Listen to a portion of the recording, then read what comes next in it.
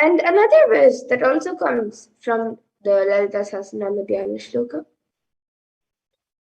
Arunam karunam tarangatakshim dhritapaşankuşapuşpabanachapam animadiviravrtam ayukaihi rahamityeva vibhavaye bhavani. And the translation for this verse is, I meditate on the great Empress. She is red in color and her eyes are full of compassion.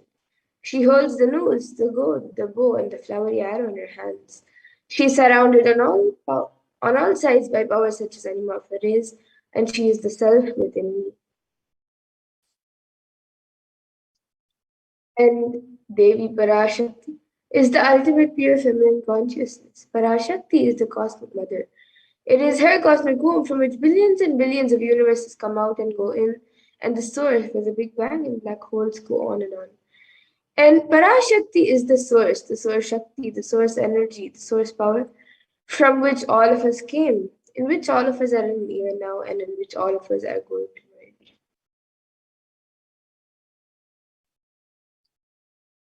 And out of her extreme love and compassion, Devi Parashakti herself is manifesting through the embodied form as the Nijavatara of the Supreme Pontiff of Hinduism, Jagadguru Mahasannidhanam, His Divine Holiness Bhagavan Nithyananda Paramashivam, gracing us, answering all of our questions, attending to our prayers, giving boons, healing us, revealing our past, present, and future, delivering profound spiritual truths, and ultimately giving us the experience of Paramashivoham itself.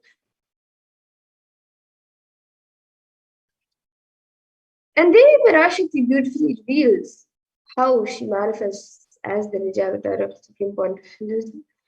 And in her own words, she says, raising as Omkara, expressing as Vedas and Agamas, blossomed as Hrimkara, filled as Parashodasi, living in 40 triangles, the Kailasa Swamini who is in Kailasa, Sri Parachintamani, Parashodasi, sitting as part of Paramashiva, Parameshwari who rules the world, Paramashakti, Manonmani, Meenakshi, as Nithyananda Vijavatara here, to give good boons to everyone, to bestow on goodness. Hiranya Garbhaswarupini, Brahmanda Yogi, Shami, Chandramaudi, Rapala, Aparna, Uma, Parvati, Savitri, Navayavana, Samrajya Lakshmi, Parameshwari, Parashodasi, Meenakshi. Taking the form of Nithyananda, I came here as Nijavatara.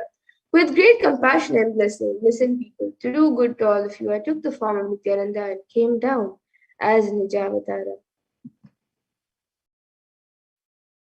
And again in the words of Devi Parashakti herself, raising in Omkara, blossoming as Shiva, manifesting a source of existence, powers of existence, expression of existence, from the oneness of Om, blossoming into two as Prakriti and Purusha, blossoming as three Shaktis, Icha, Kriya and Jnana, growing as four Vedas, expanding as five Panchabhutas, beyond six chakras, filled as gotras of seven rishis, expanding as eight directions, existing as nine grahas, blossoming as 10 indriyas, being as 11 rudras, creating all the worlds, bringing life to tell and make truth blossom and to do good. Parashodasi, Meenakshi, in the form of Nithyananda, I came to bless every one of you. And now let's see how we can receive Devi Parashakti. So literally we're seeing Paramashiva and Parashakti at that moment. She is there on your screen. So always receive her very traditionally. You can keep 2 betel leaves, 1 banana, 1 betel nut, and a coin in front of the screen as you watch Devi Parashakti. And for those of you who might be wondering what exactly a coin is considered as, or why is it kept? What is its importance? So a coin in the Hindu tradition is actually considered the traditional dakshina, the traditional offering made to God.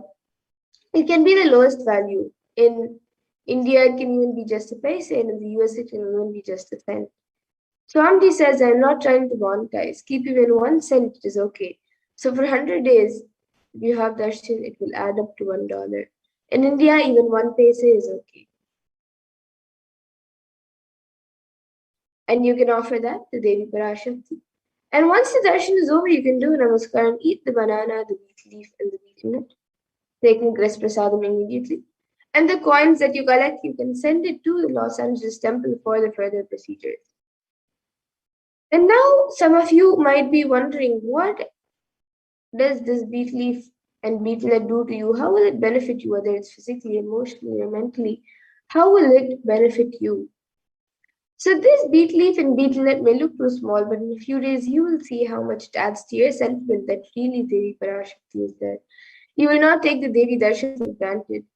And rituals will break your monotonous unconscious mentality and lifestyle and remind you and raise you to powerful combinations. It will break your unconscious behavior. And now all of you can see how you can set up your tambulam. You can arrange the beet leaf, the beetlet, the banana, and the coin on a plate and keep it in front of the screen. As shown in the picture, there are a few more additional items, which if you would like, you can keep, and if you have, you can keep, which is some kumkum, some turmeric, some fresh flowers, and a coconut, and some glass bangles.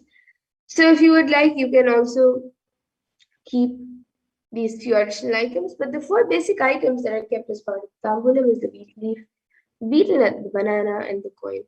So you can arrange all the items in a plate, keep it in front of the screen as all of you get ready to receive Devi Parashakti. And with that, we come to a conclusion of this segment where we have learned who is Devi Parashakti and how we can receive Devi Parashakti when she comes for darshan. And we'll be moving to the next segment of this program where we will all be learning what Devi Parashakti has revealed in the Akashic reading for humanity, for all of us, on various problems that the world is facing right now during this pandemic. And we will also be seeing how important it is for us to understand, internalize, and follow what Devi Parashakti has revealed in the Akashic readings. So we'll be moving to the next segment of this program after a really short break. So all of you can stay tuned and we will be back.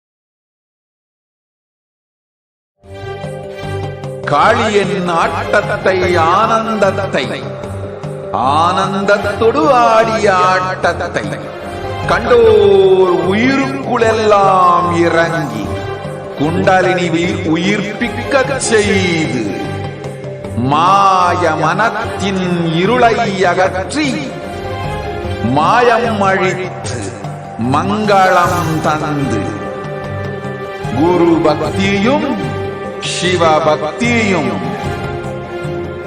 Paramasiva பக்தியும் பரமசிவ சக்தியும் அளிக்கின்றேன். மனமாயை விடுத்து குரு பதத்தை பற்றுங்கள். நித்யானந்தமாய் நிஜாவதாரமாய் வந்துதித்த என்னை பற்றி வாழ்வில் எல்லா நலமும் பெற்றிடுங்கள். ஓம் ஓம் ஓம். யாதுமாகி நின்றாய் காளி, ஓம் காளி ஓம்.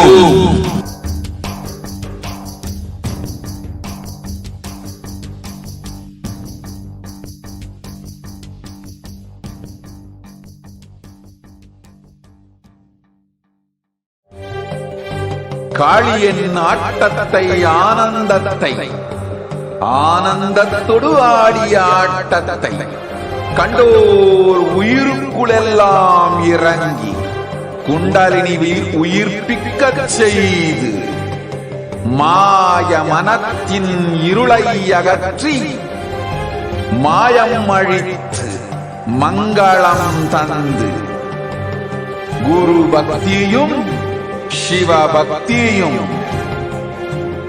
பரமசிவ பக்தியும் பரமசிவ சக்தியும் அளிக்கின்றேன்.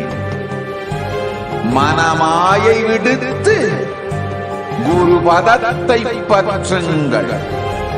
நித்யானந்தமாய் நிஜாவதாரமாய் வந்துதித்த என்னை பற்றி வாழ்வில் எல்லா நலமும் பெற்றிடுங்கள். ஓம் ஓம் ஓம். யாதுமாகி நின்றாய் காளி, ஓம் காளி ஓம் சக்தி, ஓம் காளி ஓம் சக்தி, ஓம் சக்தி ஓம் சக்தி ஓம் சக்தி. ஓம் ஓம் ஓம் ஓம்.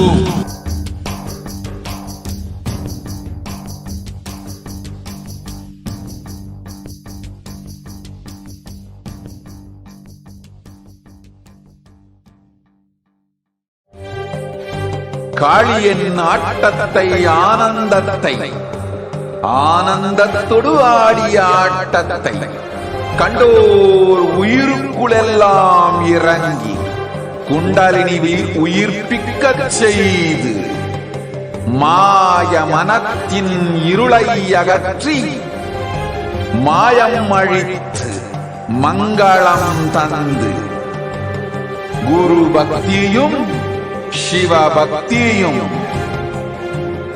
பரமசிவ பக்தியும் பரமசிவ சக்தியும் அளிக்கின்றேன். மனமாயை விடுத்து குரு பதத்தை பற்றுங்கள். நித்யானந்தமாய் நிஜாவதாரமாய் வந்துதித்த என்னை பற்றி வாழ்வில் எல்லா நலமும் பெற்றிடுங்கள். ஓம் ஓம் ஓம். யாதுமாகி நின்றாய் காளி, ஓம் காளி ஓம் சக்தி, ஓம் காளி ஓம் சக்தி, ஓம் சக்தி ஓம் சக்தி ஓம் சக்தி. ஓம் ஓம் ஓம் ஓம்.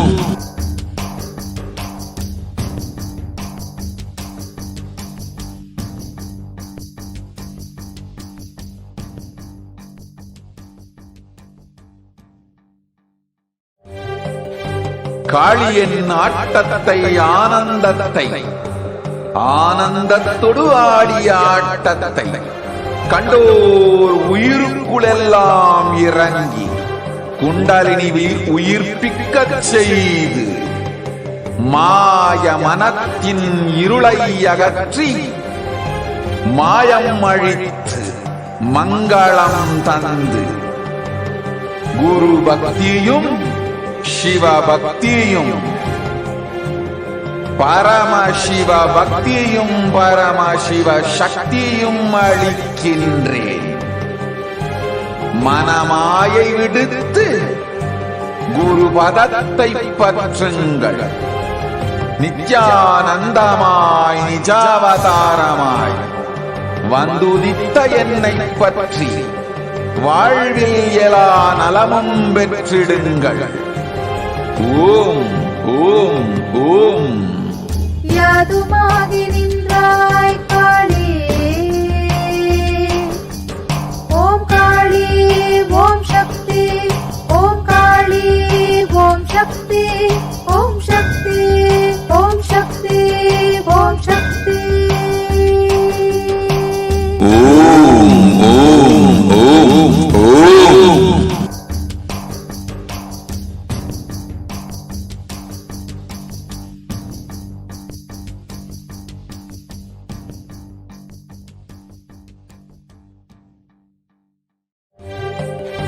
காளியின் ஆட்டத்தை ஆனந்தத்தை ஆனந்தத்தொடு ஆடிய ஆட்டத்தை கண்டோர் உயிருக்குளெல்லாம் இறங்கி குண்டலினிவில் உயிர்ப்பிக்கச் செய்து மாய மனத்தின் இருளை அகற்றி மாயம் அழித்து மங்களம் தந்து குரு பக்தியும் சிவ பக்தியும்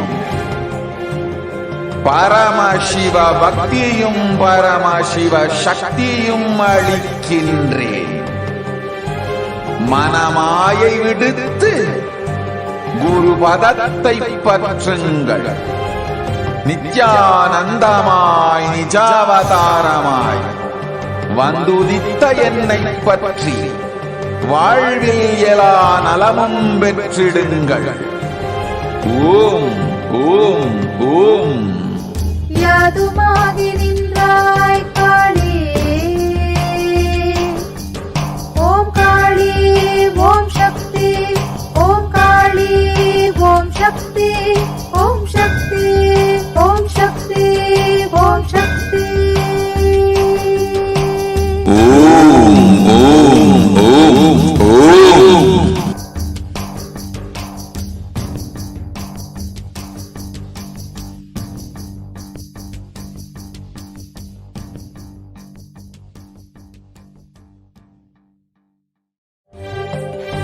காளியின் ஆட்டத்தை ஆனந்தத்தை ஆனந்தத்தொடு ஆடிய ஆட்டத்தை கண்டோர் உயிருக்குளெல்லாம் இறங்கி குண்டலினிவில் உயிர்ப்பிக்கச் செய்து மாய மனத்தின் இருளை அகற்றி மாயம் அழித்து மங்களம் தந்து குரு பக்தியும் சிவ பக்தியும் பரமசிவ பக்தியும் பரமசிவ சக்தியும் அளிக்கின்றேன். மனமாயை விடுத்து குரு பதத்தை பற்றுங்கள்.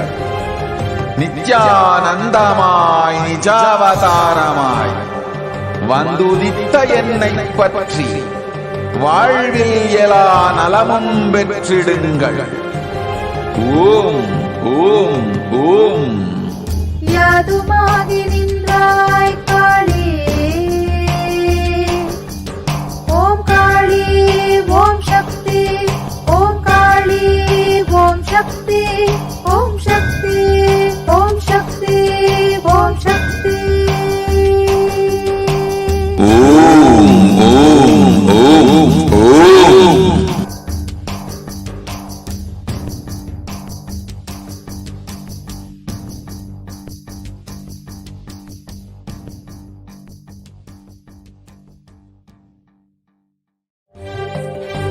காளியின் ஆட்டத்தை ஆனந்தத்தை ஆனந்தத்தொடு ஆடிய ஆட்டத்தை கண்டோர் உயிருக்குளெல்லாம் இறங்கி குண்டலினிவில் உயிர்ப்பிக்கச் செய்து மாய மனத்தின் இருளை அகற்றி மாயம் அழித்து மங்களம் தந்து குரு பக்தியும் சிவ பக்தியும் பரமசிவ பக்தியும் பரமசிவ சக்தியும் அளிக்கின்றேன். மனமாயை விடுத்து குரு பதத்தை பற்றுங்கள்.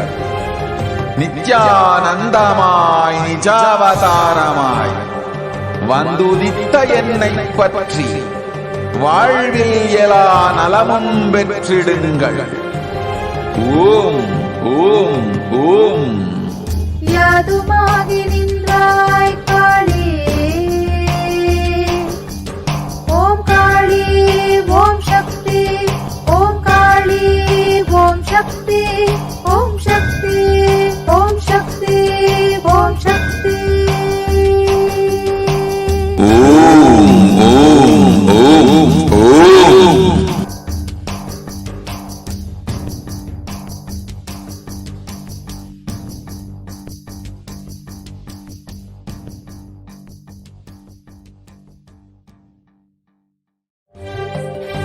காளியின் ஆட்டத்தை ஆனந்தத்தை ஆனந்தத்தொடு ஆடிய ஆட்டத்தை கண்டோர் உயிருக்குளெல்லாம் இறங்கி குண்டலினி உயிர்ப்பிக்கச் செய்து மாய மனத்தின் இருளை அகற்றி மாயம் அழித்து மங்களம் தந்து குரு பக்தியும் சிவ பக்தியும் பரமசிவ பக்தியும் பரமசிவ சக்தியும் அளிக்கின்றேன். மனமாயை விடுத்து குரு பதத்தை பற்றுங்கள். நித்யானந்தமாய் நிஜாவதாரமாய் வந்துதித்த என்னை பற்றி வாழ்வில் எல்லா நலமும் பெற்றிடுங்கள். ஓம் ஓம் ஓம். யாதுமாகி நின்றாய் காளி, ஓம் காளி ஓம் சக்தி, ஓம் காளி ஓம் சக்தி, ஓம் சக்தி ஓம் சக்தி ஓம் சக்தி. ஓம் ஓம் ஓம் ஓம்.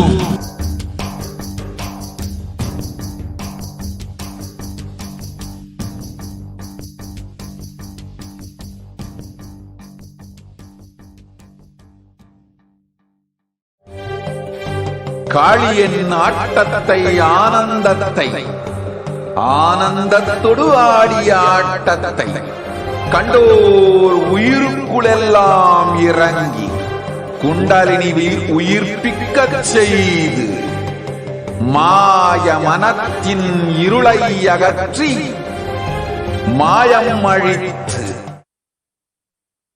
Nithyanandam, welcome back to your viewers. Let us now enter into the next segment and understand some of the various revelations Devi Parashakti has made for humanity to guide us through this pralaya, to ensure that we are staying safe and protected, and to, of course, give us the super conscious breakthrough ultimately. Let us understand what Devi has revealed about the sacred secrets of Hindu birth on the 31st of May, 2021.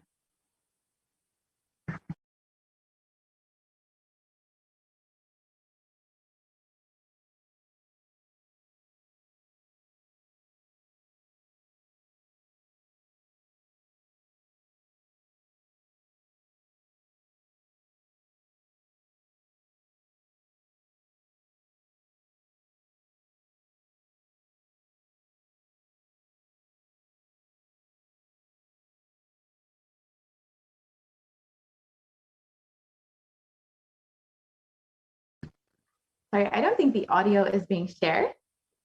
We could request the volunteer to share the audio.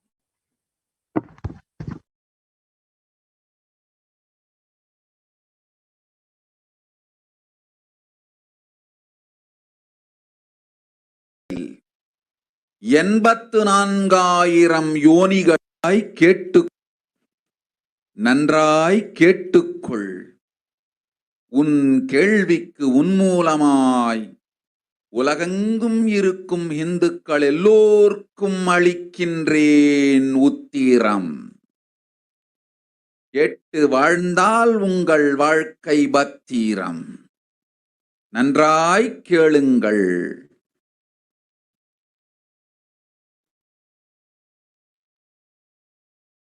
பிறப்பின் ரகசியத்தை பிறப்பிலா பெருமை உடைய பரமேஸ்வரி சொல்லுகின்றேன் கேளுங்கள்.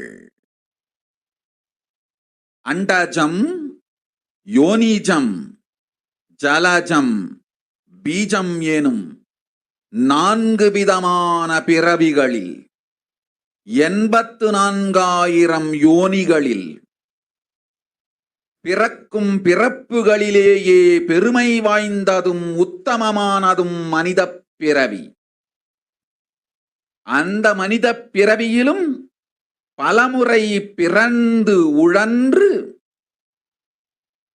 அரசியல், பொருளாதாரம், சுகபோகம், தர்மம், அர்த்தம், காமம் எனும் ஆசைகள், துக்கங்கள், அச்சங்கள் அனைத்திலும் அழன்று உழன்று இனி வேண்டாம் இப்பிறவி, வேண்டுவது மோட்சமே என்று முடிவெடுத்தோர்க்கு மட்டுமே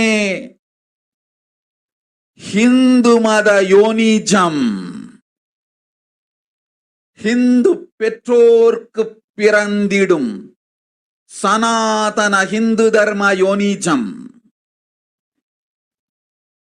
மனித பிறவி உத்தமம், சனாதன ஹிந்து தர்ம மனித பிறவி உத்தமோத்தமம்.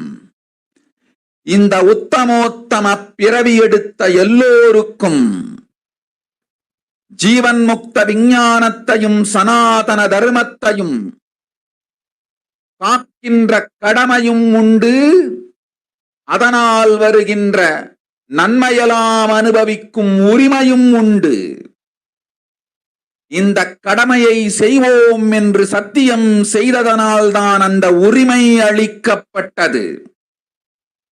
பூமிக்கு வந்தபின் மனம் மயங்கி மதிமயங்கி சனாதன தர்மம் காக்க மறந்ததனால் மாயை அவர்கள் உயிரை பறிக்கின்றாள்.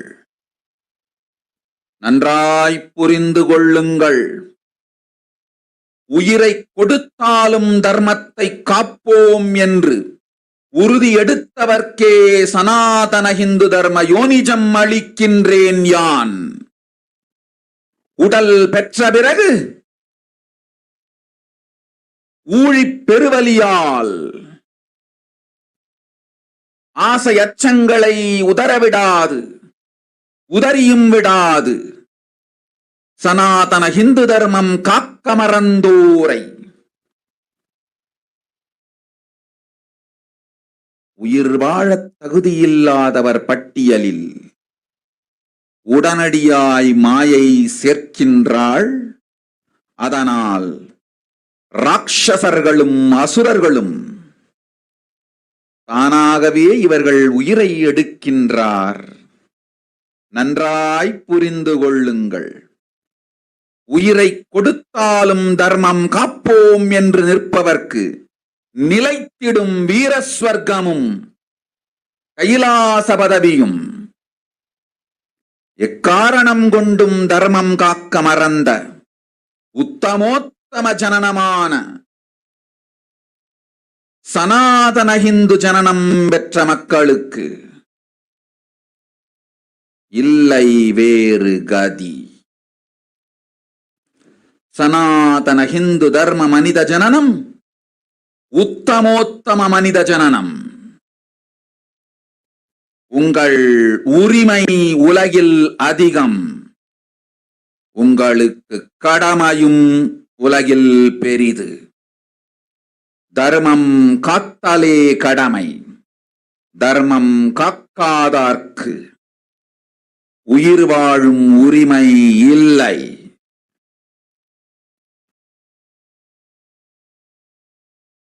நன்றாய் புரிந்து கொள்ளுங்கள்.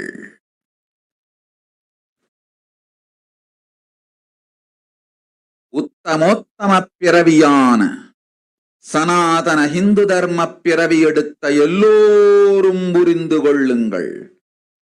உங்கள் வாழ்வின் முதற்கடமை தர்மம் காத்தல்.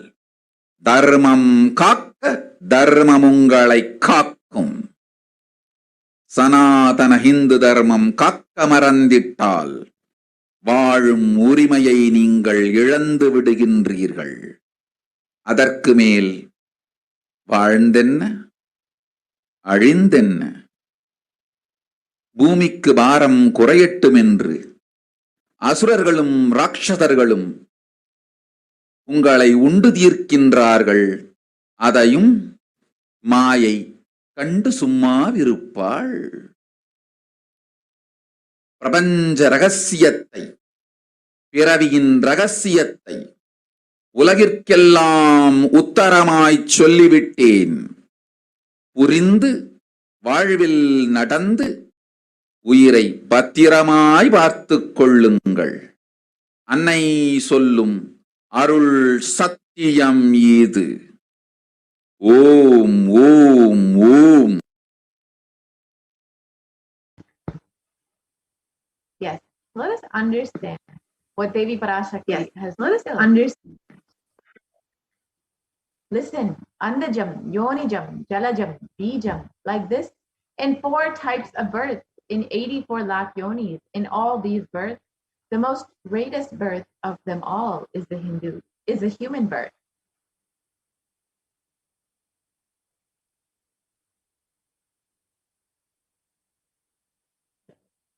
Even in that human birth, many times, after getting burnt and toiled in politics, in finance, in luxuries, in dharma, adda, kama.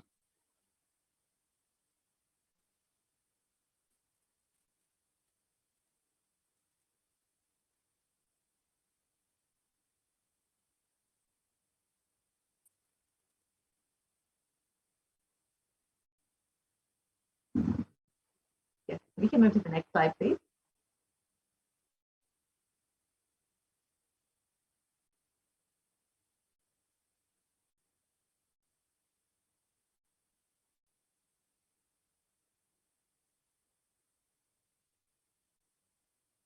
We can move to the next slide, please.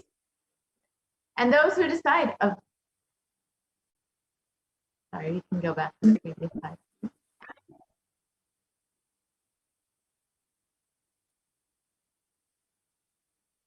We can go back to the previous slide, please.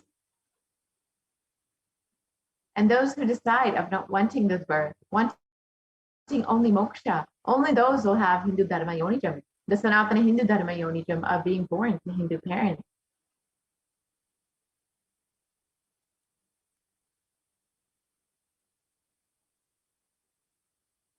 Human birth is Uttamam, the best.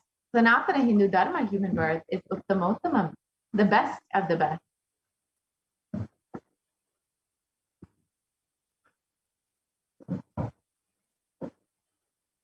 Everyone who took this Uttamottama birth has the responsibility of protecting the sign of living enlightenment and Sanatana Dharma.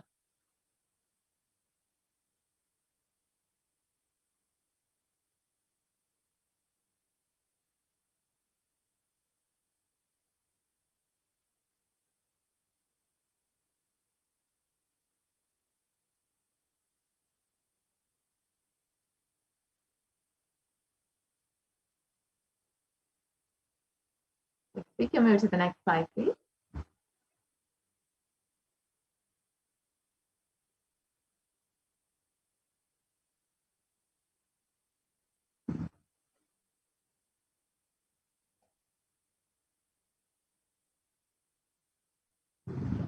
So, as we wait for the slide, let us understand how we can ask our questions to Devi Parashakti during the live Akashic reading.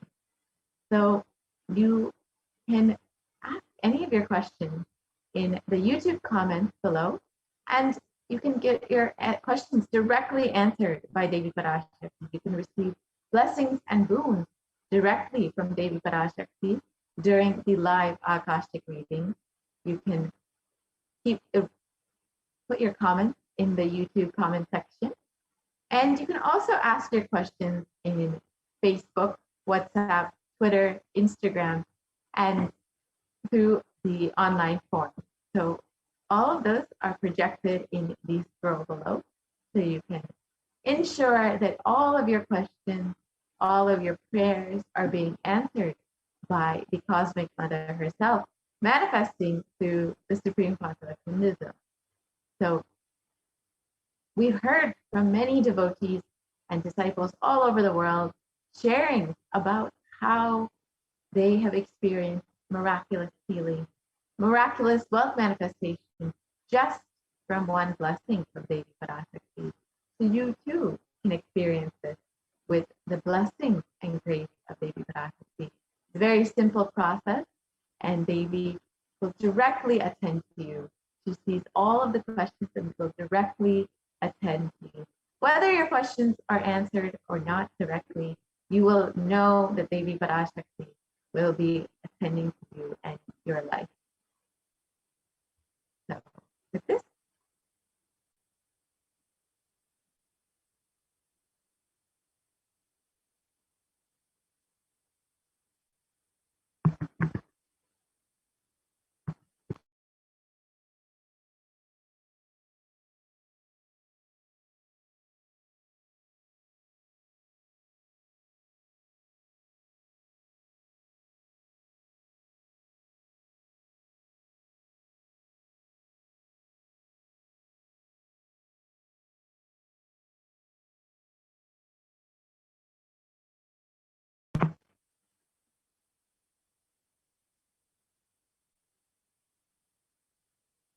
Sorry for the technical glitch. We'll be right back with those slides.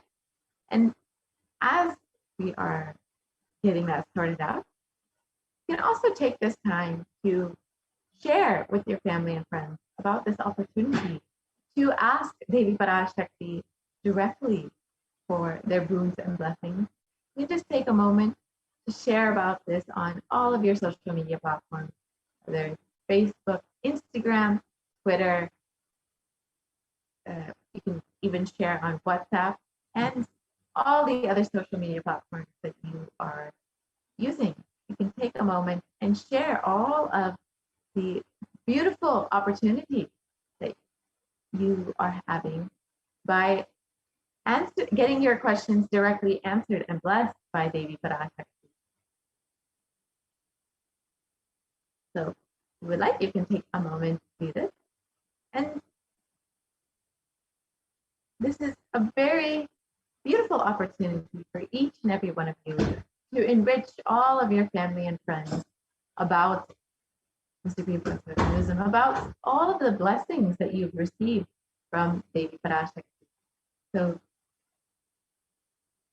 as we wait, you can take a moment to go ahead and share with all of your loved ones about this opportunity to experience Devi Parashakti yourself.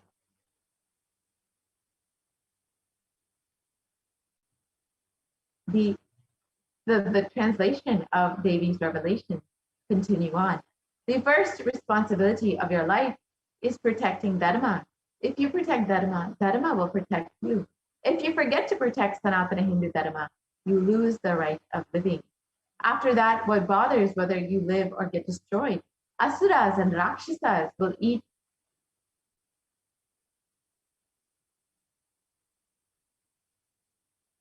We can go to the next slide, please.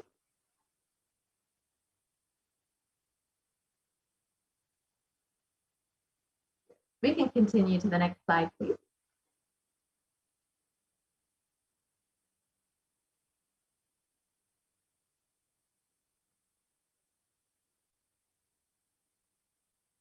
Yes, we can.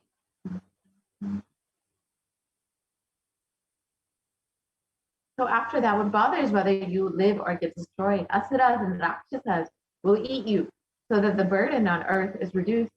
Seeing that Maya, she will keep quiet.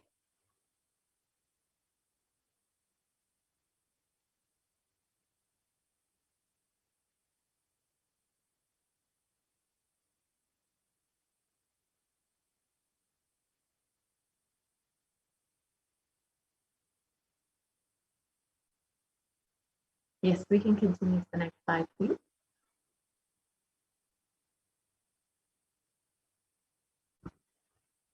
Let us understand what is the responsibility for Hindus and what Devi has revealed about the Hindu Yonijam, how Hindus should be responsible. It is the Hindu nations that were ecosystems where more and more enlightened beings that could be produced so that the enlightened civilization could be kept alive and its great gifts shared with the world. Let us look at some of the references of Hindu nations from our scriptures.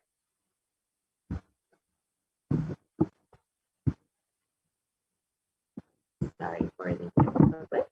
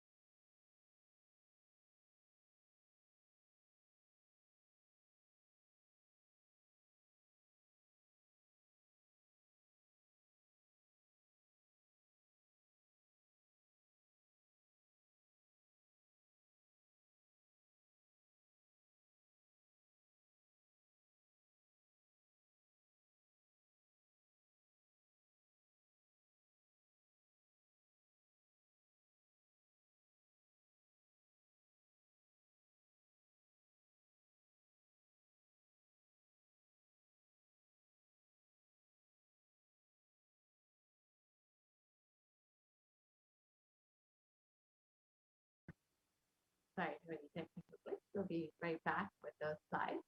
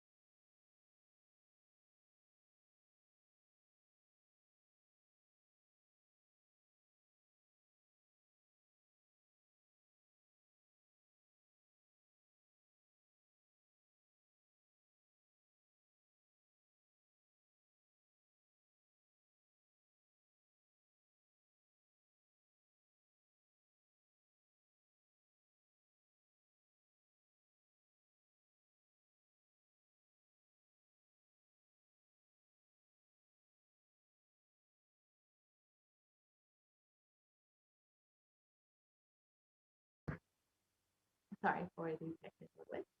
So we'll be getting right back with those slides and understanding the responsibility of Hindu birth. Devi has revealed that if you have the Hindu yonigam, the blessing of being born to Hindu parents, it was a conscious decision that you have taken in your previous life to be born.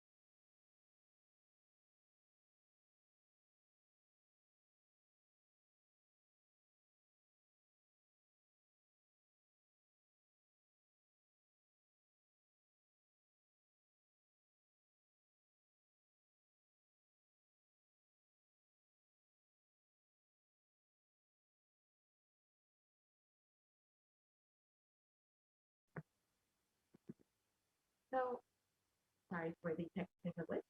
We will be right back with those slides. And as we wait, let us understand what Devi has revealed about the Sanatana Hindu Dharma Yonijam, the birth of being born to Hindu parents. And this is considered the Uttama birth, the most best of all the birth, the best of all the birth that you can take. And this is what you have taken when you have decided to have moksha as the only goal of your life. However, if you end up taking this birth and forgetting this goal, you end up getting deluded and forget the purpose of this birth itself. If you get toiled into the other aspects of life, like karma, artha, you will lose the purpose of your life. When you have chosen the Hindu Dharma Yonijam as the birth take for ensuring that you reach moksha, and when you lose this purpose of your life, you fall into delusion, and Maya will simply keep you there. She will ensure that you are getting lost in all of the day-to-day happenings and forgetting for what he took this birth. And it is the responsibility of Hindus to ensure that they protect Sanatana Hindu Dharma, that they ensure that they give the science of Sanatana Hindu Dharma to the world. The science of Hindu Dharma is to bring enlightenment to the world, all of the gifts of enlightenment to the world. And this is how we can ensure that we are keeping this, keeping Hinduism alive and keeping our responsibility as Hindus. So let us understand, what is the responsibility of Hindus? Devi has revealed that it is our responsibility to protect Hinduism and all the great gifts that Hinduism has to offer to the world. And we all know, as Hindus, Hinduism has offered so much to the world in every field, whether it's science, art, music, culture, every field, Hinduism has contributed something. The fundamental aspect of Hinduism is about contribution. The fundamental cognition of Hinduism is all about contribution. And Hinduism has continuously been contributing to the world. And the Supreme Concept of Hinduism has been reviving all of the wonderful contributions that Hinduism has given to the world through Kailasa and through the various initiatives of Kailasa. And we have the opportunity to be a part of this by signing up to be an e-Kailashi at kailasa.org. So if you would like to avail all of the benefits of being a Hindu and of practicing Hinduism, all of the benefits that Hinduism has given to the world, you can sign up to become an e-Kailashi at kailasa.org and understand that Hinduism has faced tremendous persecution and attack, and this destruction of Hinduism has gone through various phases, which we will be understanding very soon. But after facing so much of destruction and so much of attack, only the Supreme Pontiff of Hinduism is able to revive what all Hinduism and our sacred scriptures have contributed to the world through the various initiatives and programs the Supreme Pontiff of Hinduism is providing. He has made Hinduism accessible to everyone and for Hindus themselves to understand and experience.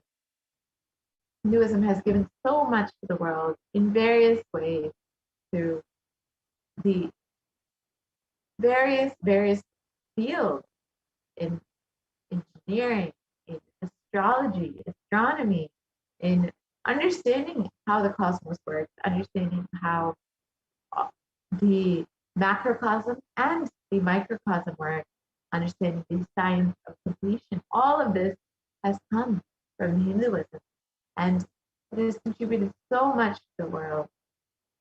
And we as Hindus have a responsibility to protect what all Hinduism has contributed to the world. And we also have the blessing of receiving all of the benefits of Hinduism. So if you would like to learn more about that, you can visit kailasa.org and understand what all Hinduism has contributed and what the Supreme Pontiff of Hinduism is providing in order to share all of the gifts of Hinduism with the world.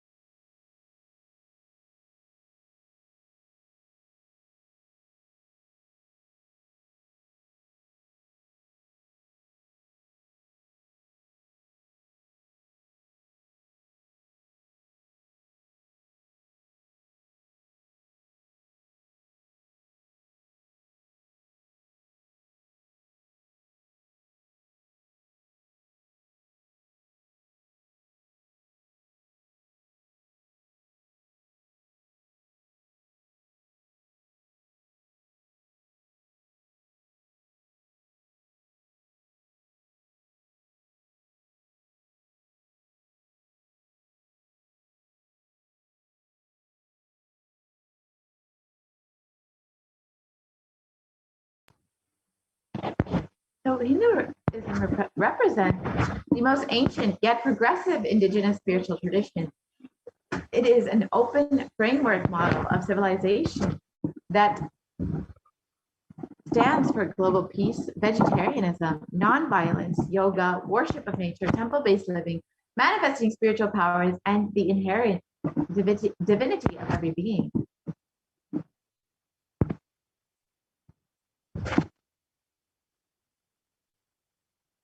The Hindu nations were ecosystems where more and more enlightened beings could be produced, so that enlightened civilization could be kept alive, and its great gifts shared with the world. So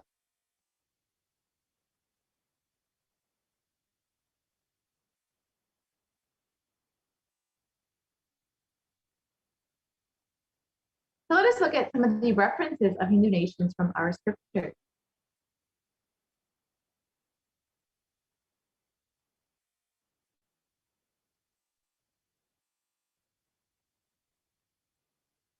The first is the Ramaraja, the Hindu nation ruled by Bhagavan Rama, and it was described in Valmiki Ramayana.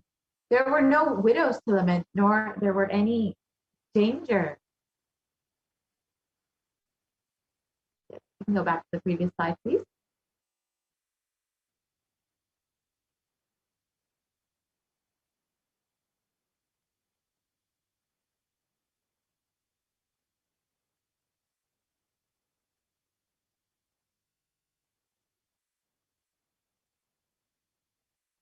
So the description of the Ramaraja, there were no widows to lament, nor there was any danger from wild animals, nor any fear born of diseases.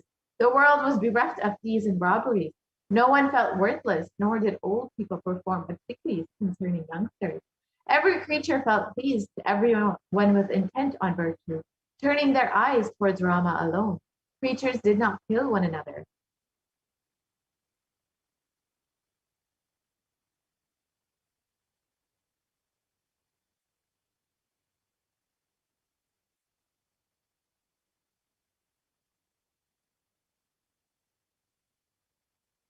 People survived for thousands of years with thousands of their progeny, all free of illness and grief. The trees there were bearing flowers and fruits regularly, without any injury from pests and insects. The clouds were raining in time, and the wind was delightful to the touch. Every caste was performing their duties, satisfied with their own work, and bereft of any greed. People were intent on virtue and lived without telling lies. All the people were endowed with excellent characteristics. All were engaged in virtue.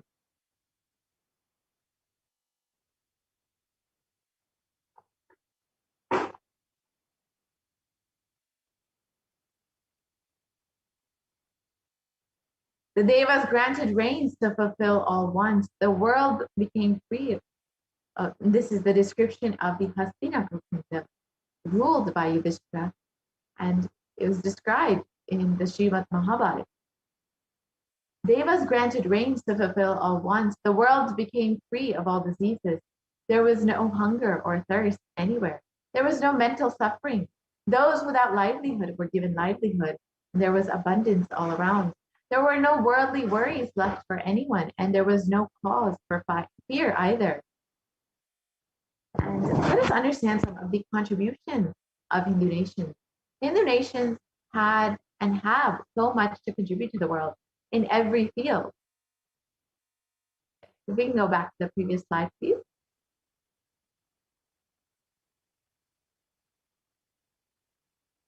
In every field, including enlightenment, health, medicine, art, science, technology, aviation, dance and music, clothes and jewelry, social systems, judicial systems, political systems, legal systems.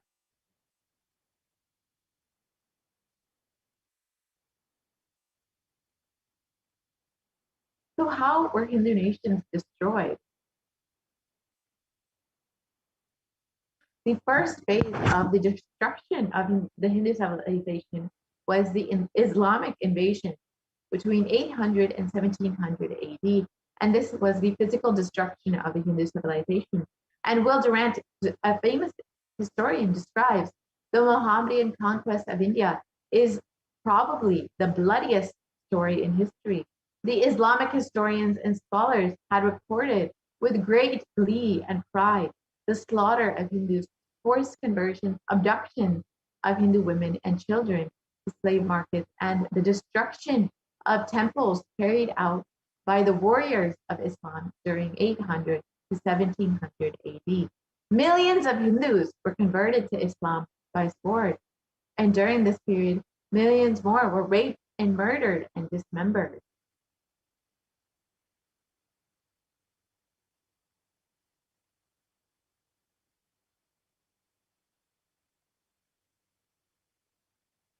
And Hindus, it was the Islamic law prescribed for Hindus conveyed by Khilji to his legal advisor has stated that Hindus are like mud. If silver is demanded from them, they must with greatest humility offer gold. If a Mohammedan desires to spit into a Hindu's mouth, the Hindu should open it wide for that purpose. God created Hindus to be slaves of the Mohammedans. The Prophet hath ordained that if the Hindus do not accept Islam, they should be imprisoned, tortured, and finally put to death, and their property confiscated. To keep the Hindus in abasement is especially a religious duty, because they are the most inveterate enemies of the Prophet. And during the Islamic invasions, over 200 million Hindus were slaughtered by Muslim invaders, over 100,000 temples were destroyed, and over 1 million deities and sculptures were destroyed.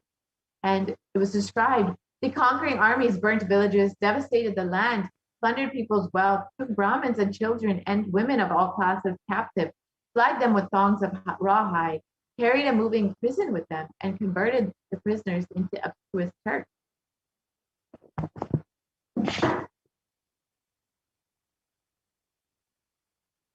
And the next phase of the destruction of the Hindu civilization was the British occupation between 1700 and 1947 AD.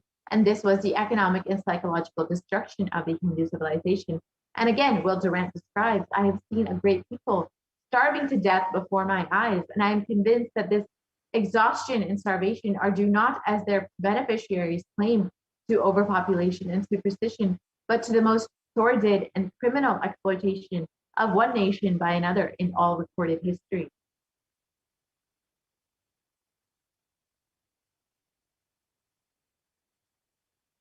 And the second phase saw the British Empire use all the possible means to destroy the Hindu civil and cultural institutions in order to delegitimize and demoralize the indigenous peoples of India so that they would become slaves in their own homeland. And they had various ways of doing this through various laws and rules.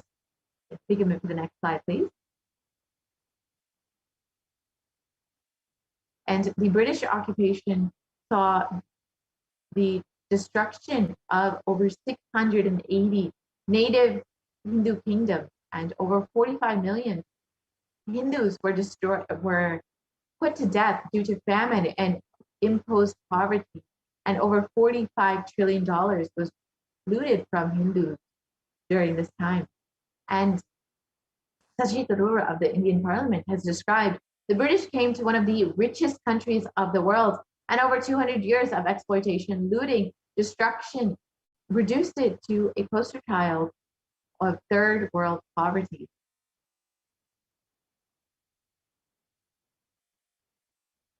And the third phase of the destruction of the Hindu civilization was the secularized India, which was after independence between 1947 and current day. And this was ruled by brown faces, British attitudes and policies towards Hindus. And the Nehru has described what a disgusting, savage people we are. Politics, progress, socialism, communism, science. Where are they before this black religious savagery? India can never be a Hindu republic.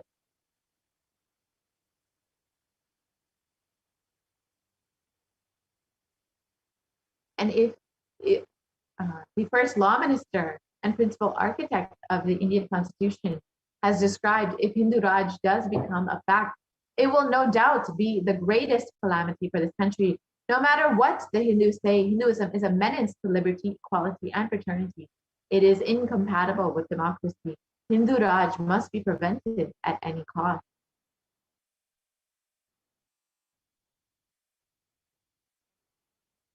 And the secular India was unfortunately ruled by an Indian legal system that was extremely anti-Hindu. The modern Indian legal system, academia, and media all systematically undermine, suppress, and delegitimize the Hindu institutions and culture. And they've done this through various methods, including laws and constitutional laws that were against Hindus and Hindu institutions. We can move to the next slide, please.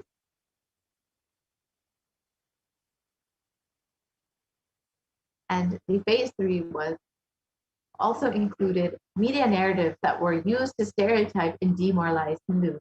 And this was seen all across Bollywood and other mainstream media, where they made Hindus as seen as complete jokers and corrupt, dishonest, and sex fiends. And this is, even till this day, how Hindus are projected.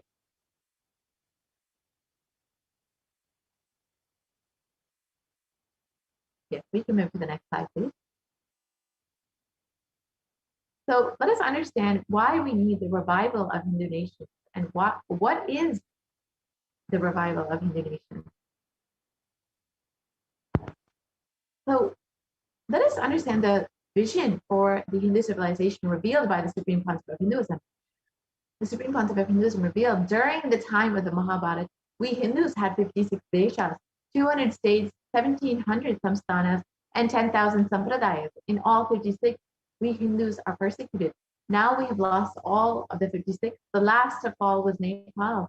I am the collective voice of all the persecuted Hindus. I will revive and rebuild a Hindu nation, built on the Vedagamic principles, on a refuge, as a refuge for all practicing and aspiring Hindus, as a safe haven for all the persecuted Hindus.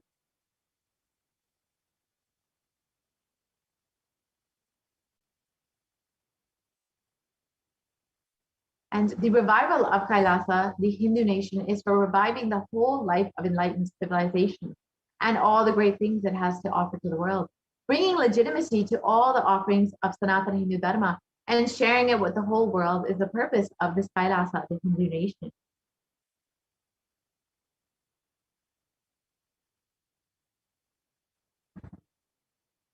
And Kailasa is the revival of the cosmic constitution. Kailasa is the model nation of how enlightened civilization should be living.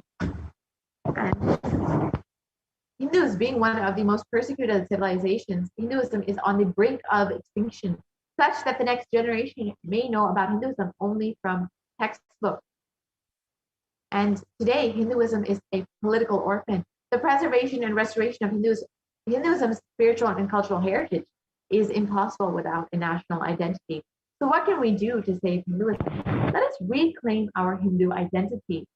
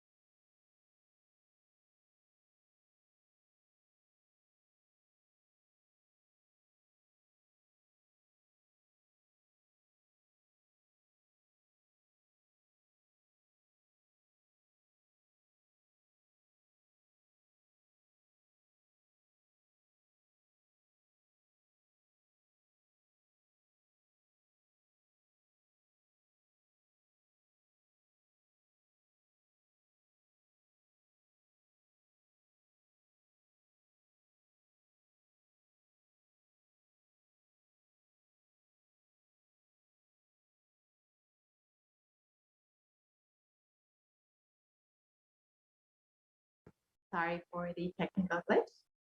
So let us understand in the words of the Supreme Concept of Hinduism himself why Kailasa, the Hindu nation, is needed for humanity. Let us watch that video now.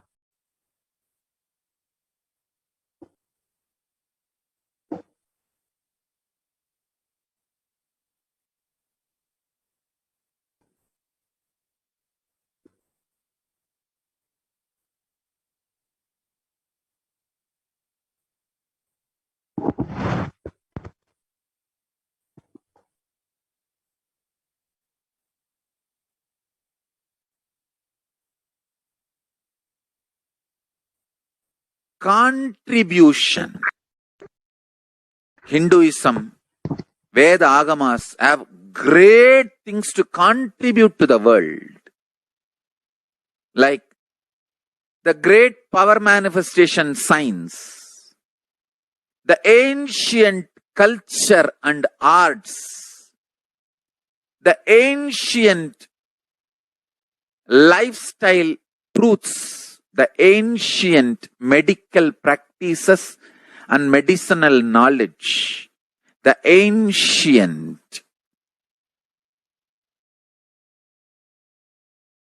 indigenous cultural heritage and jewelry, perfume, dance, music, in every level, Hinduism has so much to contribute. Veda Agamic traditions have so much to contribute. To share all this with the world, to contribute to the world.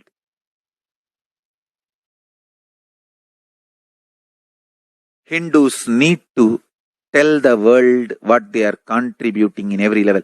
The brand of Hinduism itself is enriching and empowering and enlightening.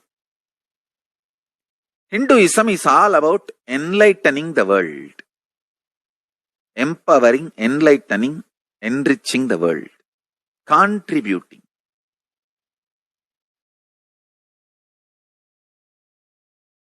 That is our spiritual life. That is our spiritual strength. That is our spiritual core principle. O humanity, I request you with folded hands, some one corner of the world, if you just give me few hundred acres, I will keep this whole science alive. Leave it for the whole humanity freely. Fortunately, Paramashiva has given me the power to decode all this Hindu medicinal system, Hindu judiciary system, Hindu social law and order system, Hindu power manifestation system, Hindu mental sciences system, Hindu yogic sciences, the sciences of Hindu biology, Hindu physics, Hindu psychology, Hindu physiology, Hindu chemistry, all this Paramashiva has given me the power to decode. Whatever the remaining scriptures are available with the humanity, Paramashiva has blessed me, and I have collected, not only I have collected and organized, I can decode. This whole science can be kept alive in any one corner of the world. Just few hundred acres are given for me to live peacefully and exist peacefully. I can store this whole thing alive and contribute it to humanity. Humanity can become better and better and better. I can make the planet Earth so much better place to live I am here to contribute, and I will continue to contribute.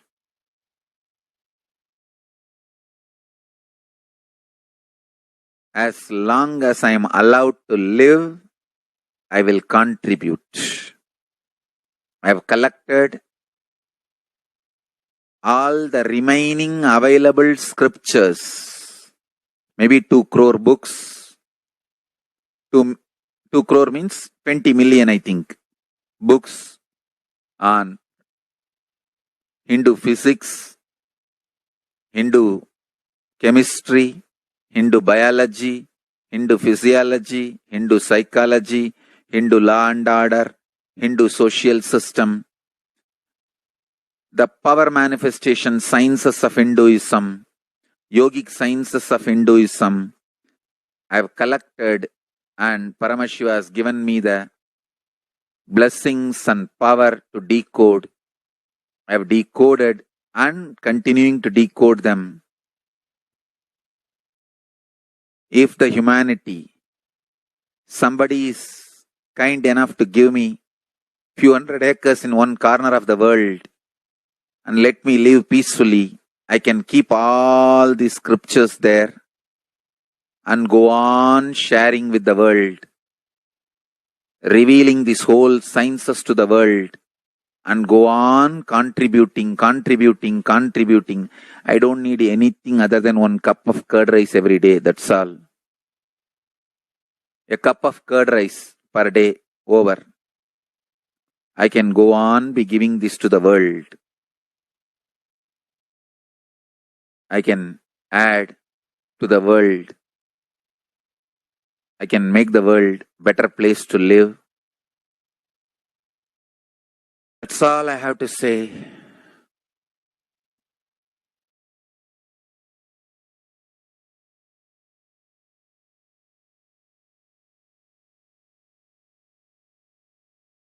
Thousands of medicines are described detail in ancient Siddha and Ayurvedic scriptures. Paramashiva has given me the power to decode them, read them, and properly translate and map them to the modern day human language. And I am ready to work 20 hours a day. I just need few hundred acres where I can sit peacefully and keep this library, run a Gurukul where thousands of people can learn this and share it with the world. Understand?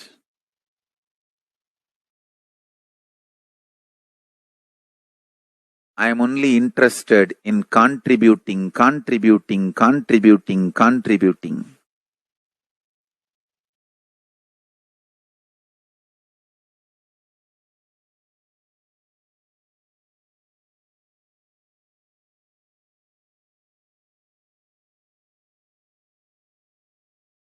If we can decode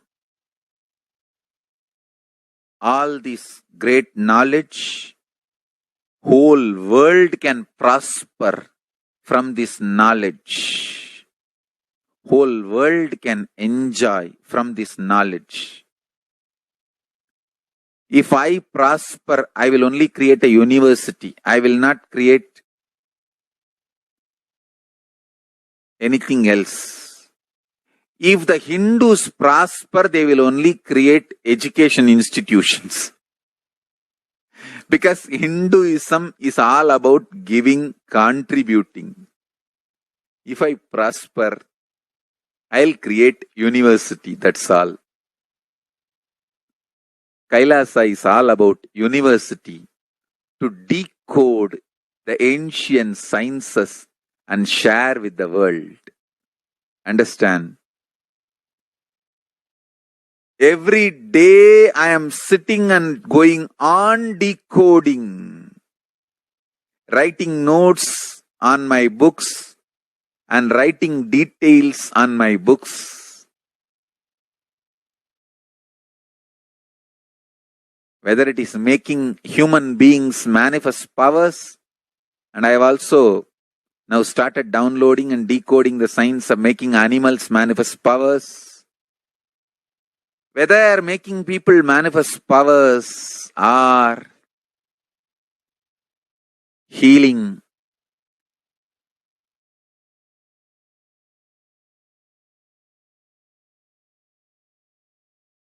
in every level, life is all about contribution, contribution, contribution.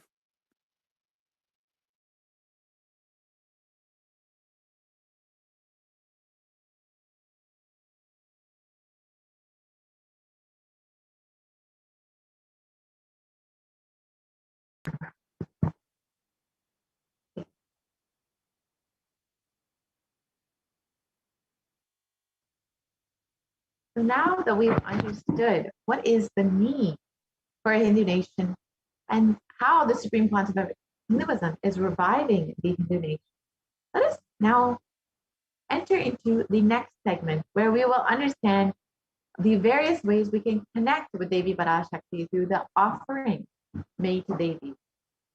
So the offerings are an opportunity for us to open up our being, to receive all of the love and energy and blessings of Devi Parashakti.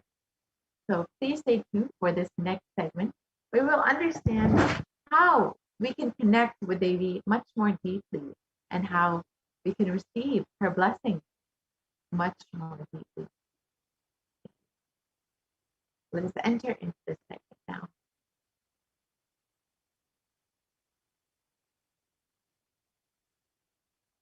Yes, we can move to the next slide, please.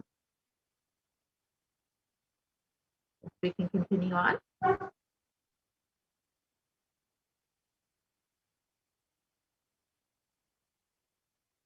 Yes, we can continue on to the next slide, please.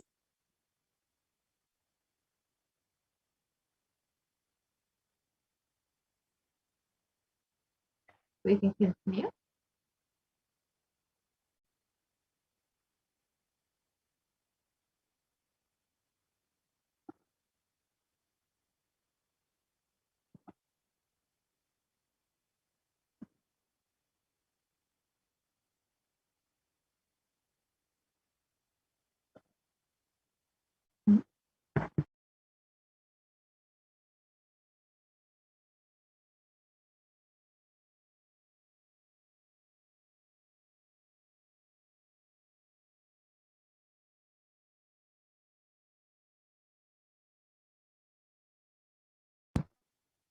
So Devi Parashakti is both the complete manifestation of both the masculine and feminine. And the masculine and feminine, both consciousness have to be expressed equally by every human being to be enlightened.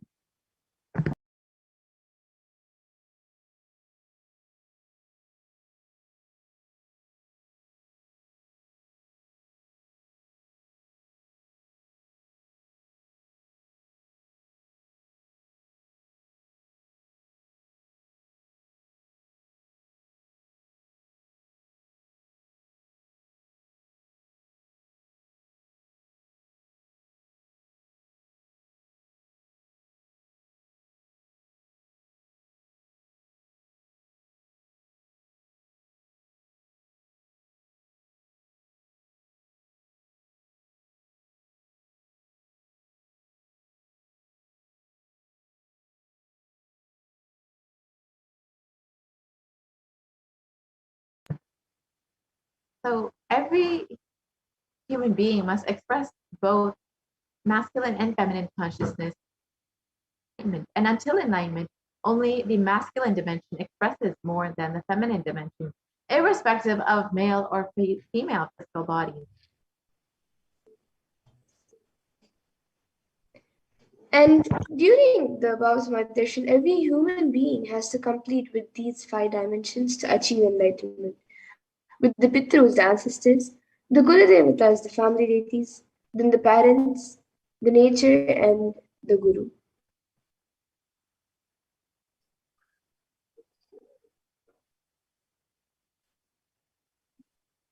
So incompletions are life negative in adharmic cognition, and in the 5 dimensions lead to who misconstrued karana and karya, the cause and effect, and they further lead to suffering and pain and calamities in the individual, personal, and collective and global levels.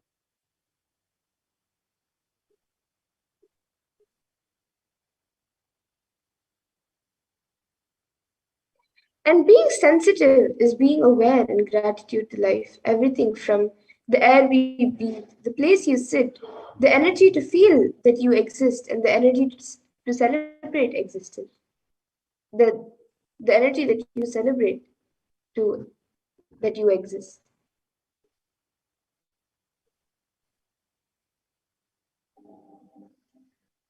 And there are 43 energies which constitute our human body. When all 43 are integrated to Dharma, one becomes enlightened. Dharma is the cosmic motherly completion and sensitivity from the level of the Panchabhutas. And this is the core principle of the cosmos.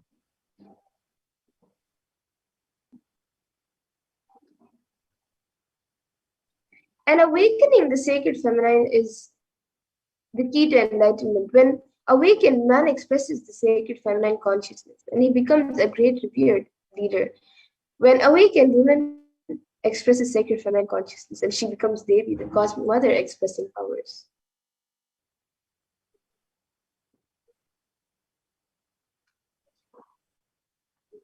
So the key to awaken the sacred feminine consciousness is conscious sovereignty. And the Supreme Pontiff of Hinduism has spoken greatly on this over the past several months.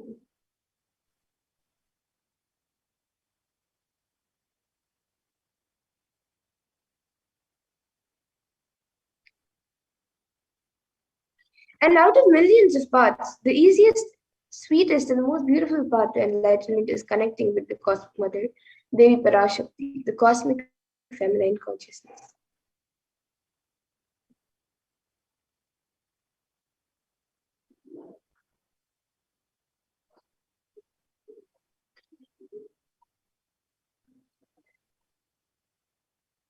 Devi Parashakti is the one who expresses as Guru all the gods and all the manifestations in the universe. She can straight away deliver enlightenment by connecting through the cosmic umbilical cord.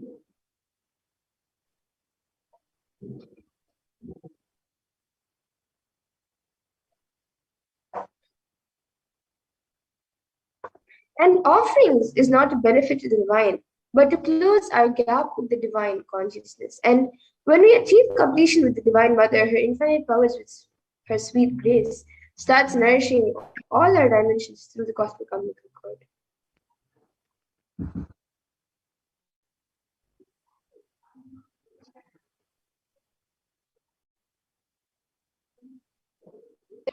Too small or too big one can offer to connect with the Divine Mother. It has to be from a space of love, of a child looking at a mother and handing her what it has to share with her out of deep love and gratitude. It can be a cup of milk, a flower, or it can be a precious jewel to adorn her smiling face or her beautiful hair.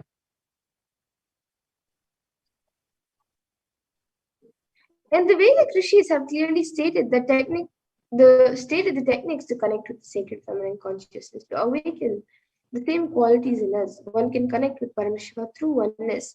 But the Divine Cosmic Mother, it is only by worshipping her feet with devotion.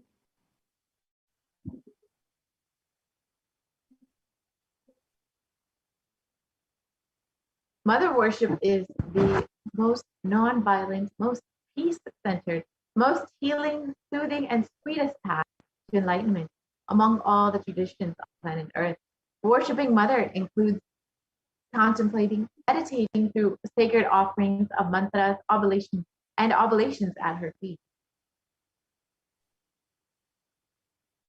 And Mother worship is the most non-violent, most peace-centered, most healing, soothing, and sweetest path to enlightenment among all traditions on planet Earth. And worshipping includes contemplating meditation through sacred offerings of mantras and oblations at her feet.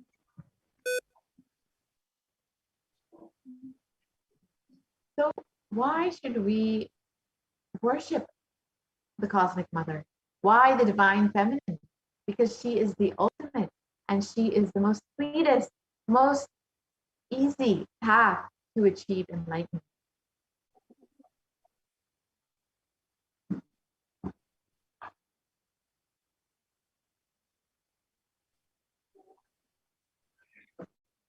In the Shastra Purana for this says, Om Aham Rudrebir Vasubir Charami Aham Aditye Ruta Vishvadeva Aham Mitra Varuno Bhav Vibrami Aham Indragni Aham Ashwino Bihi. This translates as, I walk as the 11 Rudras. I walk as the Vasas. I walk as Vishnu and other Adityas and all the divine forms, the Vishvadevas, assuming the form and the inner self of all the gods. Hold aloft Mitra and Varuna, even as Indra and Agni I do, and in the Ashwini twins too. And this verse actually comes from the Rig Veda. So the Ekadash Rudras, Maharudra, Ashta Vasas, Dwadasha Adityas, Vishvadevata, all of them are my retinue. I move around with my various forms with them as my retinue. I protect all of them, including Mitra, Varuna, Indra, Agni, and Ashwini Devatas. And Devi declares herself in this verse as the inner self of all the gods, the divine energies, and she is all pervading and all permeating.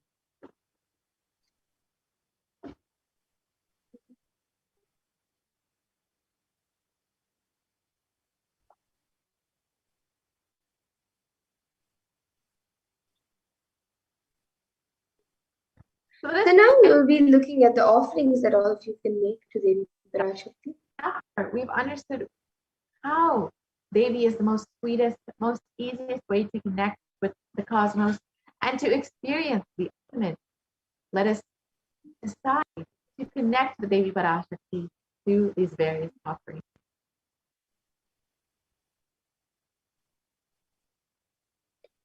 So the first offering that all of you can make to Devi Parashakti is the e-hundi, which you can offer any amount that you would like. And the Shastra Pramana for this offering says, Bhakti Priya, Bhakti Gamya, Bhakti Vashya Vayapaha, Shambhave Sharada Aruda. Yes, we can go to the previous step. Yes. So if there is any fear in the minds of the devotee, Devi is sure to remove that fear. It is stated that Devi likes to be worshipped in autumn. And this means the autumn of our lives when our thoughts turn more and more inward. So if you would like to remove any fear from your life, you can make the e-hundi offering, which is just a general donation. The next offering is the Sankalpa offering, which is just $1. And this offering is a very simple offering that you can make, a conscious resolution that you can take to receive any blessings or guidance from Devi Parashakti. And the next offering is the Devi Sahasranama Svarnakasu, which is the blessing to manifest and awaken the multiple divine qualities, the Ananta Kalyana Gunas, the conscious attributes and powers of Devi Parashakti.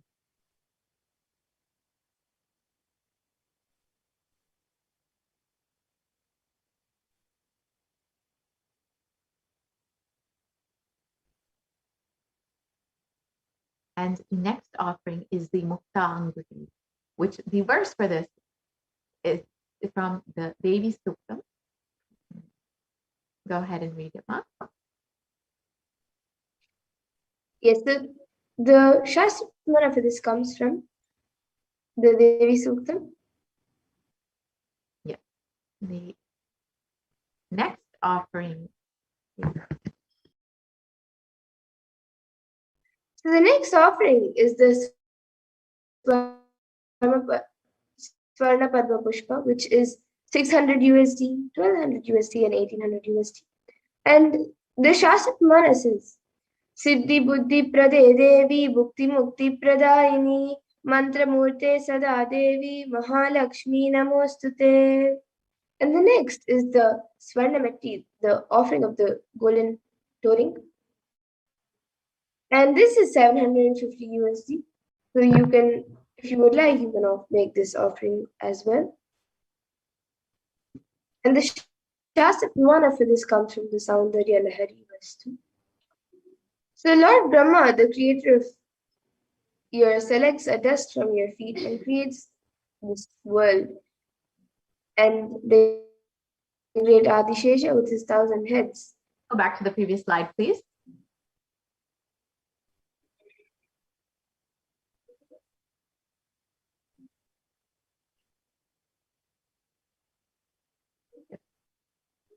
Okay. Go back to the previous slide, please.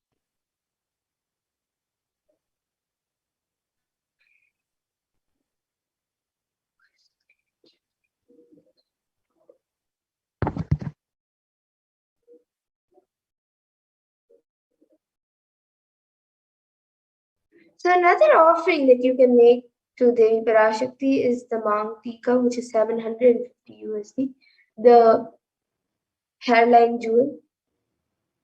And then the Pratyaksha Pada Puja, which is 1,008 USD, which you can offer at the feet of Supreme Court of Hinduism.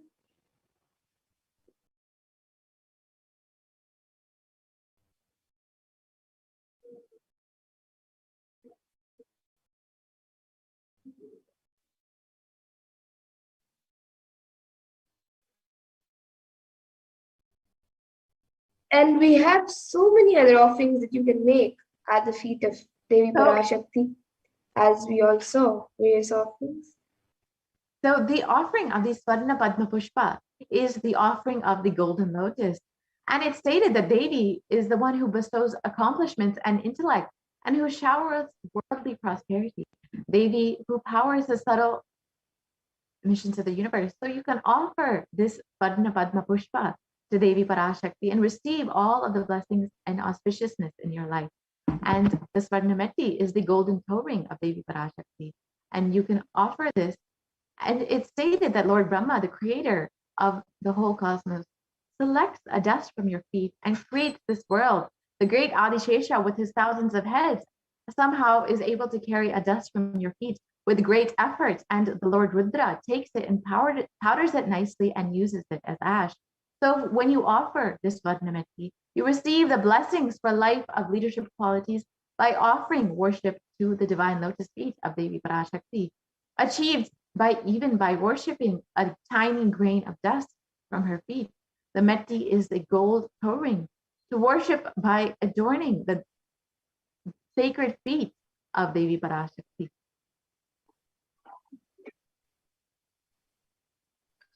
And then the Mang Tika, which is the hairline jewel, it comes from the Lalita Darshan Stotram, verse 106, Shuddha Sarabi Varshini. She who makes the nectar flow from the Sahasrara crown center to Agnya, the third eye pro center, and permeates through all our 72,000 nadis, energy centers, to give us the ultimate experience of the cosmos. And it gives us the blessings for a good lifestyle. And next offering is the most offering of the devotees, the Pratiksha Pada Puja. And Adi Shankaracharya has stated that my repute has all the directions through my powers, and all the things of this world are in my hands as rewards for my virtues. Yet if one's mind is not centered upon the lotus feet of the Guru, what then, what then, what then? And when we offer the Pratiksha Pada Puja, we are worshipping the lotus feet of the Guru, who has manifested Devi Parashakti, the Supreme Pontiff of Hinduism, your very own Guru, who is manifesting Devi Parashakti, the feminine consciousness, the one beyond the idea of male and female. So you will receive the most auspicious blessings in your life when you worship the lotus feet of the Supreme Pontiff of Hinduism, manifesting Devi Parashakti, and you will achieve the sweetest path to enlightenment. And then the next is the Vastra Seva, which is 1,008 USD. So Devi is the Guru, the divine, the feminine consciousness, one beyond idea of male and female. So offering Vastram, the clothes, to the Guru dimension of the Cosmic Mother, during the Pratyaksha Pada Puja, bestows one with the sweetest path to enlightenment with complete protection.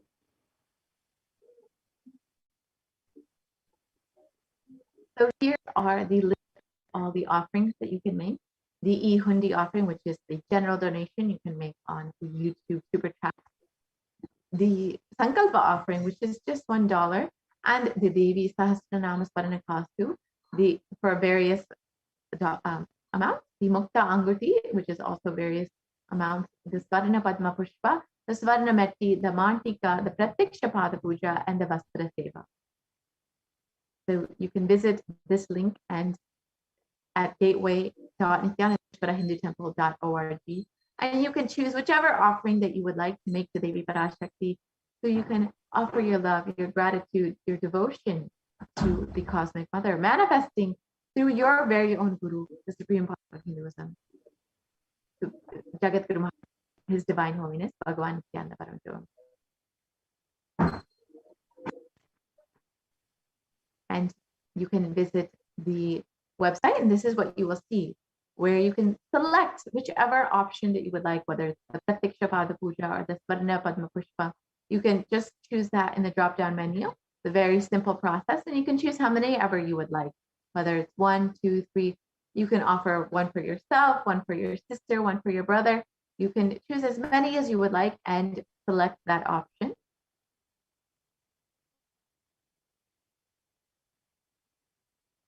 And here you can see all of the drop-down options.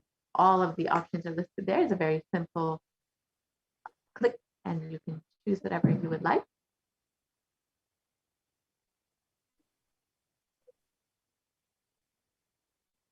And once you've chosen this, you can move on to you can proceed to your cart, where you can make your payment. And this is a very simple process for making your payment. You can go ahead and proceed to checkout, and it's a very simple process of paying online. You can do this as you would for any other online payment. You can fill out all of your billing details and your credit card details. You can also pay through your debit card as well. And once you are done, it's a very simple process. You can just go ahead and hit the pay button. And once you've done that, you can include any other additional information that you need to include. And you can go ahead and place your order. And once this is done, you will have placed your order, and your seva will be offered to Devi Parashakti.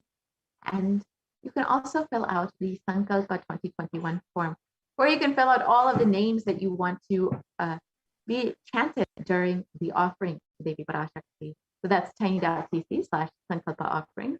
You can also join to become a member of the Kailasa's SATSANG Nithyananda YouTube channel. You will be able to become an e-Kailashian and be able to avail all of the benefits of becoming a member. And you can become a bronze level member, a silver, gold, platinum, or premium member. And these all have various benefits, various exclusive content that you will be able to access through this membership. So you can choose whichever one fits you best, and you can become a member and continue to be in the constant space of Devi Parashakti. You also have the opportunity to ask your comments during the live Devi Parashakti Akashic readings. You can place all your prayer requests, boon requests, any questions that you have directly to Devi Parashakti in the comments during the live Devi Parashakti Akashic reading. You have this opportunity once you become a member. And it's a very simple process. You can just choose your credit card or your debit card, or you can add it to PayPal. And here again is the link to make any of your offerings. You can visit gateway.nithyanandeshwarahindutemple.org/NHTL and NHTLA, and you can choose whichever offering that you would like. You can navigate to the Parashakti BHAVA Samadhi Darshan donations page, and you can choose whichever offering you would like and ensure that you are offering your love, your devotion to Devi Parashakti. So with this, we will be concluding this portion of the program and entering into the next segment, where we will learn some of the various ways that the Supreme Pontiff of Hinduism is helping humanity through this pralaya. As we all know, the Supreme Pontiff of Hinduism and Devi Parashakti have been continuously warning and guiding us that the only priority for this year is to keep ourselves alive. And the Supreme Pontiff of Hinduism, out of his deepest compassion, has opened up all of the Kailasas in India for the sake of the multi-layer quarantine. The Kailasa COVID care centers have been opened just for your protection, and anyone who is interested in protecting their life, saving themselves, has the opportunity to sign up and avail all of the benefits of quarantining in one of the Kailasas in India. And today we have Ma Daimai Swami here with us to share about all of the things that the Supreme Pontiff of Hinduism has made available at all of the Kailasas in India for the multi-layer quarantine and Kailasa's COVID care. So stay tuned for this next segment. We'll be right back after a very short break.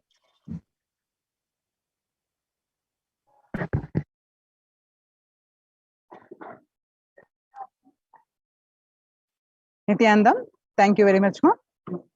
Welcome back to this segment. In this segment, we're going to see the Kailasa's multi-layered quarantine and the Supreme Pontiff of Hinduism's contributions, which are adding to the global peace to this COVID-19 pandemic. So let's start with the Sadguru Vandanam, with the blessings of the Supreme Pontiff of Hinduism, Jagat Guru Mahasannidhanam, His Divine Holiness Bhagwan Nithyananda Paramashivam's blessings. Let's start with the Sadguru Vandanam. Nithyanandam Paramasugadam Kevalam Jnanamurtim Dvandvatitam Gagana Sadusham Tattvamasya Dilaksham Ekam Nityam Vimalamachalam Sarvadi Sakshibhutam Bhavatitam Trigunarahitam Sadgurum Tam Namami.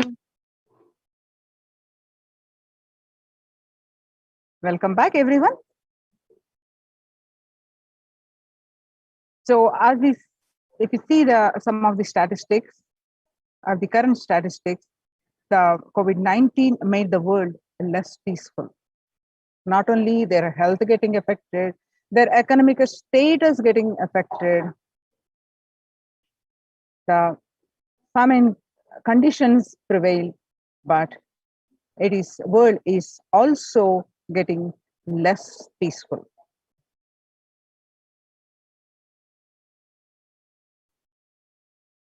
The prevalence of depression and anxiety remain high among the younger adults.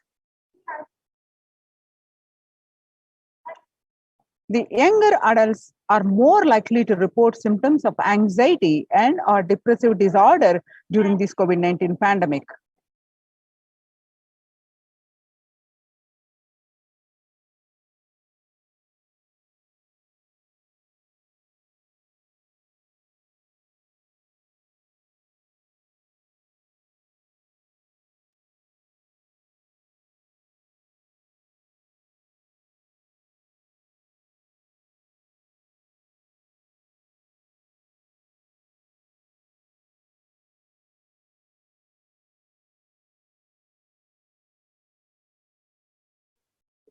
So the young adults are getting more affected about age 18 to 24, getting more affected about 56.2, and ages 25 to 49 about 48.9%, and about age 50 to 64, 39.1%, and ages 65 getting 29.3%.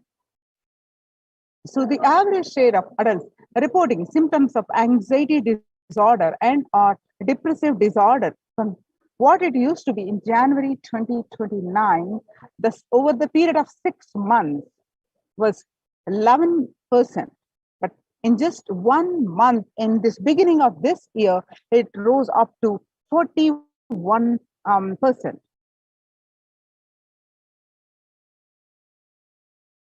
And you can see some more statistics confirming the same, that young adults are more affected the anxiety and or depressive disorder. And the COVID-19 is a significant stressor for most Americans. Nearly 8 in 10, which is about 78%, say the coronavirus pandemic is a significant source of stress in their life. And nearly 7 in 10, that is about 67%, say they have experienced increased stress over the course of the pandemic. And the statistics for the healthcare worker, the COVID-19 could exacerbate the doctor's existing mental health burden. More than 60,000 US healthcare workers have contracted COVID-19, over 300 have died. And of the health workers who treated patients during the China's COVID-19 outbreak, 50% showed signs of depression and 45% showed signs of anxiety.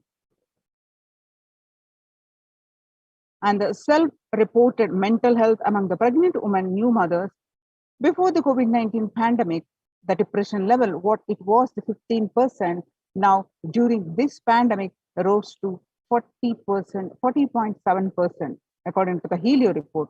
And the anxiety level, what it was, 29%, now rose to 72%.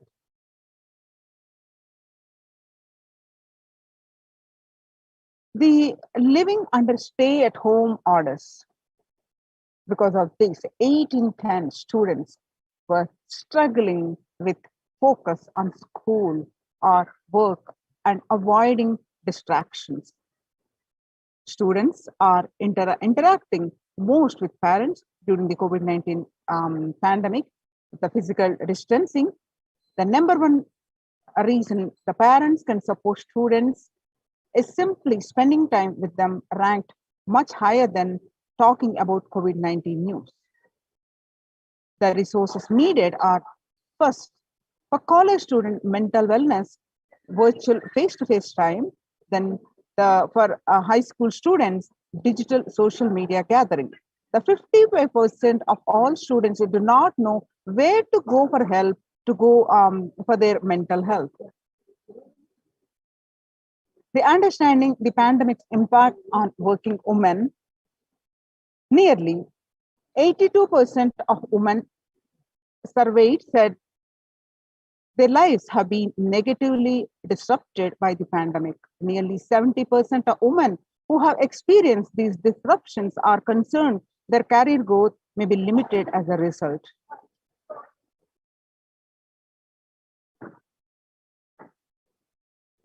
The World Health Bank, the global economic outlook during the COVID-19 pandemic, a changed world. The pandemic is expected to plunge most countries into recession in 2020, with per capita income contracting in the largest fraction of countries globally since 1870.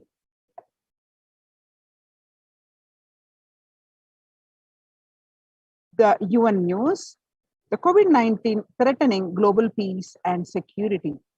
UN Chief, the General Tedros warns, while the COVID-19 pandemic is the first and foremost health crisis, its implications are more far-reaching and could threaten global peace and security. The UN Secretary General told members of the Security Council is closed video conference held on Thursday.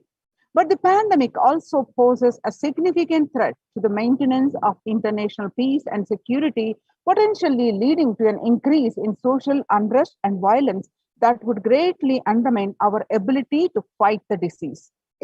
He warned, later stating that the Council's engagement will be critical to mitigate these implications. COVID-19 profoundly affecting peace across the globe, says the Secretary General in address to the Security Council. The COVID-19 pandemic is profoundly affecting peace and security across the globe. Secretary General Antonio Guterres told the Security Council in its second July 2021 video conference debate, pressing the chamber to use its collective influence to protect the millions of people affected by conflict and already facing acute vulnerabilities. Addressing the 15-member organ on the impact of COVID-19 on international peace and security, Mr. Guterres said the health pandemic is fast becoming a protection crisis. Collective security and our shared well-being are under assault on many fronts. He emphasized the led by a relentless disease and abetted by global fragilities. A challenge to save lives today while buttressing the pillars of security for tomorrow.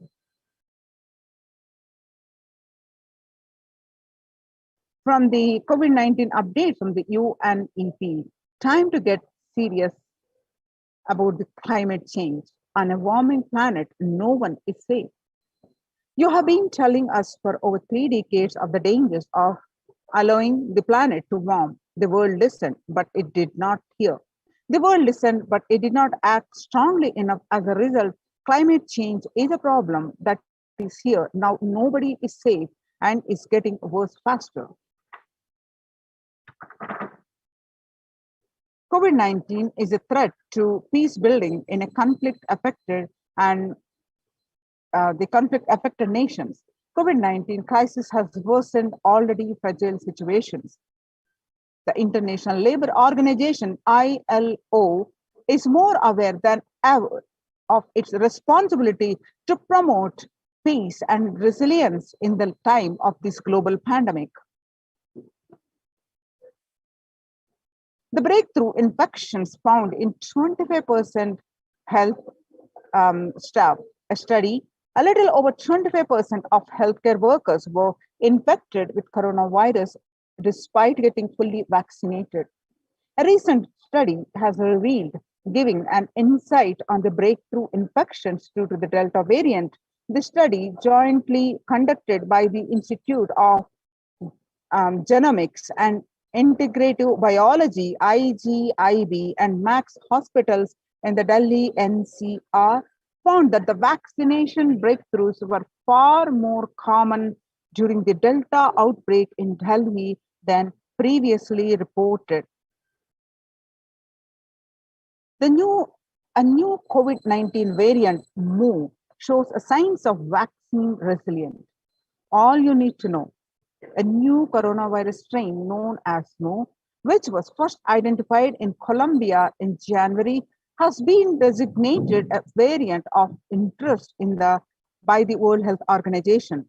After being detected in Colombia, Mu, known scientifically as B.1.621, has been since reported in other South American countries and in Europe.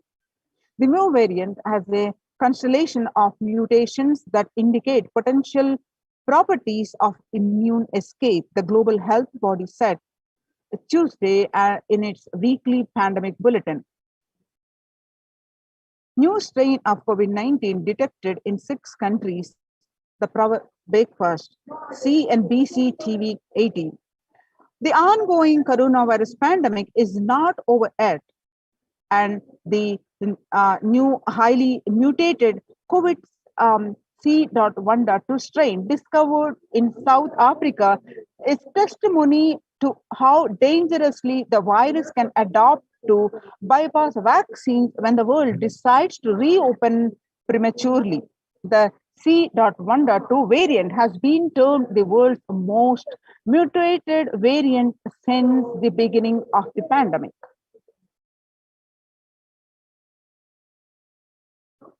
New COVID variant, the C.1.2, causes flutter.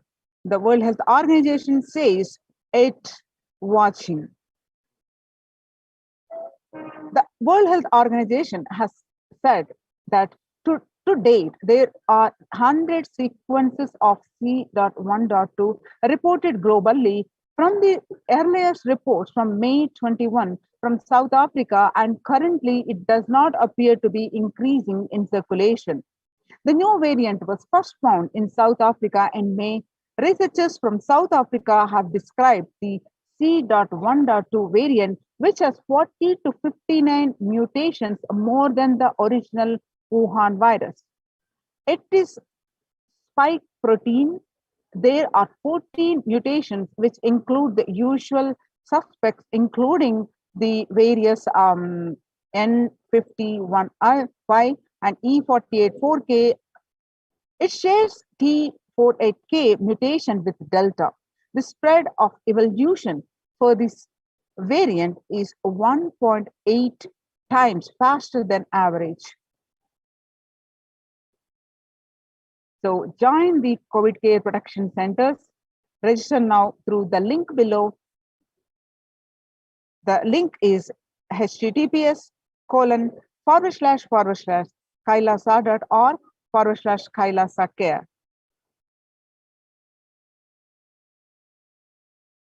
Now, making peace with nature is possible. If we start now, making peace with nature is possible if we start now. Even amid a pandemic, 2021 can go down as the year we made peace with nature and set the planet to healing. Our environmental, social, and economic challenges are interlinked. They must be tackled together.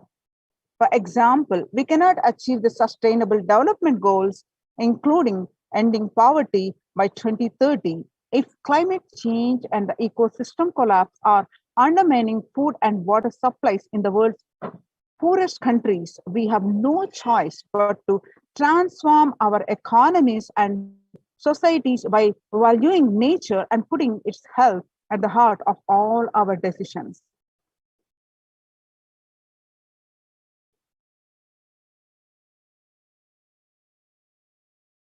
The World Health Organization's Health and Peace Initiative. Health and peace are interrelated. In the words of the Director General of the World Health Organization, Dr. Tedros said, "There cannot be health without peace, and there cannot be peace without health." You can see the supporting documentation here. The individuals and groups enjoy the enjoyable access to health services, fulfilling their rights to physical and mental health, and health actors design neutral health and interventions that promote trust and dialogue, and communities are empowered to cope with a violent conflict. Then health coverage is more universal. Grievances can be heard and addressed to generate trust, and health emergency concerns. Affected communities are more likely to make meaningful contributions to peace and reconciliation, and to resist incitement to violence.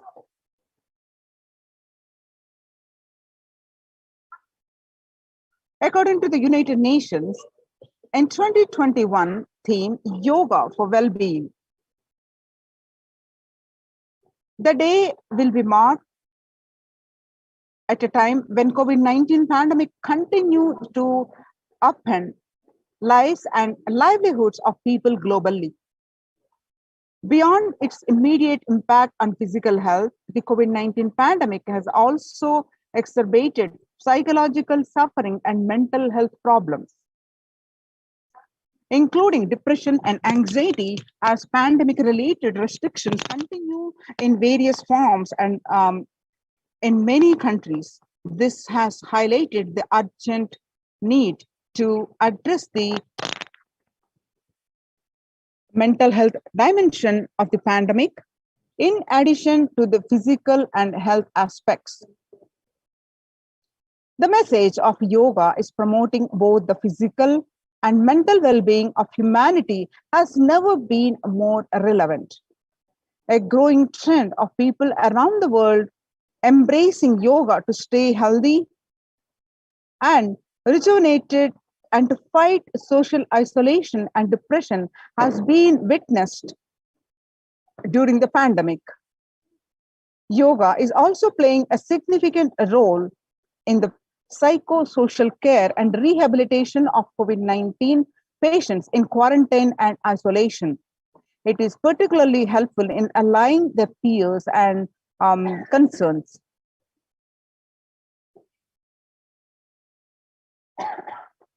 The United States Institute of Peace. Amid COVID-19, we need enhanced international coordination to build peace. Tackling the pandemic and building resilience in fragile states requires concerted international action at local, national, and global levels. As the humanitarian and economic toll of COVID-19 pandemic continues to grow, so does the risk that this crisis will fuel the new conflicts around the world. Whilst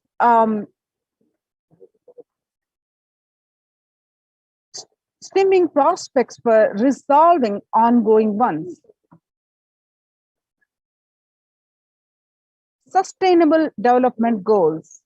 The United Nations spotlights health benefits of yoga, ancient practice that can ease stress of our modern laptop lives. Yoga is a practice that can be relevant to all ages, relevant to all cultures, irrespective of socio-economic status people represent.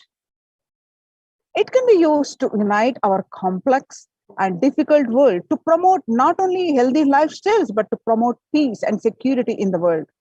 But to promote peace and security in the world, said the Dr. Nata Manabde, Executive Director of the New York Office of the World Health Organization, at an event entitled Conversation Yoga for Health.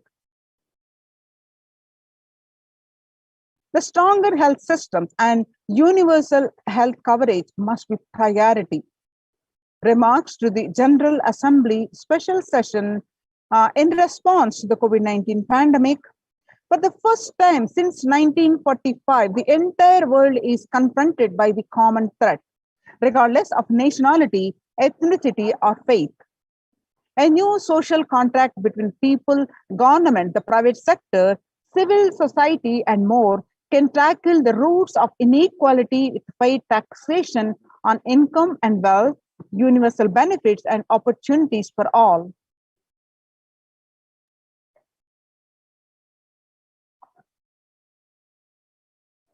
The United Nations Environmental Program.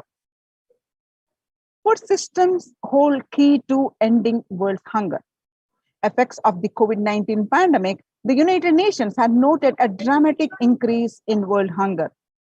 According to the state of the food security and nutrition in the world, 1/10 of the global population, as many as 811 million people, were undernourished in 2020, an increase of 180 million from 2019.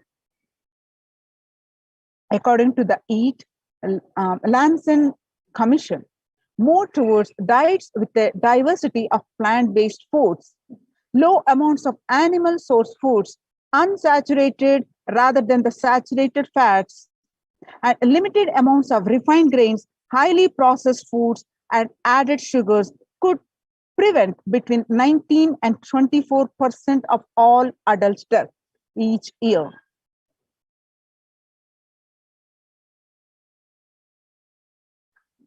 International peace and security. You can see the statistics of the conflict-induced displacement, various statistics. So our contemporary world is showing no signs of decline in the intensity of violent conflicts, crime, displacement, and prevalence of a continued state of tension in many regions of the world. According to the UN report, in the year 2019 alone, about 55% of 358 political conflicts worldwide involved the use of violence. Geographical tensions, which have been on the rise even before the COVID-19 pandemic, have had only prolonged violent conflicts, making it difficult for policymakers to come together and resolve their differences peacefully and amicably. The last decade witnessed the highest number of people internally displaced by conflict and violence.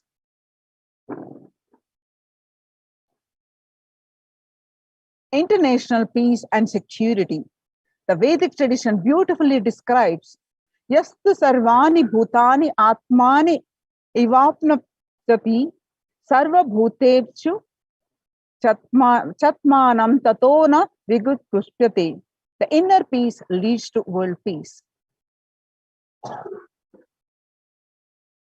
So now let us see, as we have understood the statistics and the various, not only the health, the famine conditions prevail, and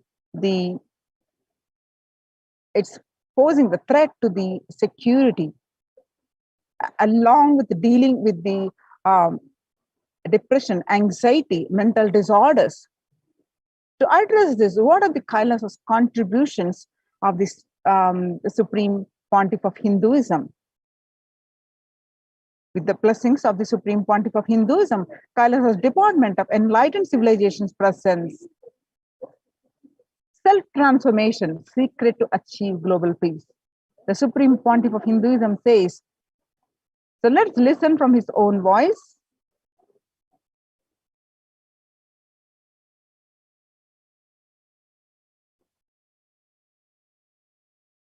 Social answer means I'll tell, oh, you should all work for global peace. You should all work for turning the world. You should work for revolution. You should work for all these, that things. You should vote only the party which says that it will stop the war and all these things. This is the social answer. Nonsense. If you want the honest answer, I tell you, simply transform yourself. You can't do anything. If at all you can do, you would have done it. Be honest.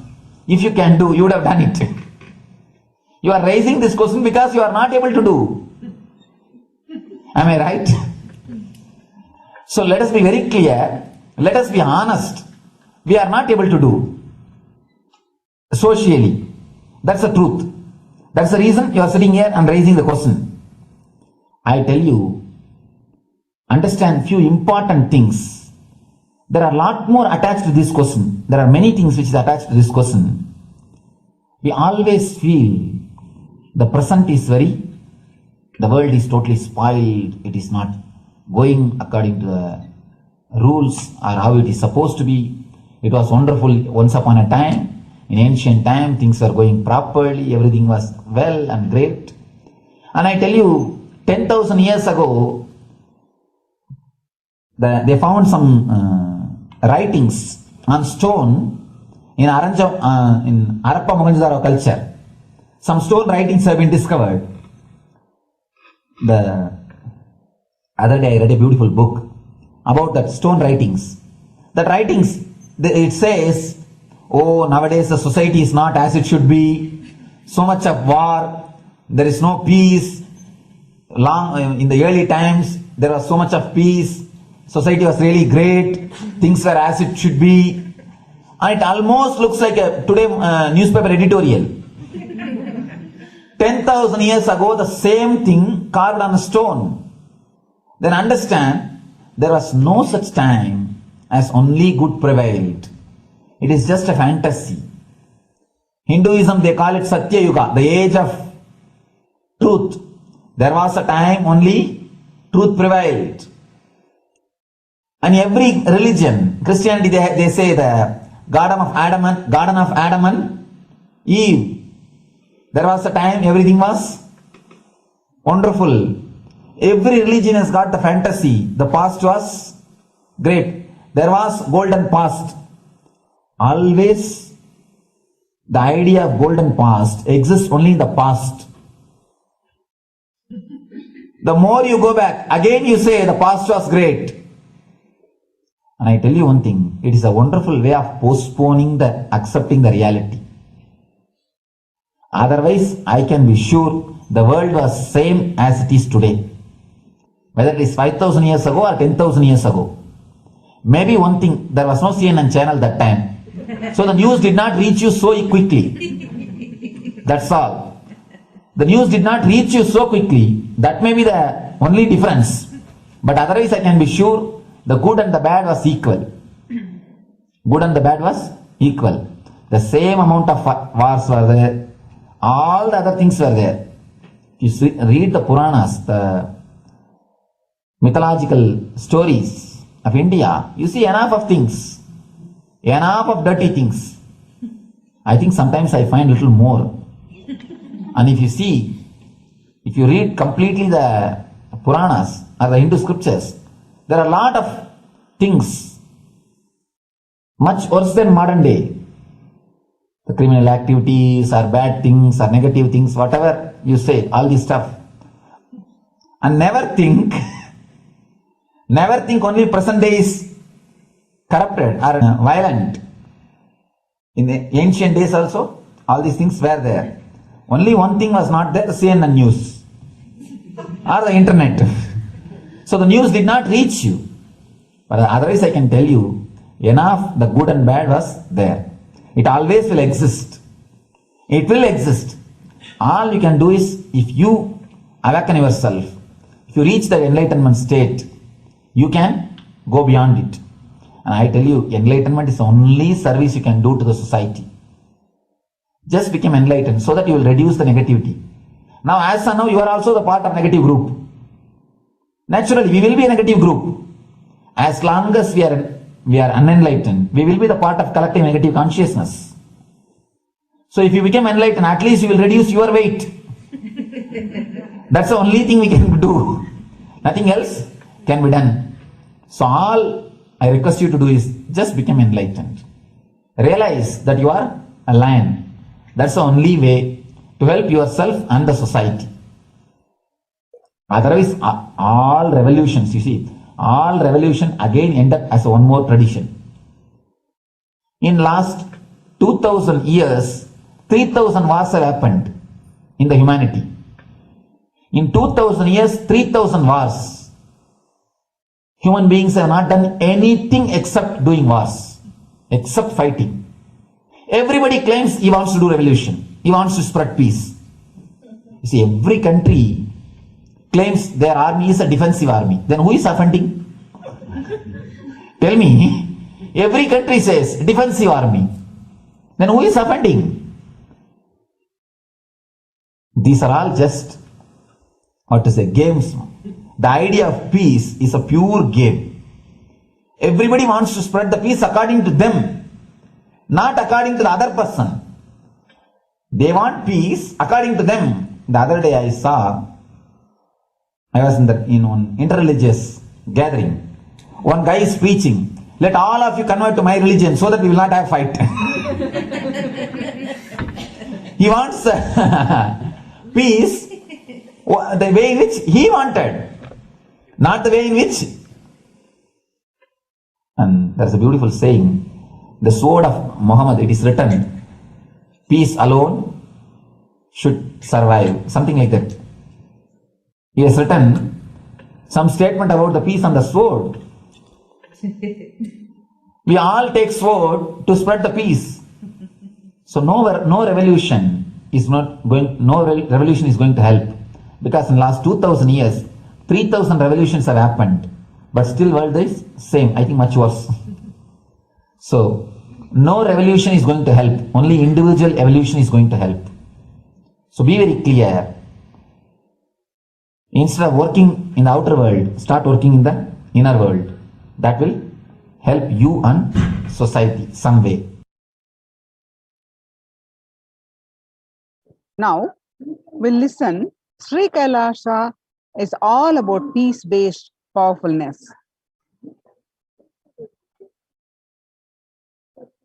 Listen carefully. The space of Shanti,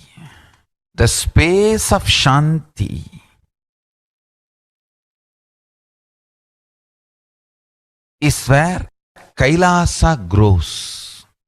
Listen carefully. It is in the deep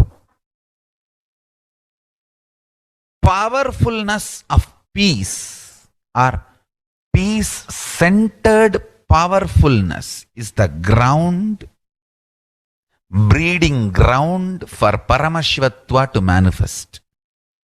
Please understand. Like how pure mirror reflects everything, pure Shanti-based Shakti, peace-based powerfulness reflects Paramashiva. Paramashiva manifests in peace-based powerfulness. Please understand.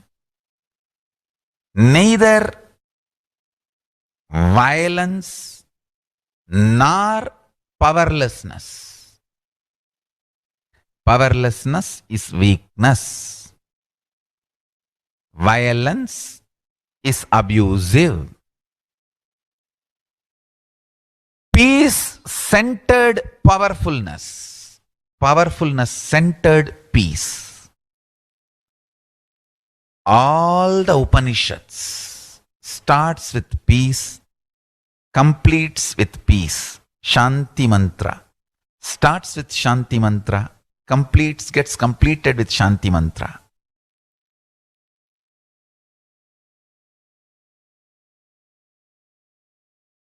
Peace-based powerfulness is a fundamental requirement for Paramashivatva to manifest. That is why people who don't want us to manifest Paramashivatva or power manifestation do not want to allow the peace in our life, or do not want peace in our campus. Understand? But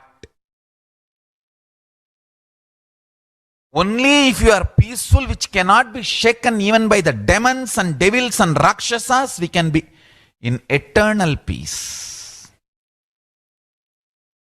So, remember this very clearly.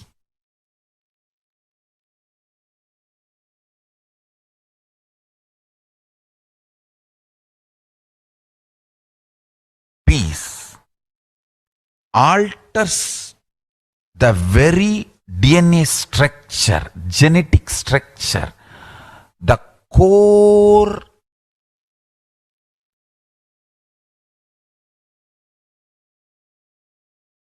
Anu Mahat structure. Understand? Anoraniyan Mahato Mahiyan. The consciousness in you is atom inside the atom, Mahat, more than Mahat. That Anoraniyan Mahato Mahiyan. That consciousness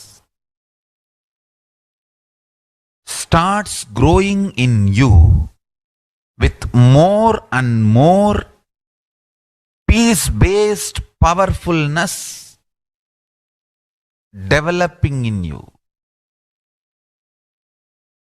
Nothing can be compared to unclutching. Spend more and more time, energy in unclutching. It will never be wasted. Time spent on unclutching is the most productive time for you in your life, because unclutching completely makes you altogether a different material. Understand? It makes your very biomemory, muscle memory, core structure, molecular structure, genetic structure, DNA structure, everything, all the 8 energy flow circuits, 7 energy flows, 1 the pure conscious explosion. So totally 8 energy flow circuits exist in you. All the 8 explodes when you unclutch. Understand? Unclutching is the space of Sri Kailasa.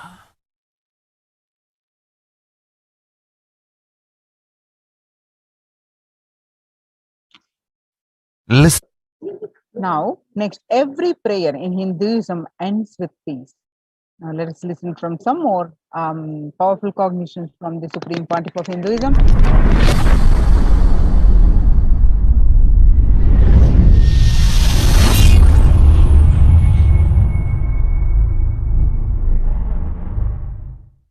Every chanting, every prayer in Hinduism ends with Shanti, Shanti, Shanti 3 times.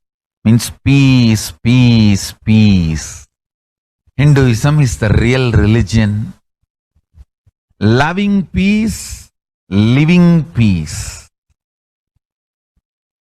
Individual level, social level, global level. Understand? Hinduism lasts all its 56 nations, 200 states, 10,000 kingdoms, samsthanas, is not a loss to Hinduism, it is a loss to planet Earth, human beings. Wherever Hinduism is practiced, kept alive, the ideal of global peace is kept alive. Just do this one simple statistics. You yourself study. Google and study. Take the top 10 religions and list how many people they converted in last 200 years, how many people they killed. List for each religion. I can be 200% sure you yourself will realize Hinduism is the most peace-loving and peace-living religion, neither conversion nor terrorism. Neither conversion nor terrorism. Being the Supreme Pontiff of the most peace-loving, peace-living religion, I give you all my blessings on this International Peace Day. Understand? It is we Hindus need to keep the global peace as a living possibility, and we need to make this global peace as reality.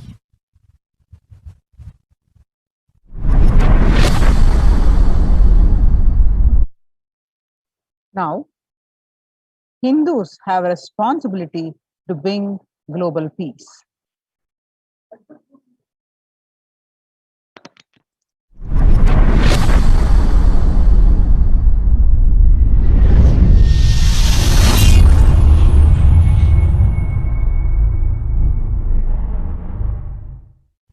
Hindus have the responsibility to bring global peace. So you can also throw a challenge. See, if you are making a Hindu micronation, you can throw this challenge to each one, your friends, family, 10 people. Let them participate in the challenge and then let them send a challenge to others. So I welcome all the living and practicing Hindus to become founding fathers of Kailasa micronation in your countries. You can also make a challenge, like how they made ice bucket challenge and all that. We can make a challenge. You form Hindu micronation and claim, I am the founding father of the Hindu micronation Kailasa. And then you can invite your family, friends for a challenge. 11 people. You form and you challenge 11 people and they also form and they spread. So let us start spreading. This project is my message on this International Day of Peace. Let us start working for global peace instead of just talking. What the work we do will talk for us. The talk we do will not work for us. This is the message. The work we do will talk for us. The talk we do will not work for us. Global peace is the responsibility of Hindus. We living, practicing Hindus, not only we should achieve the individual peace through unclutching yoga, meditation, we should also create an ecosystem where the global peace starts manifesting. This Kailasa Hindu micronation is the enlightenment ecosystem. I request every living practicing Hindu to manifest, do it. So the global peace can manifest from these Kailasa Hindu micronations all over the world.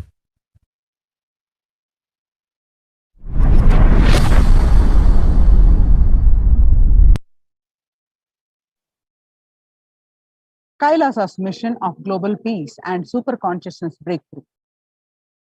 The Supreme Pontiff of Hinduism is the founder and spiritual head of Kailasa, the revival of the ancient enlightened Hindu civilizational nation, which is being revived by the displaced Hindus from around the world. The sovereign order of Kailasa, led by the Supreme Pontiff of Hinduism, and Nithyananda order of monks, nuns, and Hindu diaspora are working for global peace and to give a super consciousness breakthrough to humanity.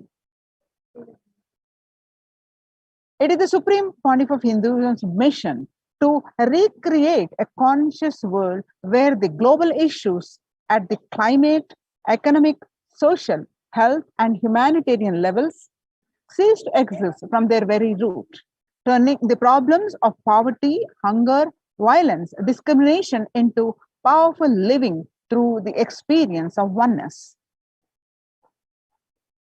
The Supreme Pontiff of Hinduism has been working from the very grassroots level to usher in an era of peace at all levels, individual, social, national, and global. His deep insights into the working of human mind, body, emotions have enabled him to powerfully and directly address various social and emotional problems facing humanity today. The life solutions based on the ancient Hindu tradition, the meditation, yoga techniques from the scriptures, and the cognitions rooted in the highest truth, the lifestyle based on living and radiating the higher values of life and powerful way of living and realizing one's ultimate potential form the foundation of the Supreme Pontiff of Hinduism's teachings, which by their inherent nature provide the foundation for peace on planet Earth. In a short period of public life, he has contributed to humanity in the areas of meditation, healing, health and wellness, yoga, medicine, education, lifestyle, and science and technology. The Supreme Pontiff of Hinduism has been working on creating and teaching people. First, the significance of peace and how to achieve it. Second, the working for higher consciousness, life and lifestyle. Third, the reducing collective negativity in thoughts, words, and actions. Fourth, living in oneness, peaceful coexistence with humanity and nature. Fifth, manifesting the superhuman powers for a better quality of life. More than 20 million people in 347 cities in 196 countries over 6 continents revere and follow the Supreme Pontiff of Hinduism. The Supreme Pontiff of Hinduism launched the Minutes for Peace initiative, which aimed to reduce crime globally by conducting mass meditations around the world in parallel. In 2014, just after 2 years of launching the program, it crossed over 1 billion minutes of meditation. Scientific studies have shown a reduced crime rate after the participation in the meditation and completion techniques. In 1976, it was found that when 1% of a community practiced meditation, pujas, the crime rate was reduced by 16% on average. The current tally on the Minutes for Peace website is more than 4.3 billion cumulative minutes of meditation logged. Include all the events, programs, and festivals where people have gathered at large numbers and participated in meditations and rituals. The total count comes out to be a staggering 409 billion minutes for peace so far. You can see the about 5,000 devotees gathered and participated in a 48-day meditation program called Shuddhatvaitam.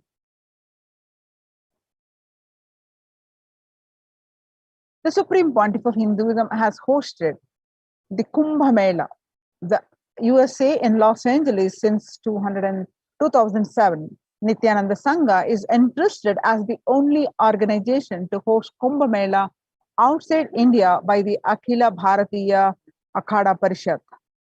In September 2006, the Supreme Pontiff of Hinduism organized the first confluence for world peace to honor the memory of those who lost their lives saving others on September 11, 2001 at Irvine, California, USA.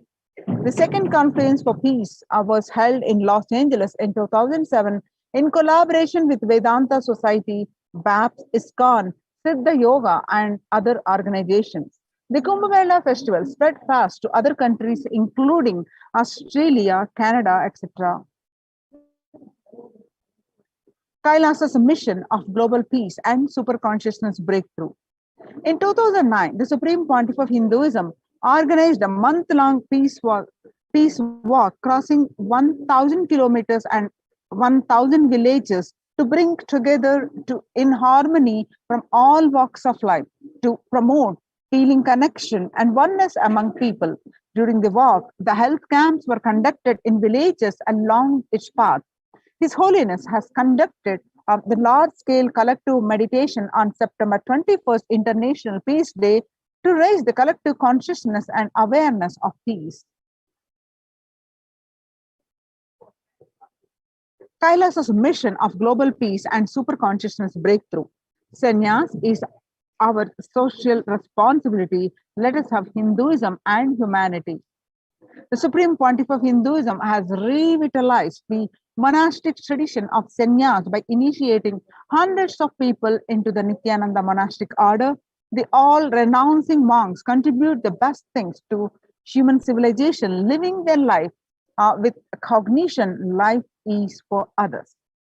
These monks and nuns act as a harbingers of peace and empowerment for the human society distraught with violence, depression, and other forms of life negativity. Kailasa's mission of global peace and superconsciousness breakthrough revived the ancient practice of embarking on pilgrimages. The Supreme Pontiff of Hinduism has also revived the ancient practice of embarking on pilgrimages, spiritual journeys, taking spiritual aspirants to high energy sacred spots such as the Himalayas, Kailasa, Varanasi, Angkor Wat, and various powerful temples of India. Even though prevalent in India, this practice is rapidly losing its original context, turning into a recreational family vacation. Reviving the original spiritual context, the Supreme Pontiff of Hinduism has made it possible for modern-day human beings to benefit from the spiritual energy present at these centers and accelerate their journey of spiritual evolution, hence ensuring individuals and collective peace as a natural consequence.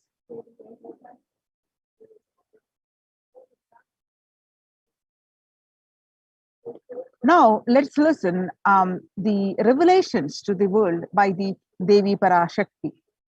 On 12th May 2021, Devi Parashakti revealed that I came as Nija Avatar. I am blessing you. Listen. People, listen. To do good to all of you, I have taken the form of Nithyananda and came down as Nija Avatar. People of India, listen.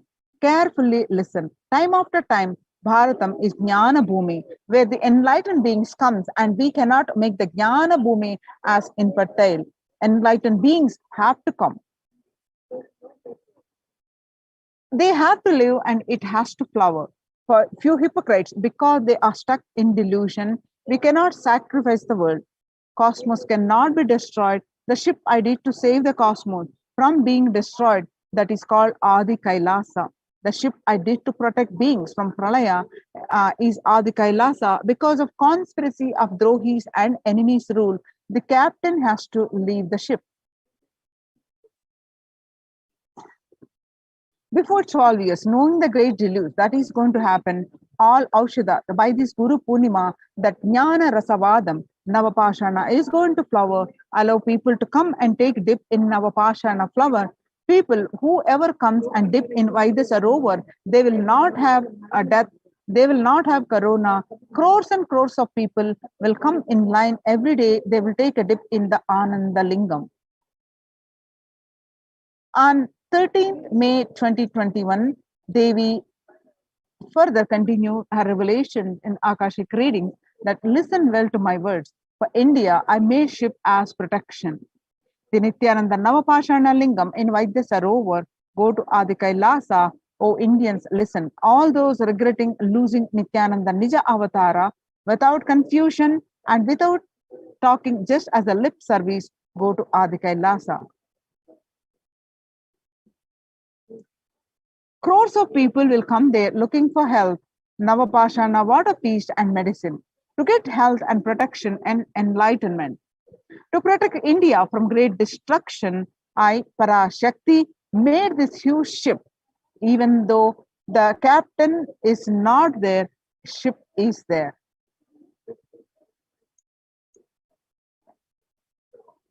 On 14th May 2021, Devi continued to reveal that whoever comes to Adi Kailasa and does the good work of saving people from deadly corona, I myself will do all of their life work.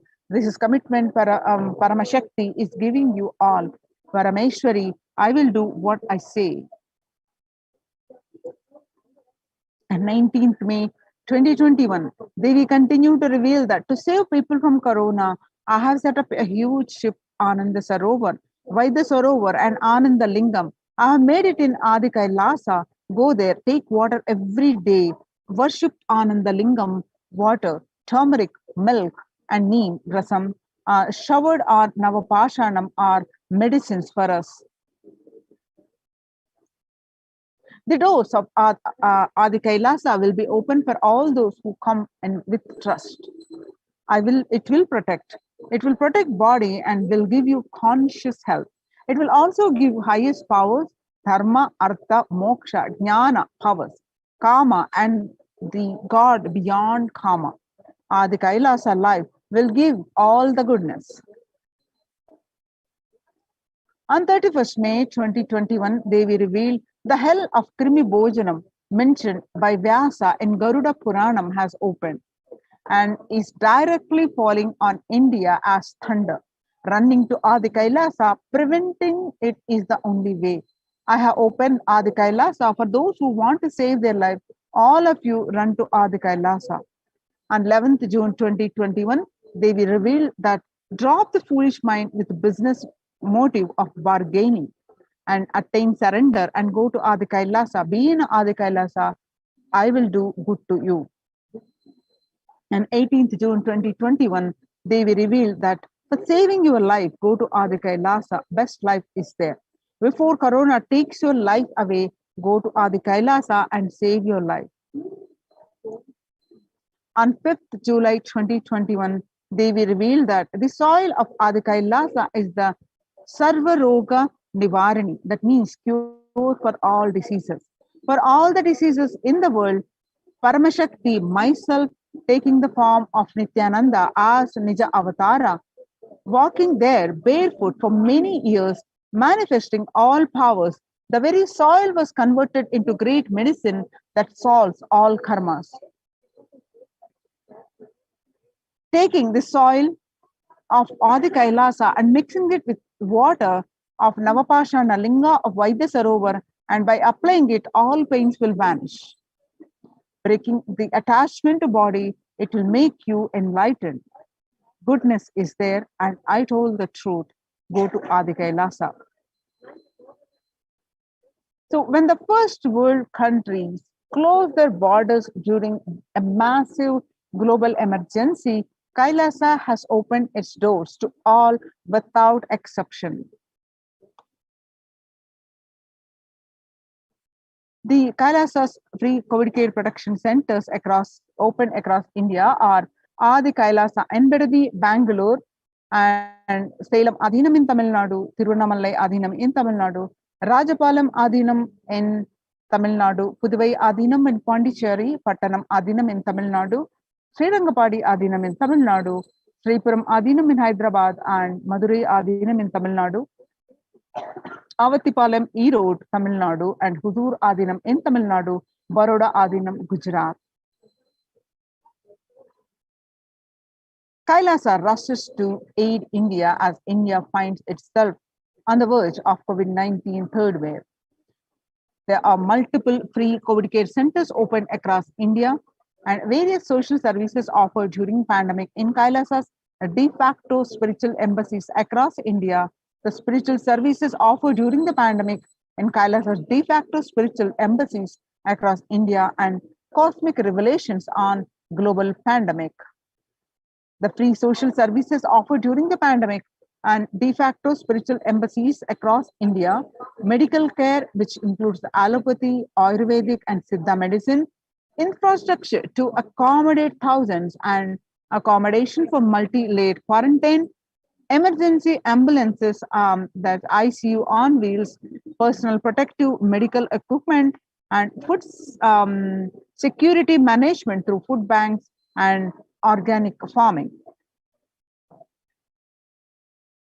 Join the COVID care protection centers. Register now through the link below https://kailasa.org/Kailasa care.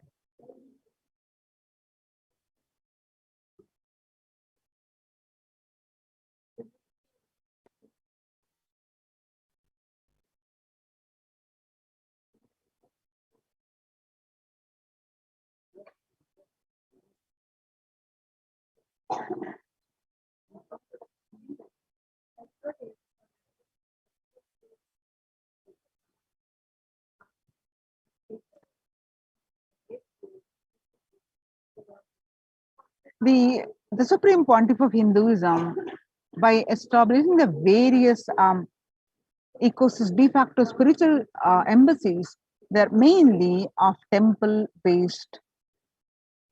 The revival of the temple sciences and ecosystems. By reviving these, the Supreme Pontiff of Hinduism establishing the global peace.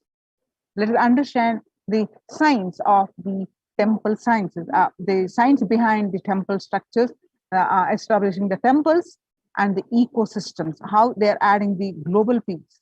As all of you are aware, across India, many famous temples are shut down during the pandemic.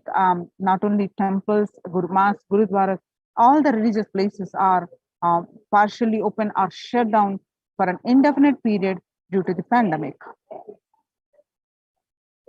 So now in the times when COVID-19 is rampant and the ancient temples are in lockdown because of the risk of the widespread corona disease, the devotees of these temples were visiting and having darshan of their gods and goddesses. And for thousands of years, at all these ancient sacred sentiments have come to an harming halt after the lockdowns have taken place. The religious fervor of the devotees is being lost due to the pandemic. The Supreme Pontiff of Hinduism reviving the Kailasa ecosystem and bringing all the ancient traditions of the online platforms on Kailasa TV, YouTube, and Facebook. So now let us understand some of the basics of why the Supreme Pontiff of Hinduism, reviving the temple-based ecosystem, and the why deity worship. In his own words, that deities are not mere idols, and they are embodiment of ideals. And we do not worship the idols, and we worship the ideals represented through the idols. When the divine is present before him in a form that he can see, touch, or relate to, the transmutation becomes an easy and joyful process. And the second, the deities in a real kshetra are always carved in the form of ancient masters and enlightened beings. Even though no longer in the body, they can be invoked through the name or form they used while in the physical plane.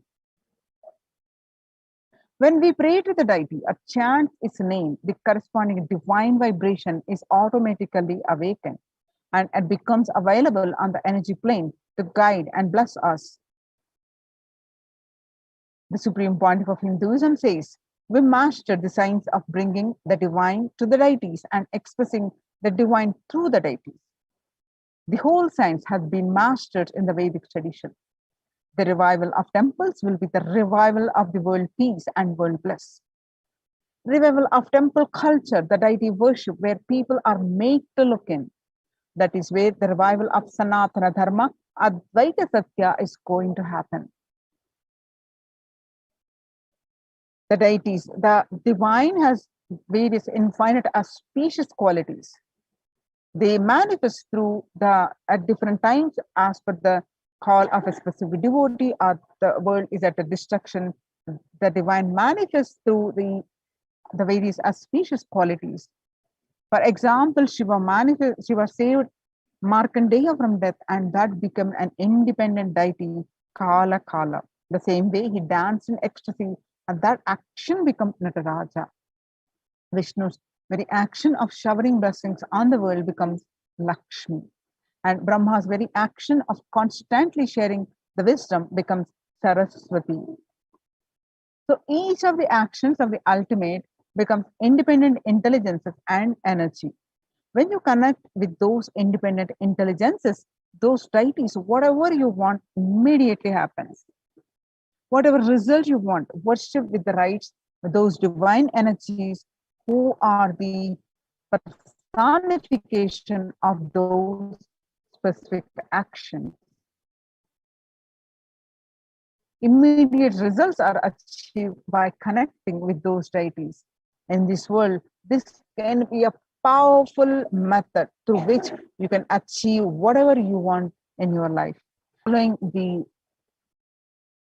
yoga and doing the meditation and doing the connecting with the divine, believing in the higher existence will reduce the anxiety and fear, and the personal transformation, the super consciousness breakthrough happens. And this is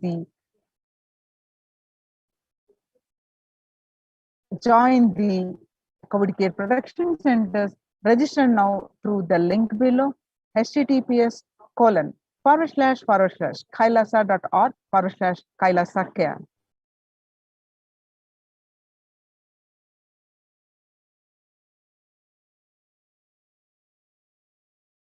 The Kailasa's temple-based ecosystems are spread across the world, across the continents. Now, Kailasa is a place where everything related to super consciousness is revived. All the multiple arm sects, which is called Sampradayas in Hinduism, the spiritual ecosystems created for enlightenment will be revived, and they are there forever, serving the humanity.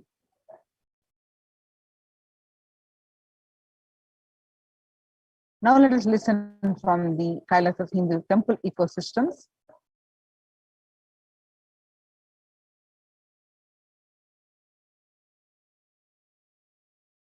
I am going to revive Hinduism by setting up a model community enlightenment ecosystem. I'm going to create absolutely from the scratch newly.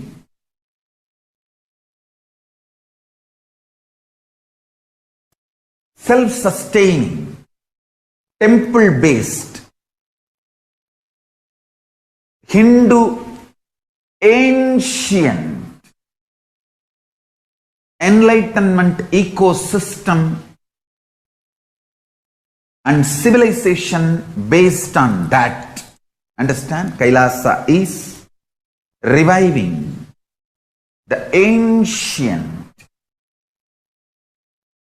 Hindu enlightened civilization.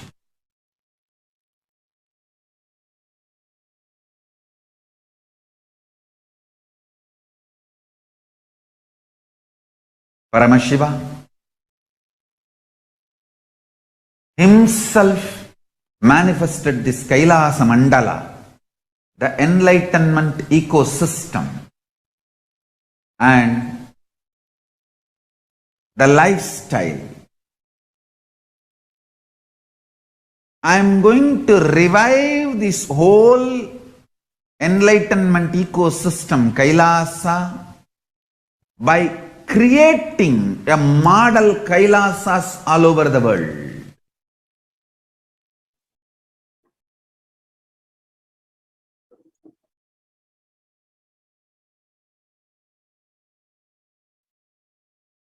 So, from 1994 to this date, the Supreme Pontiff of Hinduism has worked tirelessly in the revival of the temple ecosystems globally through Kailasa Department of Religion and Worship and Department of Human Services led by the Supreme Pontiff of Hinduism. This lifelong commitment to the mission and vision of bringing global harmony, sustainable living, and reproducible ecosystems have been proven in building active, contributing temple ecosystems around the world. Now you can see the various glimpses where the Supreme Pontiff of Hinduism tirelessly worked to establish the temple-based ecosystems, conducting the various workshops and reviving the festivals, reviving the serving the annadan, and leading by example with Karaseva and serving the needy. The various ways the Supreme Pontiff of Hinduism worked tirelessly and established the Kailasas ecosystems around the world. And you can see some more glimpses now.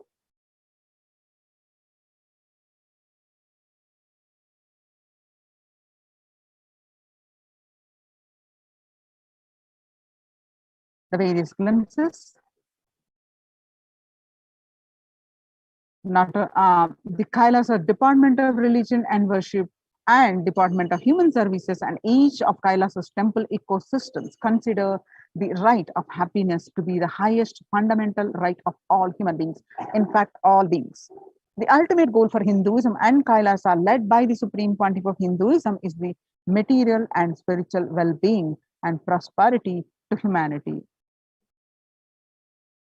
Join the COVID care protection centers. Register now through the link below, https://kailasa.org/Kailasa care. We'll moving on to the next segment of this program after a very short break.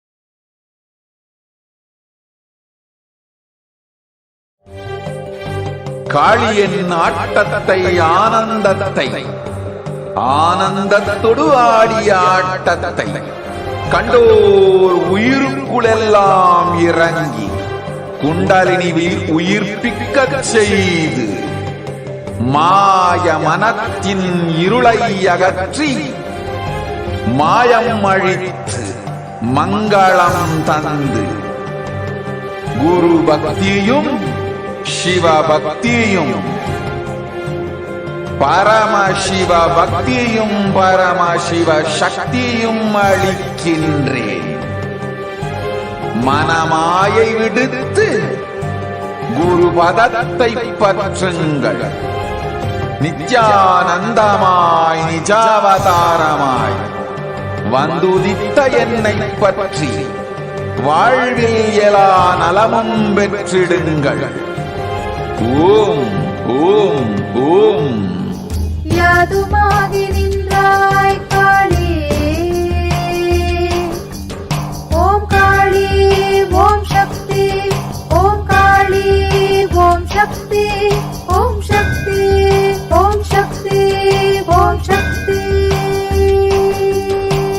ஓம் ஓம் ஓம் ஓம்.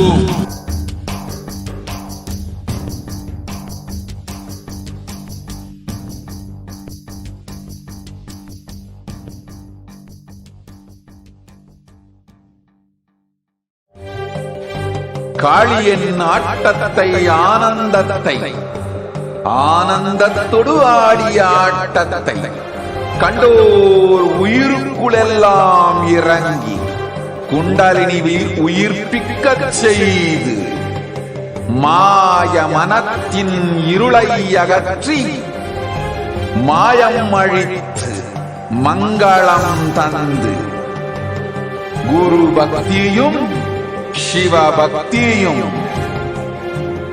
பரமசிவ பக்தியும் பரமசிவ சக்தியும் அளிக்கின்றேன்.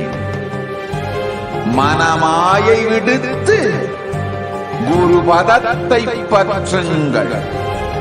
நித்யானந்தமாய் நிஜாவதாரமாய் வந்துதித்த என்னை பற்றி வாழ்வில் எல்லா நலமும் பெற்றிடுங்கள். ஓம் ஓம் ஓம்.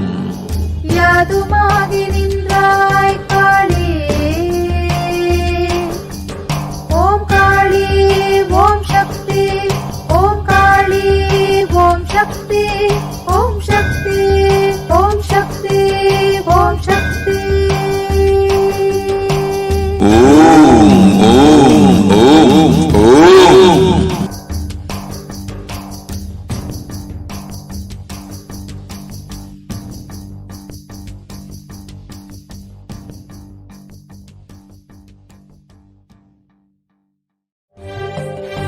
காளியின் ஆட்டத்தை ஆனந்தத்தை ஆனந்தத்தொடு ஆடிய ஆட்டத்தை கண்டோர் உயிருக்குளெல்லாம் இறங்கி குண்டலினிவில் உயிர்ப்பிக்கச் செய்து மாய மனத்தின் இருளை அகற்றி மாயம் அழித்து மங்களம் தந்து குரு பக்தியும் சிவ பக்தியும்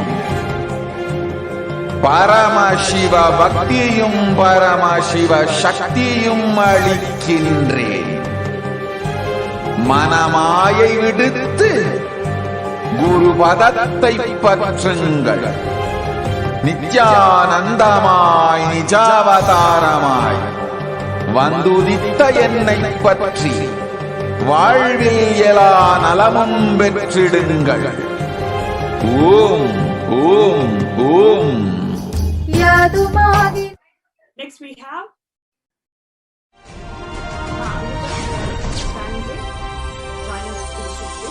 welcome Nithyananda. Nithyananda ma. So we're really excited to have you on the show today. Would you like to share the reading? What was the blessings that you received from Devi Parashakti?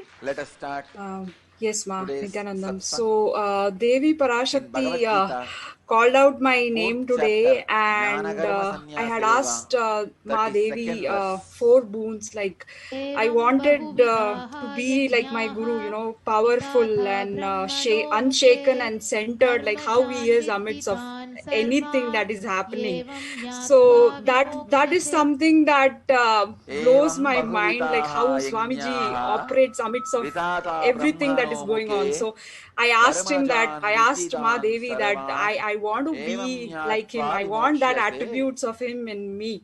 So that was one of the boon, and Translation. another was like I Thus, wanted to worship of the be. divine energies is performed I in want to various ways. contribute to Sri Kailasa In the as a beginning of karta, expansion, and I asked Ma Devi to understand that all of them show me the originate in path to action. manifest the Knowing abundance, this, and you will be bless me to liberated. make it happen. So Ma Devi was like, I'm giving you all these Sri Krishna boons, is and revealing along some with of the it mystical I will give you secrets. the jnana and wealth and the powers. How various And divine I really energies felt come into existence. blessed. Like I How remember by in one of the connecting with satsang them, Swamiji your said that my expansion is disciples possible. will cut the cake, distribute Please it, and understand. have it too. One So example I it's the wanted to give. life of abundance. So I really Brahma in wanted to have Hindu and stories, Hindu enjoy that Puranas, space. So Brahma everything just becomes aligned, and I have been egoistic. longing to hear it So, from Amma. Shiva's So it just extension came, comes and out as Kala today Bhairava I made my and first cuts Brahma's head, payment towards removes the ego of Brahma and makes becoming an Brahma enlightened. SJP Yajman. So I'm This feeling like I'm action, excited towards the path Shiva's now, energy coming out and and just removing the looking ego of forward for the Brahma journey. and making him Oh, wow. enlightened. Thank you so much, Mama, This for sharing. action Would you like to share why did becomes you Kala want to become Bhairava. an SJP Karta? So when you And connect what with made you Kala to Bhairava and start pose worshipping this as a question? See, the you could divine have asked energy so called many other Kala things in your Bhairava, life, but he what removes made you, your what ego propelled you also and to gives you ask this enlightenment. boon of becoming an SJP Karta?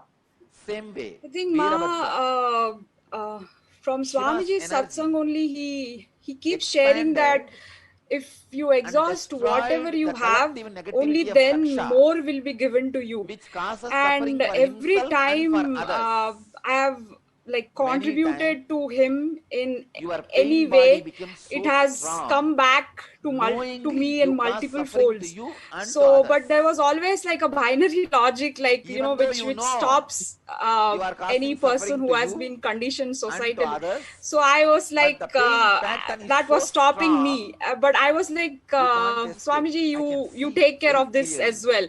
So I many really people, want to make that they jump, know if they are out and of me, you make if it they are away happen from because me, you they say are going to that create suffering for themselves. I will shower. I But want to experience their that. ego, I want to arrogance is contribute so towards strong, your mission. I want to they can't be leave. that hand or be that instrument of They yours can't in liberate contributing me. towards your divine mission. So I think I have that seen was so many the times, reason why even I devotees, they asked for know that. if they listen to Beautiful, beautiful. Now, how my do you feel? teachings What and is the live, cognition that you are they will be out holding? of their What do you sufferings and expect in the journey torture they are doing to after themselves the and to readings? others. I think But they don't know. even like even before Daksha it's like represents I felt like the I just had negativity this which thought that I causes want to suffering to contribute yourself to and to Swamiji's others. mission as SJP or Kata. Like he will align. So wealth manifestation sessions Shiva's happened. He energy which came aligned. out and And destroyed then the now Daksha's I was like negativity very skeptical, is like, and I was Veerabhadra. like a little Understand? scared and anxious, and Veerabhadra did not kill someone Daksha. held my hand, and I He was gave able to life make back to the Daksha. payment regardless of whatever inside churning was happening. And now the cognition is like So this I've been energy always which holding this cognition, like no matter what, destroys Swamiji your does take care, negativity but I was not of aligning my giving actions. So suffering to I feel like yourself and now to I'm others becoming more and is more called Veerabhadra. integrated. If you connect with I this think divine I'm energy feeling like, and okay, pray, I'm moving towards my feel higher self, connected, and he's there. He's holding my hand to do that. you So will I'm see actually really in happy you that that also is the pain happening, body, and the I'm patterns which excited. create suffering for Beautiful, yourself Ma, and beautiful. others will Would be you like to destroyed. share with our viewers why they should be part of this Beautiful journey of verse. becoming an SJP Yajaman or a Karta? Evam Why should they bhuvitaha become part of this yajnaha journey, and vitata what would you brahmano like to share with mukhe them? Yes, ma.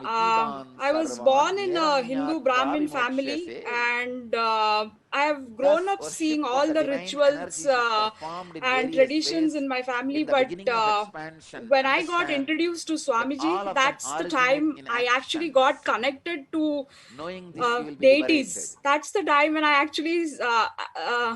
actually felt that they are very much alive and they really grant boons. So I think that was the first connection, like born in a Hindu Brahmin family, but not being able to understand the significance of the homas or rituals being carried, and whatever festivals being celebrated in Kailasa, and how Swamiji celebrates in a very grand way. I think that was one of the things, and Swamiji's teachings, like how it has transformed me, and that he has never let me down. Every time he says things have come true, and he has been showering more and more and more, and he has like making me aware of myself, like, hey, you are a lion, you are not a sheep. I think that's the second thing. And I think every youth is looking for abundance, whether it's in terms of money or blissful relationships or being an entrepreneur. So Swamiji's teachings and the Hindu way of living is the way. He has never let me down, or and I think that is the way to go. I have never felt like, I was being wrong or I was cheated. It was everything aligned with Shastras and Agamas and Vedas, which just felt that it was in sync. And there was no second thoughts, like whatever he says has been coming true. And I think just the Hindu way of living, like living in abundance, the way he's teaching in many different ways and how he is making himself available, I think no one should be missing out this opportunity. No youth should be missing out this opportunity of bringing abundance in their life when he is available and he's making himself available.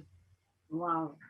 Thank you so much, Ma. That was really inspiring, especially the authenticity with which Swamiji is reviving Kailasa and how it is benefiting the youth today, whether it is through rituals or through life solutions or through all the other branches of Hinduism, sharing it with the whole world. No human being should be missing any of this. So thank you so much for sharing. Thank you so much for coming to the show today.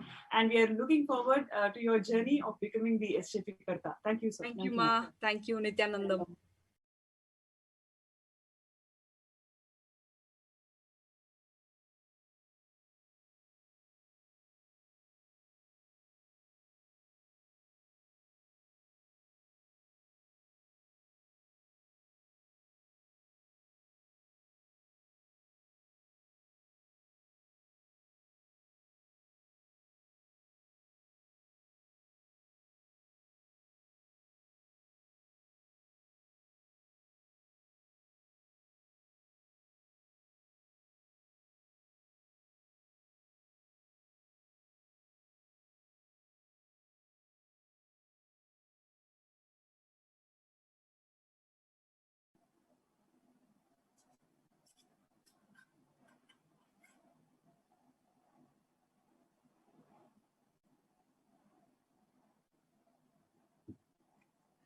Nithyanandam, and welcome back, dear viewers.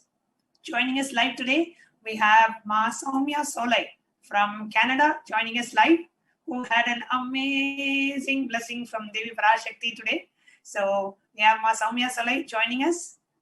Nithyanandam, Ma, can you yourself and introduce yourself? Sure, I am Soumya Solai. I live in Toronto. Today, it was such an amazing experience for me. It's like my like whatever I wanted to hear all these days. It's even more like it's kind of overwhelming experience.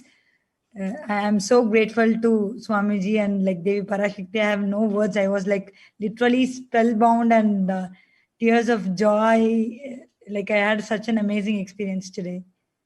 Absolutely, Ma. And if you can maybe share a little bit about how did you get to know about Swamiji? How did you get introduced to Swamiji, and when was that? How long before was that? It was around 2 years back, I guess. So it was my sister Maitreyi Sole who introduced us to Swamiji. She did Paramashivoham in 2018 December. So her life totally transformed after that. Like looking at her blossom and transform the whole family. We all got connected to Swamiji. So I used to watch satsangs with my mother when she was in Toronto. So she was following Nirahara, and we were like, that's how it all started. And When did you first come to 2018? You first came to know about Swamiji. Yes. Okay, and have you met Swamiji so far? No, I have actually not even spoken with him. I have not seen him. So yeah, so that's what, like, just watching satsangs, I got so connected, and looking at my sister and like how the way she used to be and what happened to her life after Swamiji. She like she totally transformed, like the confidence that she had in her. And whenever she talks about Swamiji, like we used to talk every day. And when after she attended Paramashivoham, like all her talks were about Swamiji. And initially, like I didn't understand that. But later on, when I gradually listened to her, I came to know it's true. It's like, it's not something that she is mocking, or I understood that it's real transformation that she is going through. It's not some like, it's not like something which is not true. So, and then I also watching satsangs, like especially Tamil satsangs, I used to love them, and I got connected to Swamiji. And then actually the major transformation happened when I went to Bidadi. It was last Shivaratri. So I had been there, like I was actually going to collect something for my sister Maitreyi. And actually we went as a whole family, like me, my sister, my mother, my father, the kids, everyone, we went there. And actually it's such an amazing place. So immediately, like all my doubts, the questions that I had, everything vanished, and I was like, I understood the real, like what Swamiji is doing to the world, and how, like looking at the people, Adinavasis there, and the Gurukul kids, it was like such a blissful experience. Like I saw the real happiness in them. Yeah, the Kailasa, Yeah, Kailasa ecosystem, right? So the first time, yeah. So everybody was so like they were all so. Swamiji was not there, but I could see everyone connected to Swamiji. Like all they talk about was Swamiji, Swamiji, Swamiji. Like it was such an amazing space. Like they were all together in that binding. I really like. It was very different from the normal life, and I was totally like. Very amazed at how it the ecosystem, right, how it was set up. Like definitely it can't be set up with someone who is following a normal life. I understood that it's only an something avatar. really special, only an avatar can do it, right? So yeah, that's what I understood. And looking at like everything there, I offered pada puja, and that one pada puja changed everything. Before that, my sister used to tell me, why don't you do pada puja, it will transform your life. I forgot to tell something. So I was like, I was going to have a baby. She went to, like, she came to Bidadi, and she prayed under the banyan tree to have a, like, for me to have an enlightened baby. Who prayed, ma? My Maitreyi sister, prayed. yeah, Maitreyi Sole prayed under banyan tree for me to have an enlightened baby. And so like during delivery, I was supposed to have a cesarean, and at that time she again like sent my picture, and like in just like within few seconds the doctor was able to do something, and I got normal delivery. At that time, so she was telling me to offer like Pada Puja or some puja as gratitude, because like it was a blessing. And she was telling me that the baby's blessed, she's enlightened baby. At the time, I couldn't like I didn't know that it's for true. But after that, like looking at my like daughter, like at each step, it was as though she was I kind of felt that she's from a different space. Even now, like I don't know how she understands everything, but it's like she knows everything. That's what I kind of feel. And slowly it came to like for me it was revealed that she's really like a divine child. Beautiful, Ma. And just a moment. And before we continue, just wanted to share.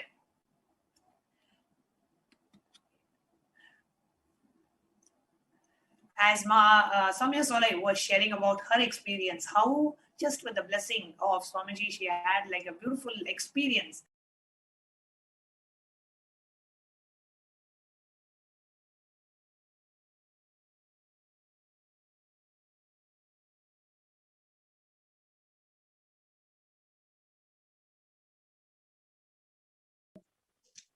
So joining with us today, we have Ma Sarita Pasupaleti, who is joining with us to share her journey as a mother, as a woman, how she experienced Swamiji in her life, and how Devi has showered her. Nithyanandam, Ma Sarita Pasupaleti. Nithyanandam Ma. I think we can just wait for a moment till she's shown. Yes, so we're just going to have her projected.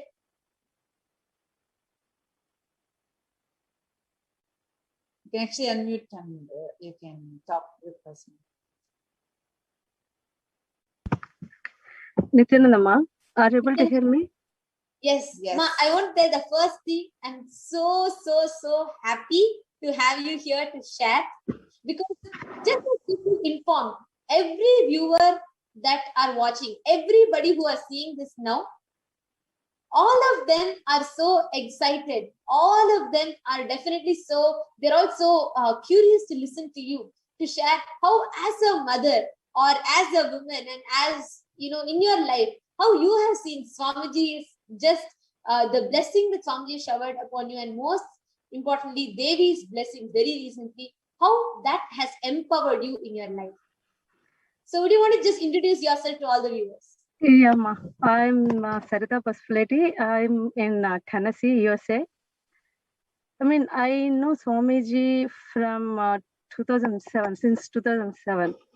Like every day, it's like a miracle. Like he's taking care of me like a kid, and then day to day in my day-to-day life, he's taking care of me everything.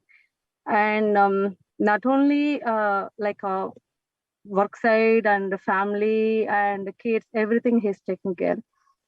Especially Devi Parashakti blessings recently, when I asked a couple of questions. Like when she read my name, I was first shocked. Is it my name or not? Because I didn't realize she's going to read my name. Then I was listening. Then she said she's going to take care of everything for me. And she said, don't worry about the kids. Leave it to them. I'm going to take care. And whatever I asked her, she said she's going to take it. It's like amazing. No, just to add one thing. In Tamil, she told, not just taking care, she told, I will go to any extent to take care of you. I will go to anything just for you. That was the exact words of Devi Parashakti. There are thousands of people who are like, will Devi not just tell me once she'll take care of me? Here, Devi told you she'll go to any extent to just take care of you and attend to you. Exactly, Ma. Exactly. That is amazing blessings to me. And the connection also, I was from 2 days before that reading, I was connecting so much to Devi Parashakti. I was seeing her and whatever Swamiji explained, how we can connect to cosmic energies. So every day I was watching the readings. Then before the day, I felt she was so beautiful. When I watching her, I felt, oh my God, how beautiful she is. And on same day when she read my question, I felt very happy, and then the connection also be very beautiful. I felt like it's ultimate connection. And I have seen Parashakti, Swamiji, both are same. That connection happened, and when I closed my eyes, she was coming in my her form. I have seen her form. She's keep on coming. That is amazing. And sometimes when I see myself in mirror also, I am feeling, am I look like Parashakti? Parashakti. Yeah, exactly. Yeah, that You kind know, of the power. thing that Parashakti says, I go to any extent just for you, and the way she protected you, like the way she just told with so much of, right? I Yeah. watched her sleeping like 4 times because, oh my God, where beings, trillions of beings. Actually, Lalitha says now I'm just before the Palashruti, it will tell beautifully how all 33 crore devatas and all the beings, all the stamana, all types of beings literally wait just for a glimpse of hers. And here she comes out of millions, she calls out your name. And not just that, she says she goes to any extent just for you. Wow. Ma, how does this blessings make you feel as a mother, with your family and with your work friend, everywhere? How does this empower you in your life? Like very strong, powerful, powerful. I mean, I cannot explain. Like every day, I'm looking myself. I'm feeling like I am the Parashakti. That kind of feeling I'm getting, even in my workplace and at home and kids, with the kids also. Because when before I was looking myself how I was and how I am right now. Because whenever the kids are coming and then disturbing me when I work, like literally I get anger. I was shouting them. Now I'm not getting that. Literally I'm looking, oh, because they are kids. Even when someone shouted me, I felt like a very bad. Now I'm feeling, yeah, I'm like I am Parashakti. Why do I need to shout them? Like I Beautiful. feel they are my kids. I need to be take care of them. See, this is real Hindu feminism. Like this is the real Hindu women empowerment.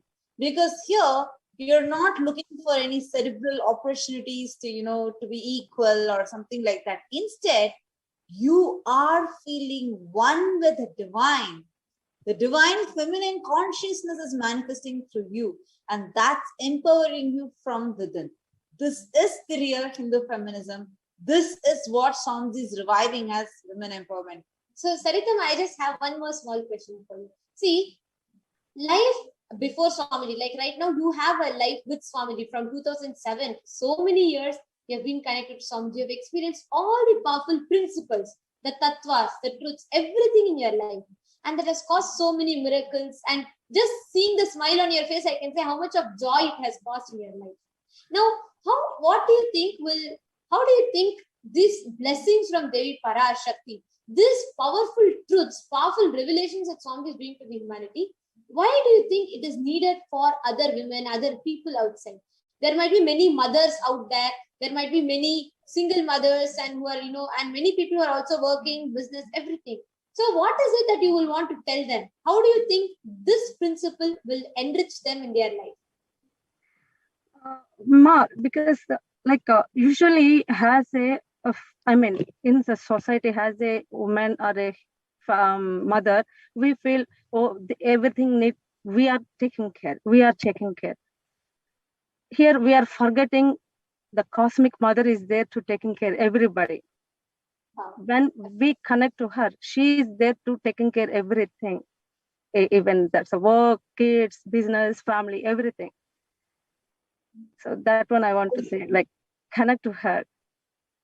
So beautiful. And it's the most important point. We all forget. We are all so immersed in trying to say, we'll take care, we will do. That's the most important point that you made. Because everybody runs thinking, oh, I have to do, I'm struggling. You just forget we have a cosmic mother who is waiting to do, who's waiting to shower us with her love. Actually, many times, because we are holding on to it, she will not be able to interfere and take. But if we just unclutch, if we let, oh, Divine Mother, you take care. When we surrender, then she starts taking care of us. So beautifully shared. Thank you so much, Ma Sarita, for joining. Thank you.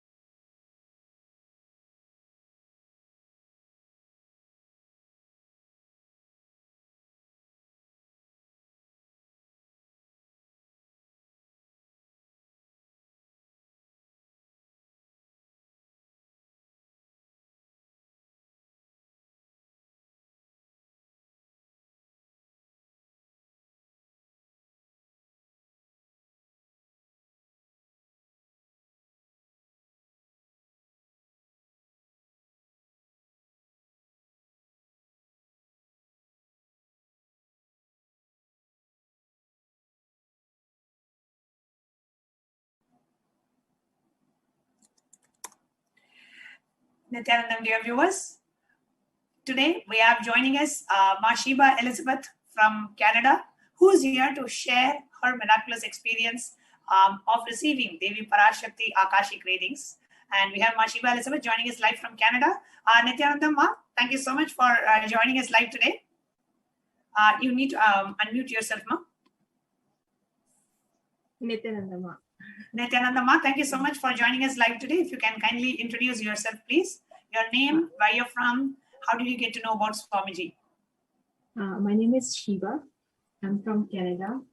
I'm an accountant, and I was on my spiritual path from few years, and I came to know Swamiji through a YouTube video last year, June. And my journey started going on very, very quickly, developing. I joined Paramashivoham, and amazing things happening in my life constantly, every day, every moment, I would say, new things. Wow. So you just came to know about Swamiji less than a year back.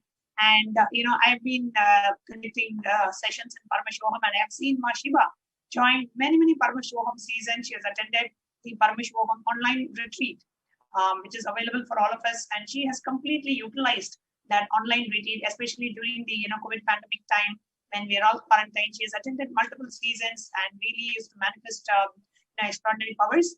And now she's here to share her experience. I think yesterday or day before, Mashiba had her Devi Parashakti Akashic readings.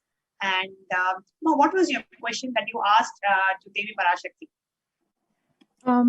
When I joined Paramashivoham, right after 2-3 days or 4 days, I start having Satori experiences in my day-to-day life. So I was like every month or every other week, I was having different experiences, but they were not permanent. So it was a great fire in my heart to desire that experience to be permanent in my life. So yesterday night, when I was watching Devi Parashakti answering questions, I thought, okay, I'll ask Devi to please give me this experiences to be permanent. So I texted if you just say my experiences will be permanent and my enlightenment will be permanent in my life. And I texted once, and then I felt like everything stopped. I texted again. Right after my second text, I heard my name, and I was like once shocked. Okay, something is happening. It was so much exciting moment. Like the whole thing was stopped, and I was just listening. And right while I was hearing, Maya Dhyama Swami was translating right away for me. She was excited for me as well. The blessing I got, it was amazing. I'm going to read out that answer you got, Mashiba. So what Devi Parashakti blessed Shiva. So Shiva wanted, she had experienced Satori. Satori means a glimpse of the state of enlightenment, right? You get a peek into that state, but it is not a permanent. You get a glimpse and then you come back. And that's Satori experience of enlightenment. And she had a glimpse of that state. So then she, that state is so like what Swamiji calls like Nitya Ananda, the eternally blissful. She was like, I really want to experience it. So she asked Devi that I want that experience to be permanent and that enlightenment to be permanent. And this is what Devi Parashakti blessed her. Devi Parashakti said, Shiva Elizabeth, you will permanently attain eternal bliss and enlightenment. You will have Jivan Mukti, living enlightenment. Always remember me and live chanting Om, Om, Om. And when you heard this answer, Shiva, what really happened in you? It's like everything calmed down, like great peace happened in my inner space. I was so much peaceful the whole night, in the morning. There was an excitement, but not jumping, but calm excitement. And I see that things start shifting right away after the blessing. And it's again, I'm not in the same situation I was before that blessing. I'm entirely in a new space right after that. And I also signed up for SAP, decided to do that. And today I asked for the blessing for Devi Parashakti, if she can bless me so I can be SAP. And still things start moving. So I had a client who was not paying me. He sent me the e-transfer. It was stuck payment. The payment came through. And right after a new client came and he paid me upfront right away. And another called and booked an appointment to show up next day. Yeah, that was amazing experiences. I have seen many breakthroughs in my business right after doing the Paramashivoham. Like my business grows a lot, and especially I myself grown a lot along with that business, handling, tackling things, my own capacity. These all have grown everything on a great extent, which I cannot even express. Yeah. Beautiful, Ma. So let me just recap on the sequence of events. So a couple of days back, Shivama had her Devi Parashakti Akashi reading, where Devi blessed her to that she will be having the permanent and eternal enlightenment and blessed her with the Jivan Mukti. And right after that, out of the gratitude for Devi Parashakti, Shiva decided to become a Sarvanyapita Yajaman, where she wants to contribute to the revival of the enlightenment ecosystem Kailasa.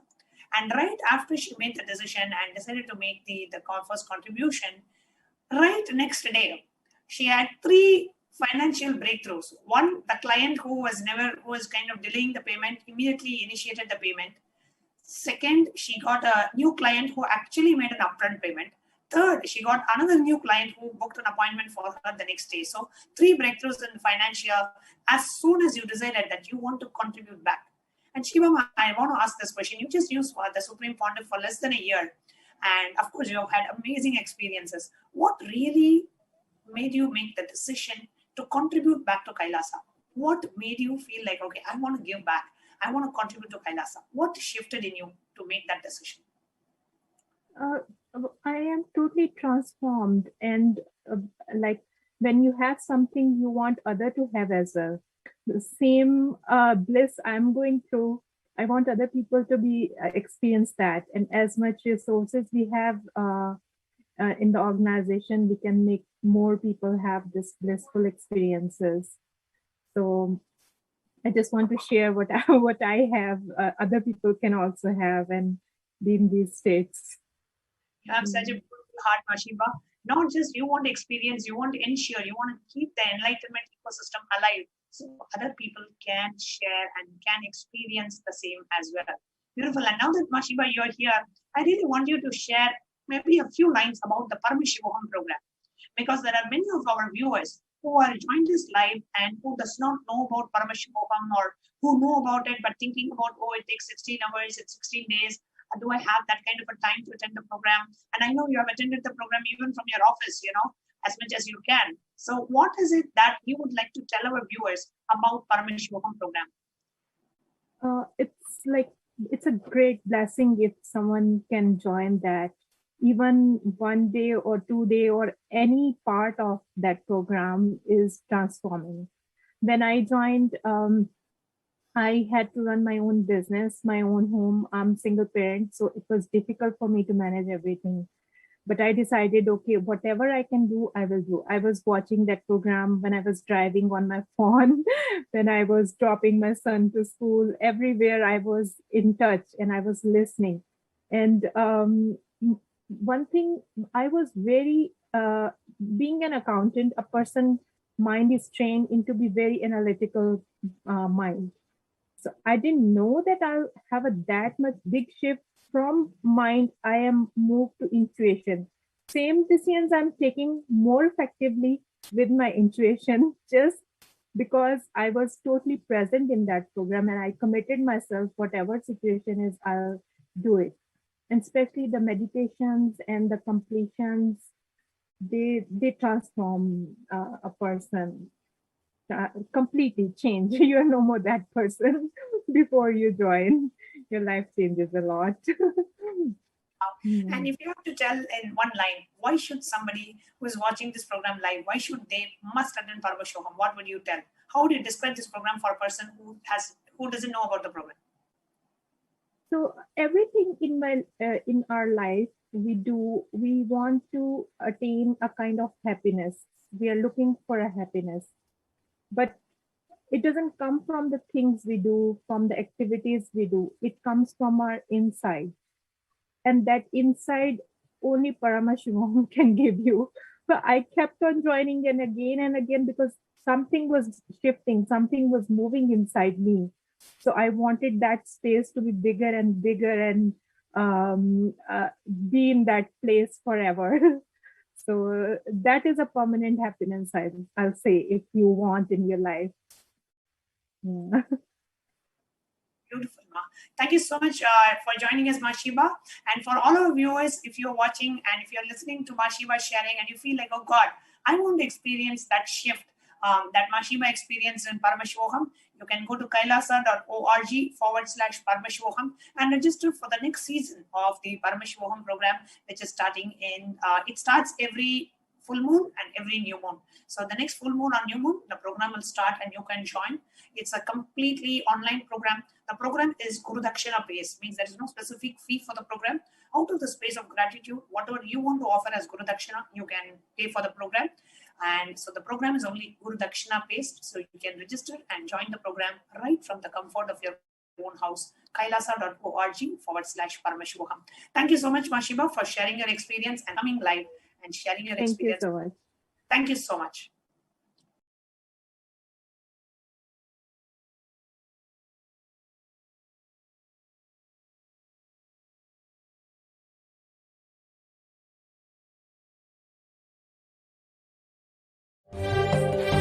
காளியின் ஆட்டத்தை ஆனந்தத்தை ஆனந்தத்தொடு ஆடிய ஆட்டத்தை கண்டோர் உயிருக்குளெல்லாம் இறங்கி குண்டலினிவில் உயிர்ப்பிக்கச் செய்து மாய மனத்தின் இருளை அகற்றி மாயம் அழித்து மங்களம் தந்து குரு பக்தியும் சிவ பக்தியும் பரமசிவ பக்தியும் பரமசிவ சக்தியும் அளிக்கின்றேன். மனமாயை விடுத்து குரு பதத்தை பற்றுங்கள். நித்யானந்தமாய் நிஜாவதாரமாய் வந்துதித்த என்னை பற்றி வாழ்வில் எல்லா நலமும் பெற்றிடுங்கள். ஓம் ஓம் ஓம். யாதுமாகி நின்றாய் காளி, ஓம் காளி ஓம் சக்தி, ஓம் காளி ஓம் சக்தி, ஓம் சக்தி ஓம் சக்தி ஓம் சக்தி. ஓம் ஓம் ஓம் ஓம்.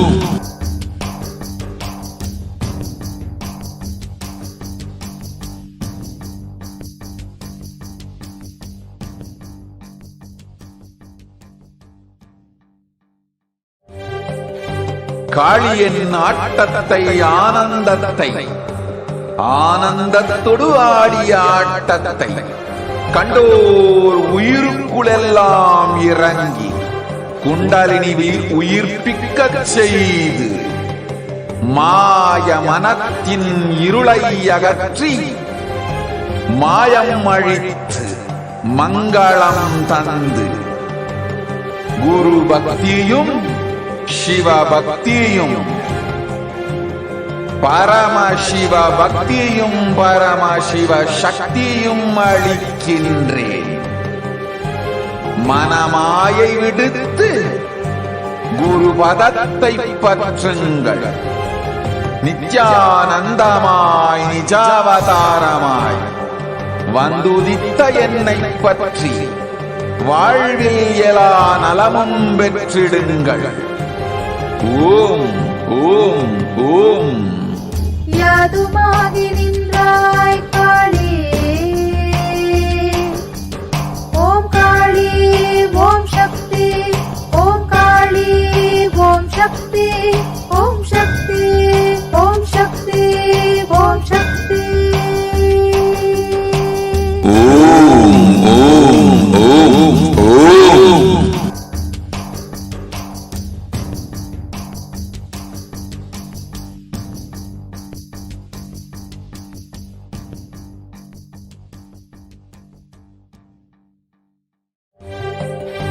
காளியின் ஆட்டத்தை ஆனந்தத்தை ஆனந்தத்தொடு ஆடிய ஆட்டத்தை கண்டோர் உயிருக்குளெல்லாம் இறங்கி குண்டலினிவில் உயிர்ப்பிக்கச் செய்து மாய மனத்தின் இருளை அகற்றி மாயம் அழித்து மங்களம் தந்து குரு பக்தியும் சிவ பக்தியும்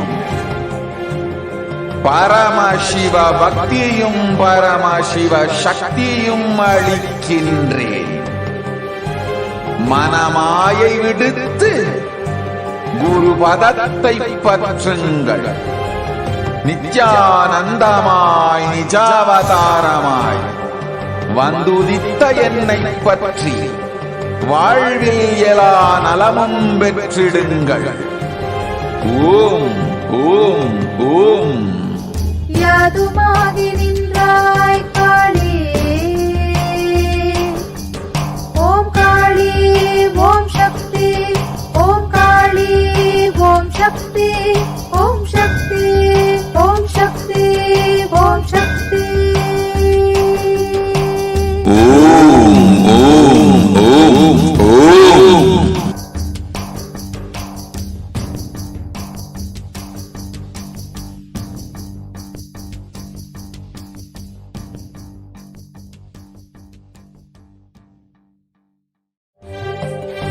காளியின் ஆட்டத்தை ஆனந்தத்தை ஆனந்தத்தொடு ஆடிய ஆட்டத்தை கண்டோர் உயிருக்குளெல்லாம் இறங்கி குண்டலினிவில் உயிர்ப்பிக்கச் செய்து மாய மனத்தின் இருளை அகற்றி மாயம் அழித்து மங்களம் தந்து குரு பக்தியும் சிவ பக்தியும் பரமசிவ பக்தியும் பரமசிவ சக்தியும் அளிக்கின்றேன். மனமாயை விடுத்து குரு பதத்தை பற்றுங்கள். நித்யானந்தமாய் நிஜாவதாரமாய் வந்துதித்த என்னை பற்றி வாழ்வில் எல்லா நலமும் பெற்றிடுங்கள். ஓம் ஓம் ஓம். யாதுமாகி நின்றாய் காளி. ஓம் காளி ஓம் சக்தி. ஓம் காளி ஓம் சக்தி. ஓம் சக்தி ஓம் சக்தி ஓம் சக்தி. ஓம் ஓம் ஓம் ஓம்.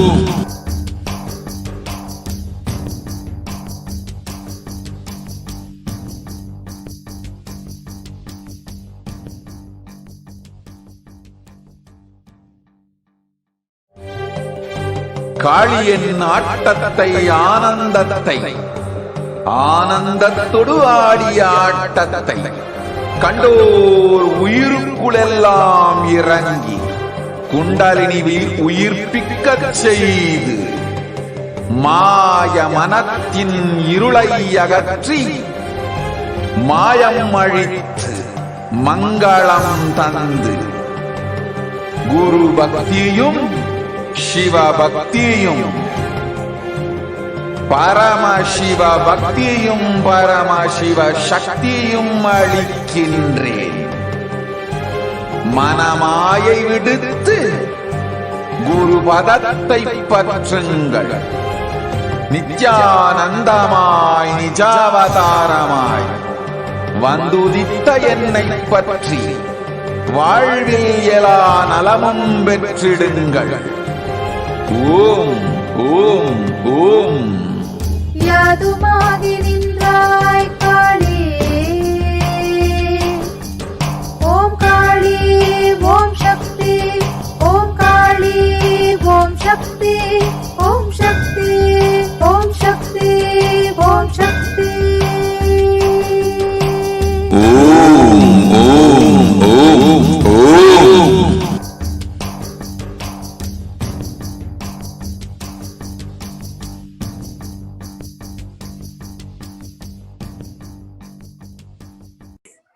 Next, we have Ma Amrita from San Jose joining us to the show today. Welcome, Ma Nithyanandam. Nithyanandam, Ma. Nithyanandam. So, we're really excited to have you in the show today. Would you like to share the readings? What was the blessings that you received from Devi Parashakti?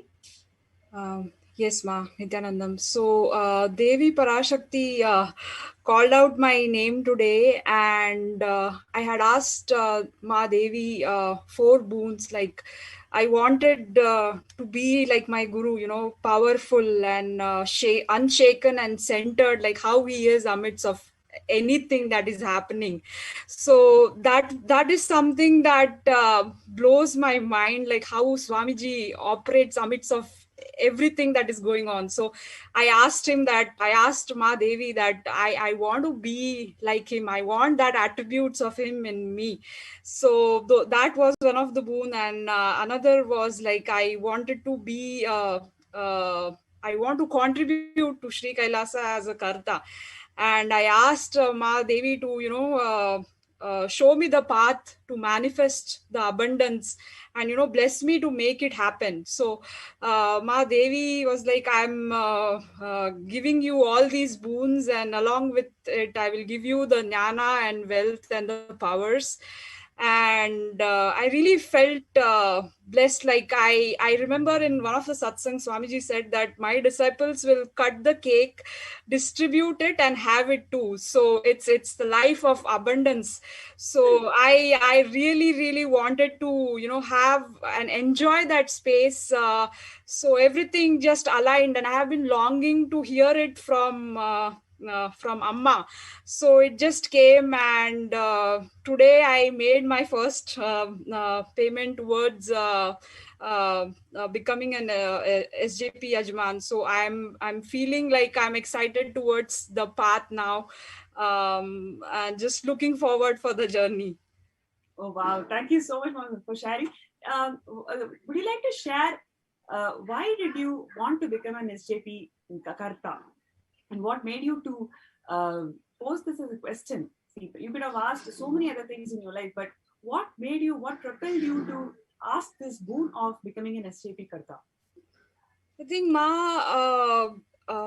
from Swamiji's satsang only, he keeps sharing that if you exhaust whatever you have, only then more will be given to you. And every time I have like contributed to him in any way, it has come back to me in multiple folds. So, but there was always like a binary logic, like, you know, which stops any person who has been conditioned societally. So I was like, that was stopping me. But I was like, Swamiji, you take care of this as well. I really want to make that jump, and you make it happen, because you say that I will shower. I want to experience that. I want to contribute towards your mission. I want to be that hand or be that instrument of yours in contributing towards your divine mission. So I think that was the reason why I asked for that. Beautiful, beautiful. Now, how do you feel? What is the cognition that you are holding?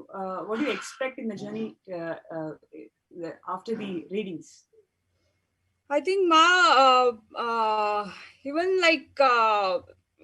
even before, it's like I felt like I just had this thought that I want to contribute to Swamiji's mission as SJP or Karta. Like, he will align. So wealth manifestation sessions happened, he aligned.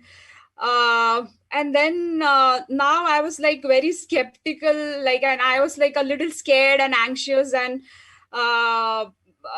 someone held my hand and I was able to make the payment regardless of, you know, whatever inside churning was happening. And now the cognition is like, I've been always holding this cognition, like no matter what, Swamiji does take care, but I was not aligning my actions. So I feel like now I'm becoming more and more integrated.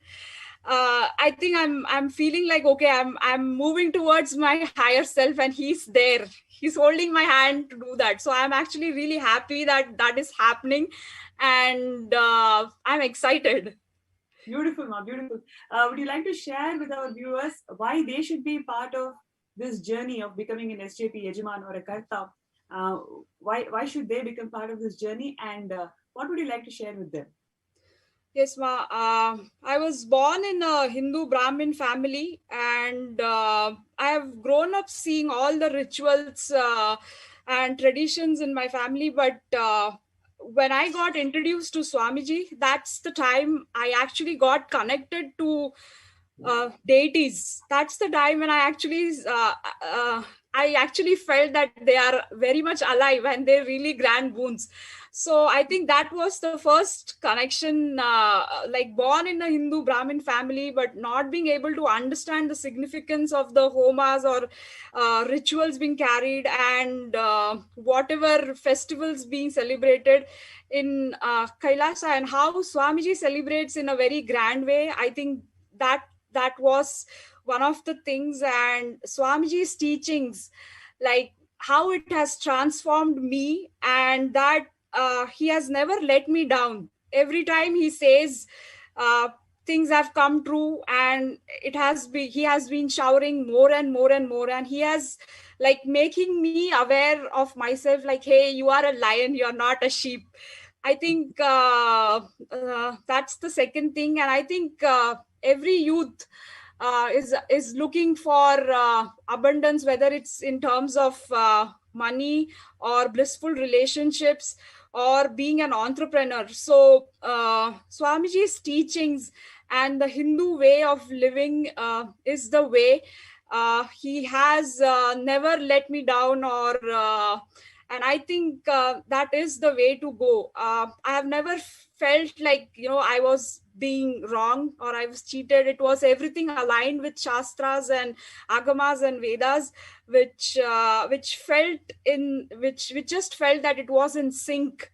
And there was no second thoughts. Like whatever he says has been coming true. And I think just the Hindu way of living, like living in abundance, the way he's teaching in many different ways and how he is making himself available, I think no one should be missing out this opportunity. No youth should be missing out this opportunity of bringing abundance in their life when he is available and he's making himself available. Wow. Thank you so much, Ma. That was really inspiring, especially the authenticity with which Swamiji is reviving Kailasa and how it is benefiting the youth today, whether it is through rituals or through life solutions or through all the other branches of Hinduism, sharing it with the whole world. No human being should be missing any of this. So thank you so much for sharing. Thank you so much for coming to the show today. And we are looking forward to your journey of becoming the SJP Karta. Thank you so much. Thank you, Ma. Thank you, Nithyananda.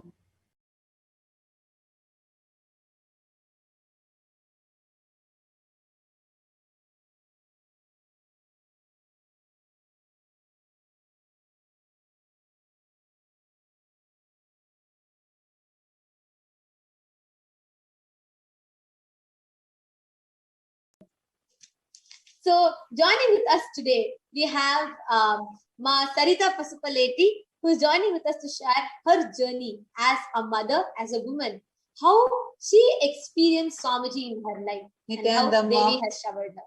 Nithyanandam, Ma Sarita Pasupaleti. Nithyanandam, Ma. I think we can just wait for a moment till she's showing. Yes, so we're just going to have her projected.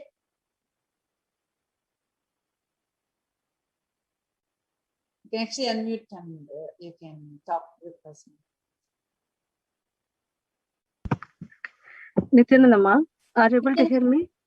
Yes, Yes. Ma, I want to tell the first thing. I'm so happy to have you here to share, because just to keep you informed, every viewer that are watching, everybody who are seeing this now, all of them are so excited. All of them are definitely so, they're also curious to listen to you, to share how as a mother or as a woman and as, you know, in your life, how you have seen Swamiji's just the blessing that Swamiji showered upon you, and most importantly, Devi's blessing very recently, how that has empowered you in your life. So would you want to just introduce yourself to all the viewers? Yeah, ma. I'm Sarita Pasfletti. I'm in Tennessee, USA. I mean, I know Swamiji from 2007, since 2007. Like every day, it's like a miracle. Like he's taking care of me like a kid, and then day to day in my day-to-day life, he's taking care of me everything. And not only like a work side and the family and the kids, everything he's taking care. Especially Devi Parashakti blessings recently, when I asked a couple of questions.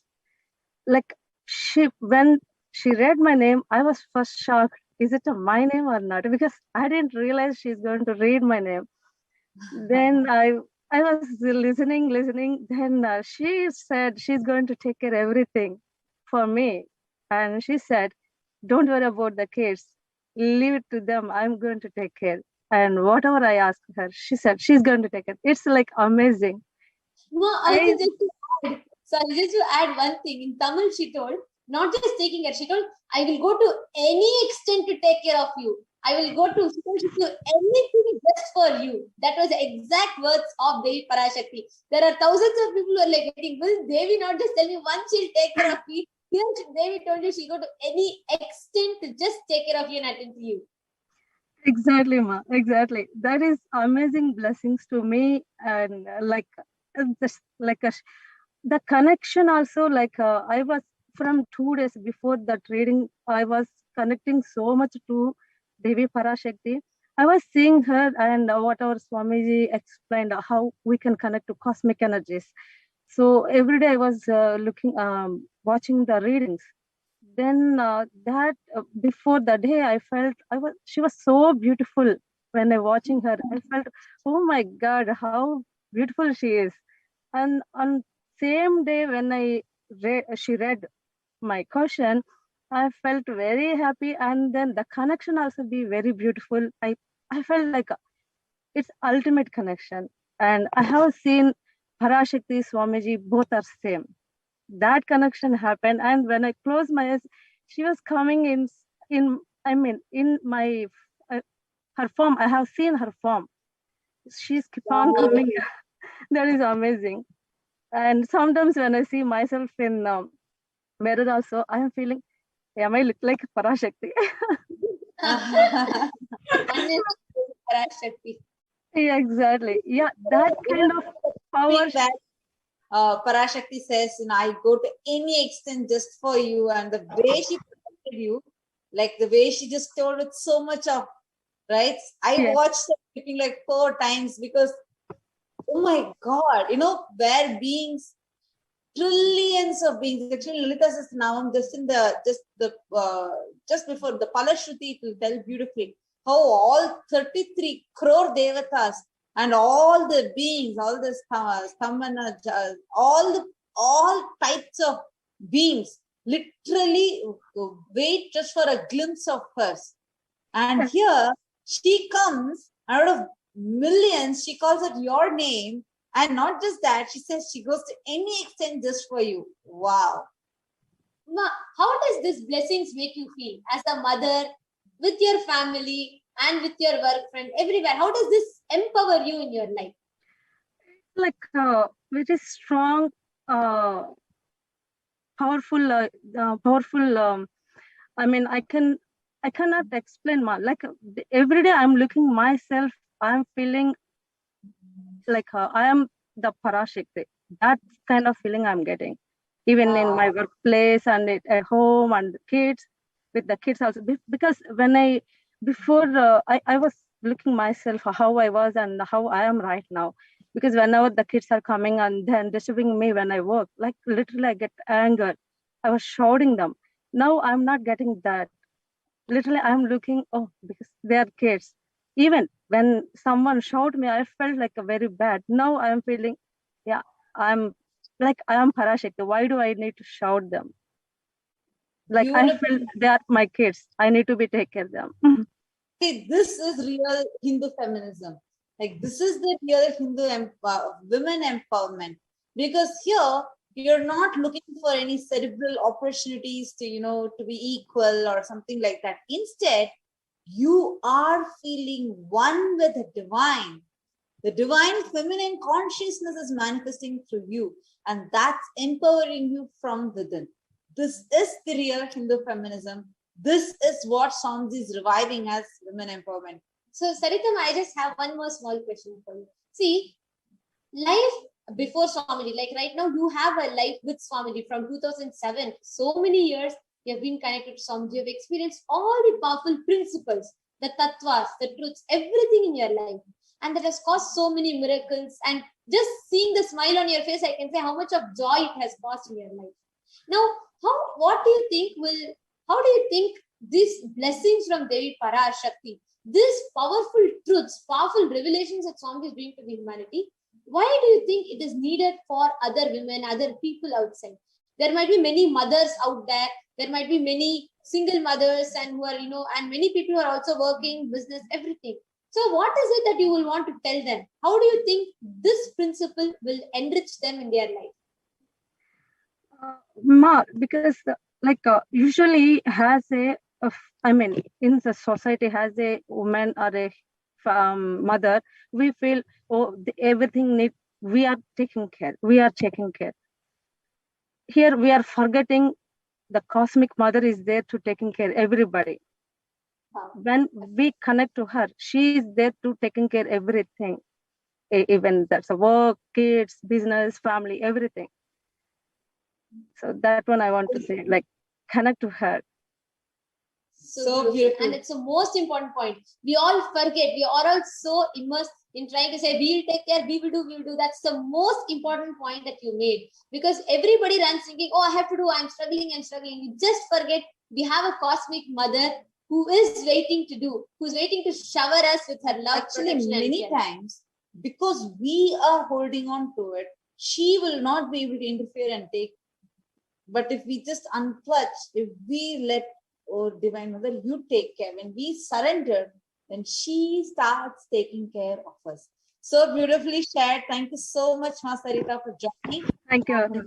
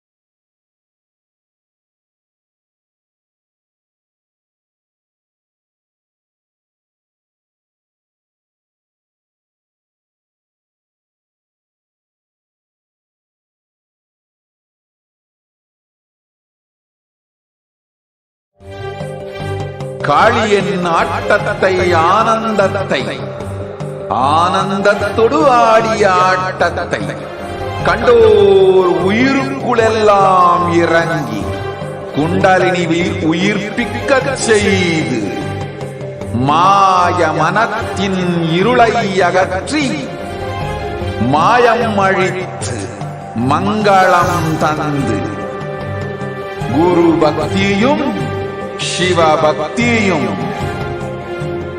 Paramasiva பக்தியும் பரமசிவ சக்தியும் அளிக்கின்றேன். மனமாயை விடுத்து குரு பதத்தை பற்றுங்கள். நித்யானந்தமாய் நிஜாவதாரமாய் வந்துதித்த என்னை பற்றி வாழ்வில் எல்லா நலமும் பெற்றிடுங்கள். ஓம் ஓம் ஓம். யாதுமாகி நின்றாய் காளி, ஓம் காளி ஓம் சக்தி, ஓம் காளி ஓம் சக்தி, ஓம் சக்தி ஓம் சக்தி ஓம் சக்தி. ஓம் ஓம் ஓம் ஓம்.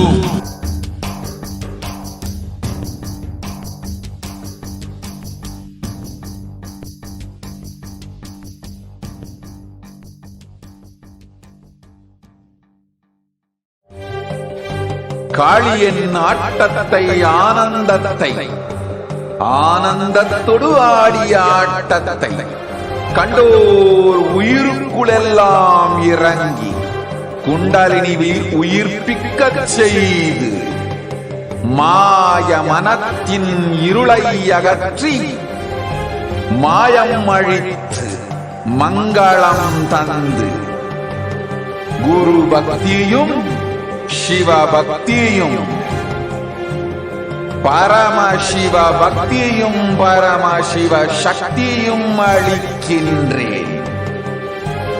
மனமாயை விடுத்து குரு பதத்தை பற்றுங்கள். நித்யானந்தமாய் நிஜாவதாரமாய் வந்துதித்த என்னை பற்றி வாழ்வில் எல்லா நலமும் பெற்றிடுங்கள். ஓம் ஓம் ஓம். யாதுமாகி நின்றாய் காளி, ஓம் காளி ஓம் சக்தி, ஓம் காளி ஓம் சக்தி, ஓம் சக்தி ஓம் சக்தி ஓம் சக்தி. ஓம் ஓம் ஓம் ஓம்.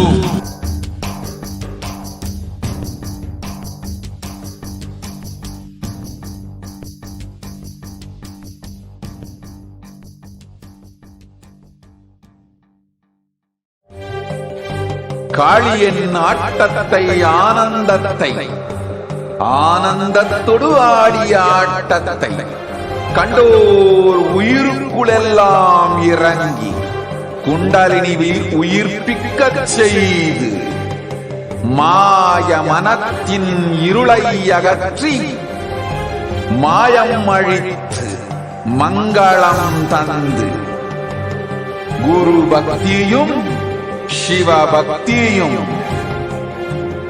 பரமசிவ பக்தியும் பரமசிவ சக்தியும் அளிக்கின்றேன். மனமாயை விடுத்து குரு பதத்தை பற்றுங்கள். நித்யானந்தமாய் நிஜாவதாரமாய் வந்துதித்த என்னை பற்றி வாழ்வில் எல்லா நலமும் பெற்றிடுங்கள். ஓம் ஓம் ஓம். யாதுமாகி நின்றாய் காளி, ஓம் காளி ஓம் சக்தி, ஓம் காளி ஓம் சக்தி, ஓம் சக்தி ஓம் சக்தி ஓம் சக்தி. ஓம் ஓம் ஓம் ஓம்.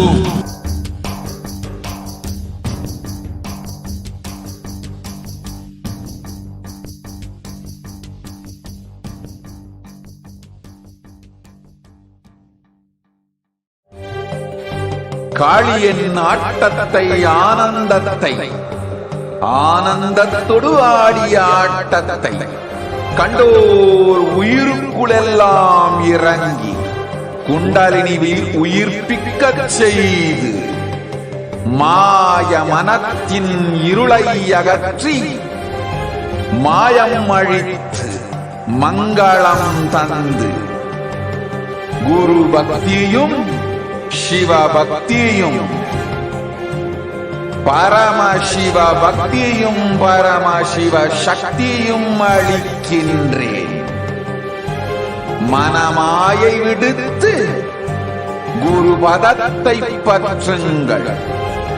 நித்யானந்தமாய் நிஜாவதாரமாய் வந்துதித்த என்னை பற்றி வாழ்வில் எல்லா நலமும் பெற்றிடுங்கள். ஓம் ஓம் ஓம்.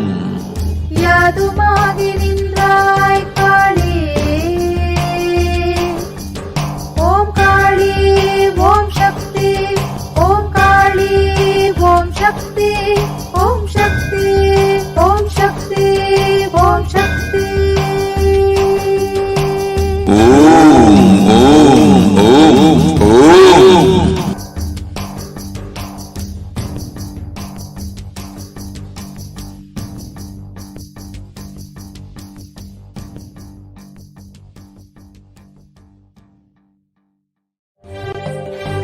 காளியின் ஆட்டத்தை ஆனந்தத்தை ஆனந்தத்தொடு ஆடிய ஆட்டத்தை கண்டோர் உயிருக்குளெல்லாம் இறங்கி குண்டலினி உயிர்ப்பிக்கச் செய்து மாய மனத்தின் இருளை அகற்றி மாயம் அழித்து மங்களம் தந்து குரு பக்தியும் சிவபக்தியும்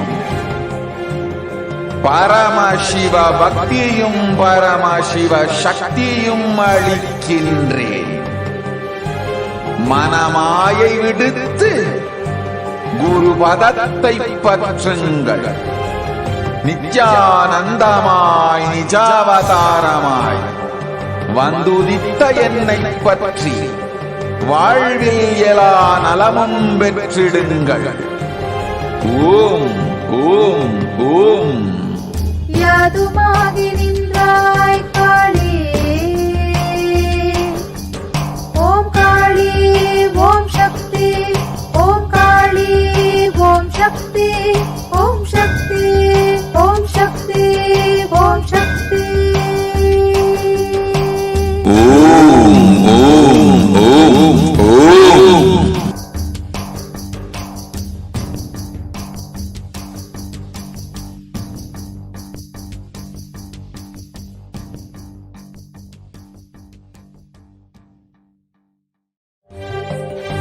காளியின் ஆட்டத்தை ஆனந்தத்தை ஆனந்தத்தொடு ஆடிய ஆட்டத்தை கண்டோர் உயிருக்குளெல்லாம் இறங்கி குண்டலினி உயிர்ப்பிக்கச் செய்து மாய மனத்தின் இருளை அகற்றி மாயம் அழித்து மங்களம் தந்து குரு பக்தியும் சிவபக்தியும்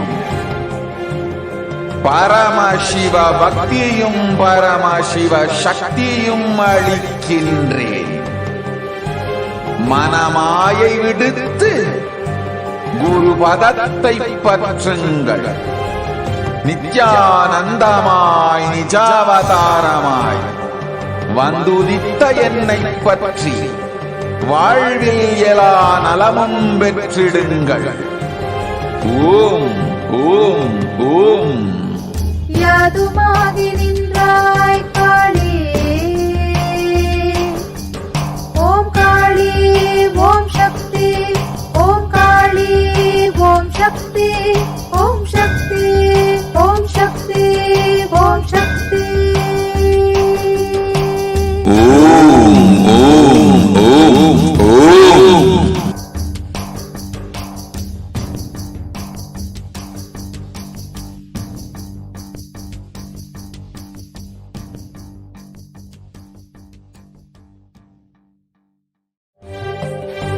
காளியின் ஆட்டத்தை ஆனந்தத்தை ஆனந்தத்தொடு ஆடிய ஆட்டத்தை கண்டோர் உயிருக்குளெல்லாம் இறங்கி குண்டலினி உயிர்ப்பிக்கச் செய்து மாய மனத்தின் இருளை அகற்றி மாயம் அழித்து மங்களம் தந்து குரு பக்தியும் சிவ பக்தியும்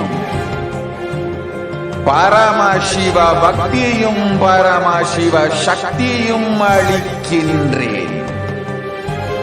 மனமாயை விடுத்து குரு பதத்தை பற்றுங்கள். நித்யானந்தமாய் நிஜாவதாரமாய் வந்துதித்த என்னை பற்றி வாழ்வில் எல்லா நலமும் பெற்றிடுங்கள். ஓம் ஓம் ஓம். யாதுமாகி நின்றாய் காளி, ஓம் காளி ஓம் சக்தி, ஓம் காளி ஓம் சக்தி, ஓம் சக்தி ஓம் சக்தி ஓம் சக்தி. ஓம் ஓம் ஓம் ஓம்.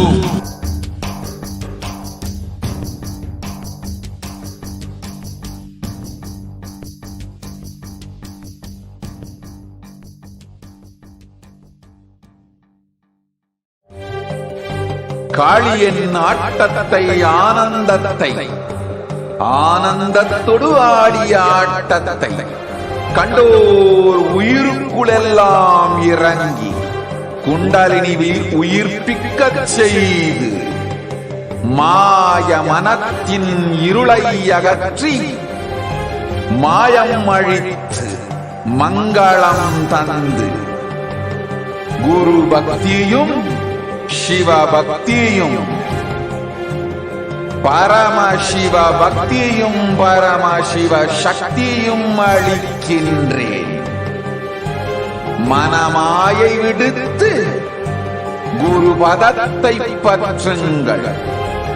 நித்யானந்தமாய் நிஜாவதாரமாய் வந்துதித்த என்னை பற்றி வாழ்வில் எல்லா நலமும் பெற்றிடுங்கள். ஓம் ஓம் ஓம். யாதுமாகி நின்றாய் காளி, ஓம் காளி ஓம் சக்தி, ஓம் காளி ஓம் சக்தி, ஓம் சக்தி ஓம் சக்தி ஓம் சக்தி. ஓம் ஓம் ஓம் ஓம்.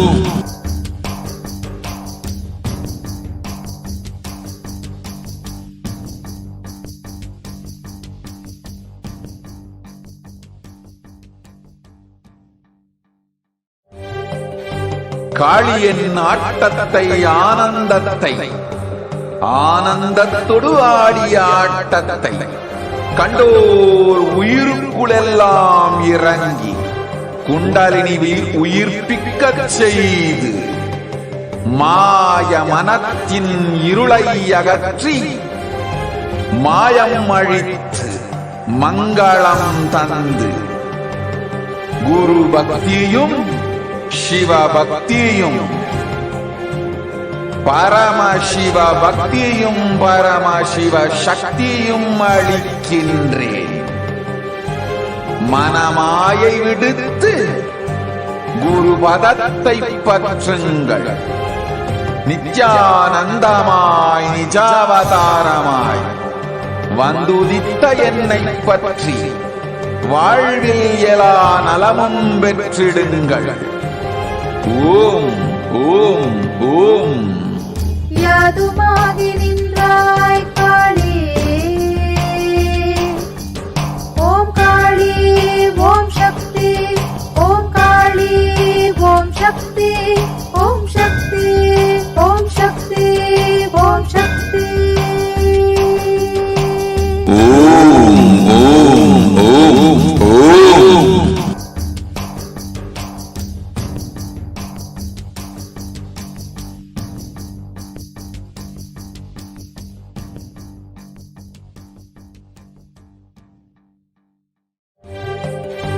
காளியின் ஆட்டத்தை ஆனந்தத்தை ஆனந்தத்தொடு ஆடிய ஆட்டத்தை கண்டோர் உயிருக்குளெல்லாம் இறங்கி குண்டலினிவில் உயிர்ப்பிக்கச் செய்து மாய மனத்தின் இருளை அகற்றி மாயம் அழித்து மங்களம் தந்து குரு பக்தியும் சிவ பக்தியும் பரமசிவ பக்தியும் பரமசிவ சக்தியும் அளிக்கின்றேன். மனமாயை விடுத்து குரு பதத்தை பற்றுங்கள். நித்யானந்தமாய் நிஜாவதாரமாய் வந்துதித்த என்னை பற்றி வாழ்வில் எல்லா நலமும் பெற்றிடுங்கள். ஓம் ஓம் ஓம். யாதுமாகி நின்றாய் காளி, ஓம் காளி ஓம் சக்தி, ஓம் காளி ஓம் சக்தி, ஓம் சக்தி ஓம் சக்தி ஓம் சக்தி.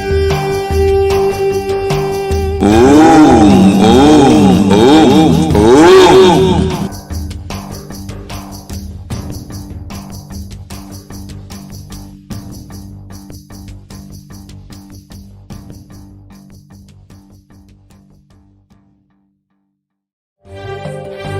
காளியின் ஆட்டத்தை ஆனந்தத்தை ஆனந்தத்தொடு ஆடிய ஆட்டத்தை கண்டோர் உயிருக்குளெல்லாம் இறங்கி குண்டலினிவில் உயிர்ப்பிக்கச் செய்து மாய மனத்தின் இருளை அகற்றி மாயம் அழித்து மங்களம் தந்து குரு பக்தியும் சிவ பக்தியும் பரமசிவ பக்தியும் பரமசிவ சக்தியும் அளிக்கின்றேன். மனமாயை விடுத்து குரு பதத்தை பற்றுங்கள். நித்யானந்தமாய் நிஜாவதாரமாய் வந்துதித்த என்னை பற்றி வாழ்வில் எல்லா நலமும் பெற்றிடுங்கள். ஓம் ஓம் ஓம். யாதுமாகி நின்றாய் காளி, ஓம் காளி ஓம் சக்தி, ஓம் காளி ஓம். So, joining with us Nithyanandam, today, we have thank you for joining us. Ma Sarita Pasupaleti, who is joining with us to share in our her journey present as segment, a mother, we as a have woman.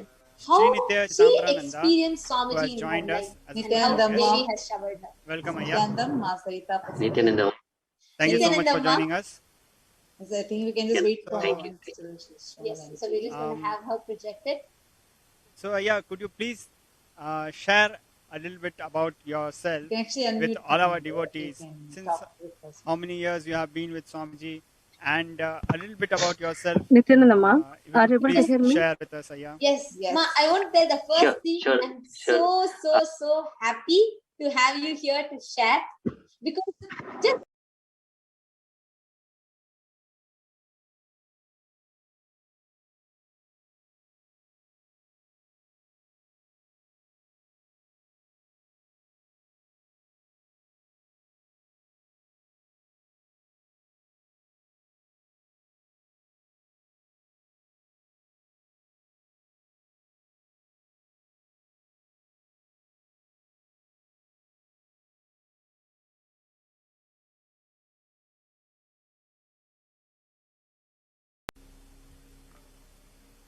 Nithyanandam, thank you for joining us.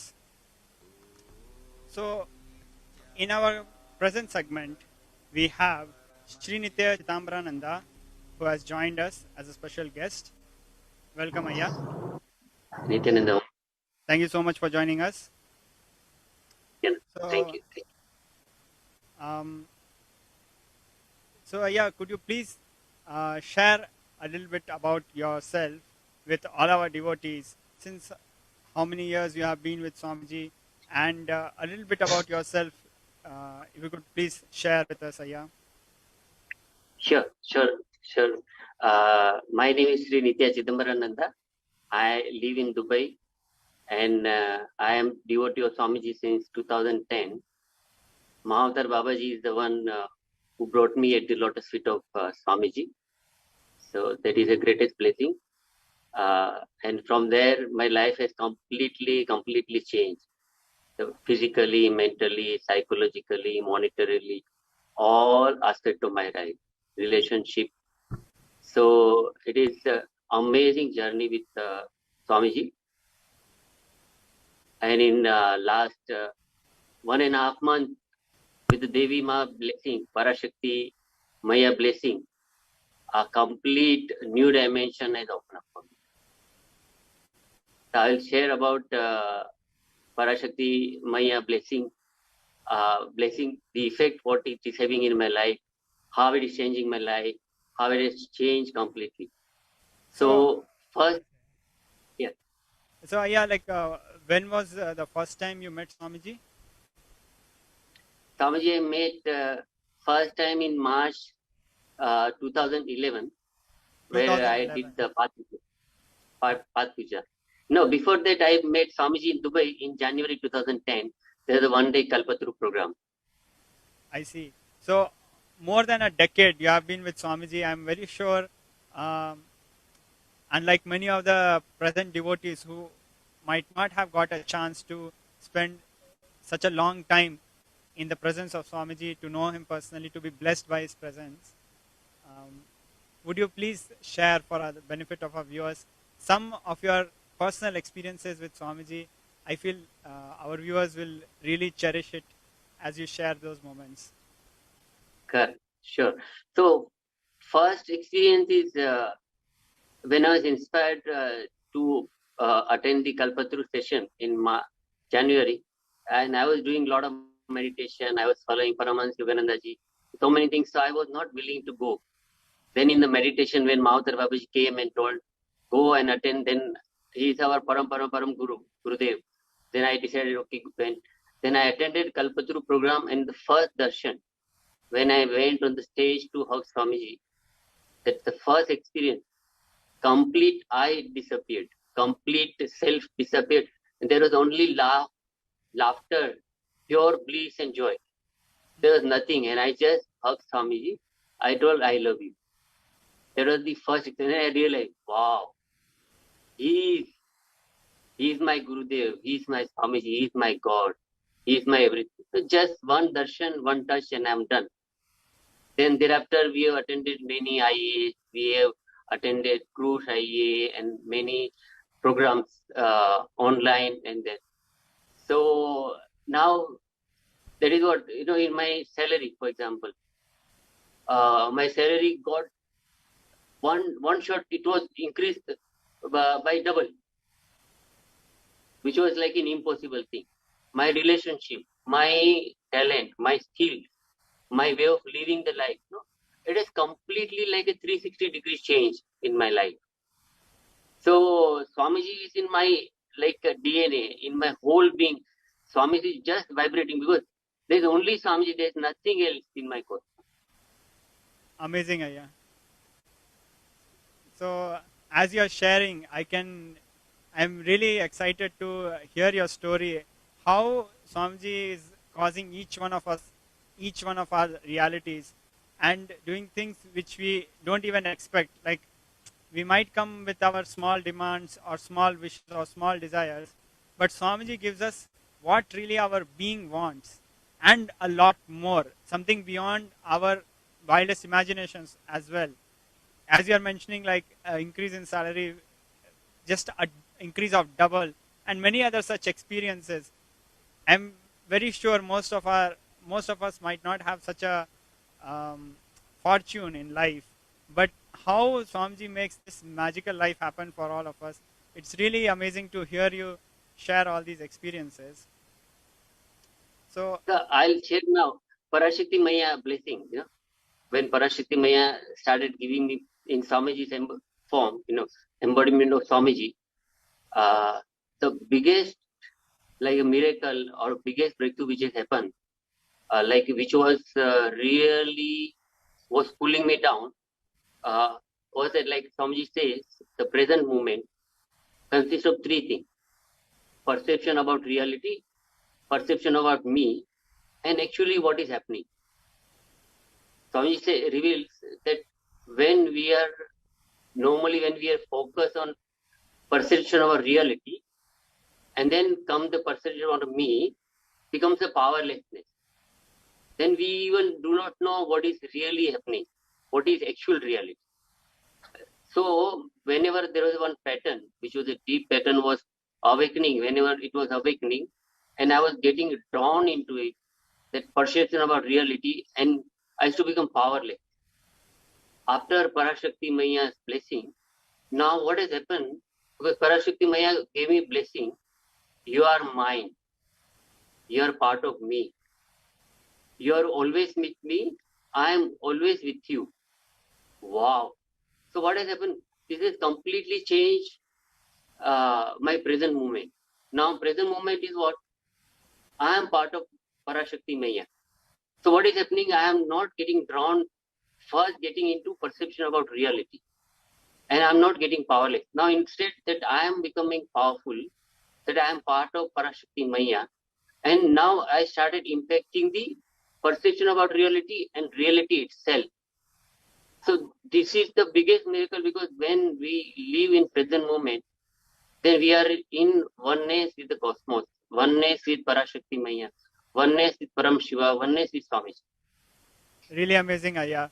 So it's really beautiful to hear from you how when so many people around the world are going such intense depression and intense mental disorders, anxieties, you are having, I should say, a phenomenal spiritual experiences with Devi's blessing, and evolving in ways which most of us might not be able to comprehend in such stressful times, especially.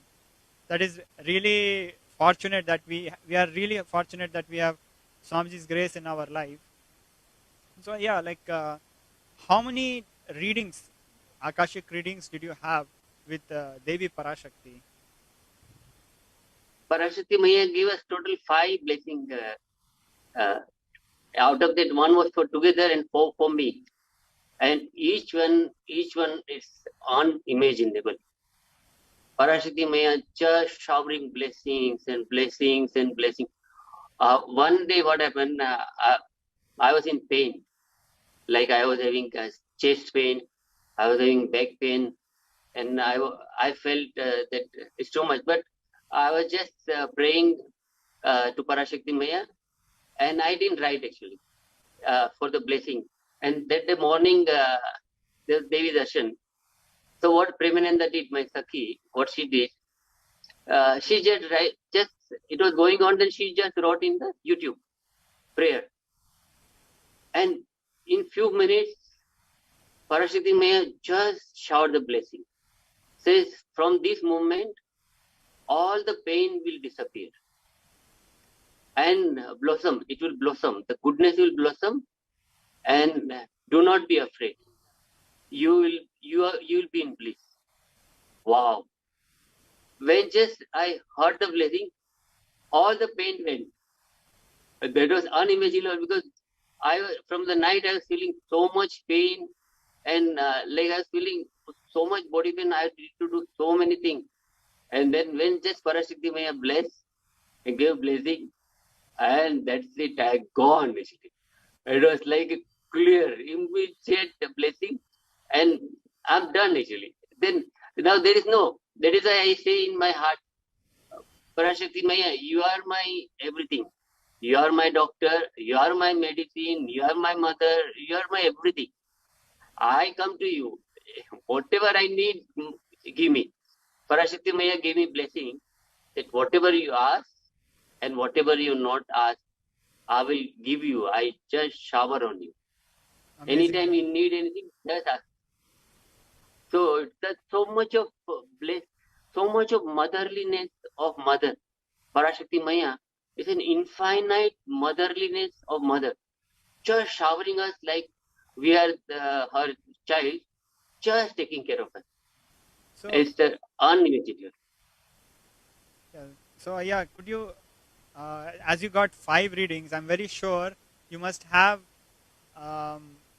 Parashakti Ma must have surely taken care of your families, extended families, especially those who are in India.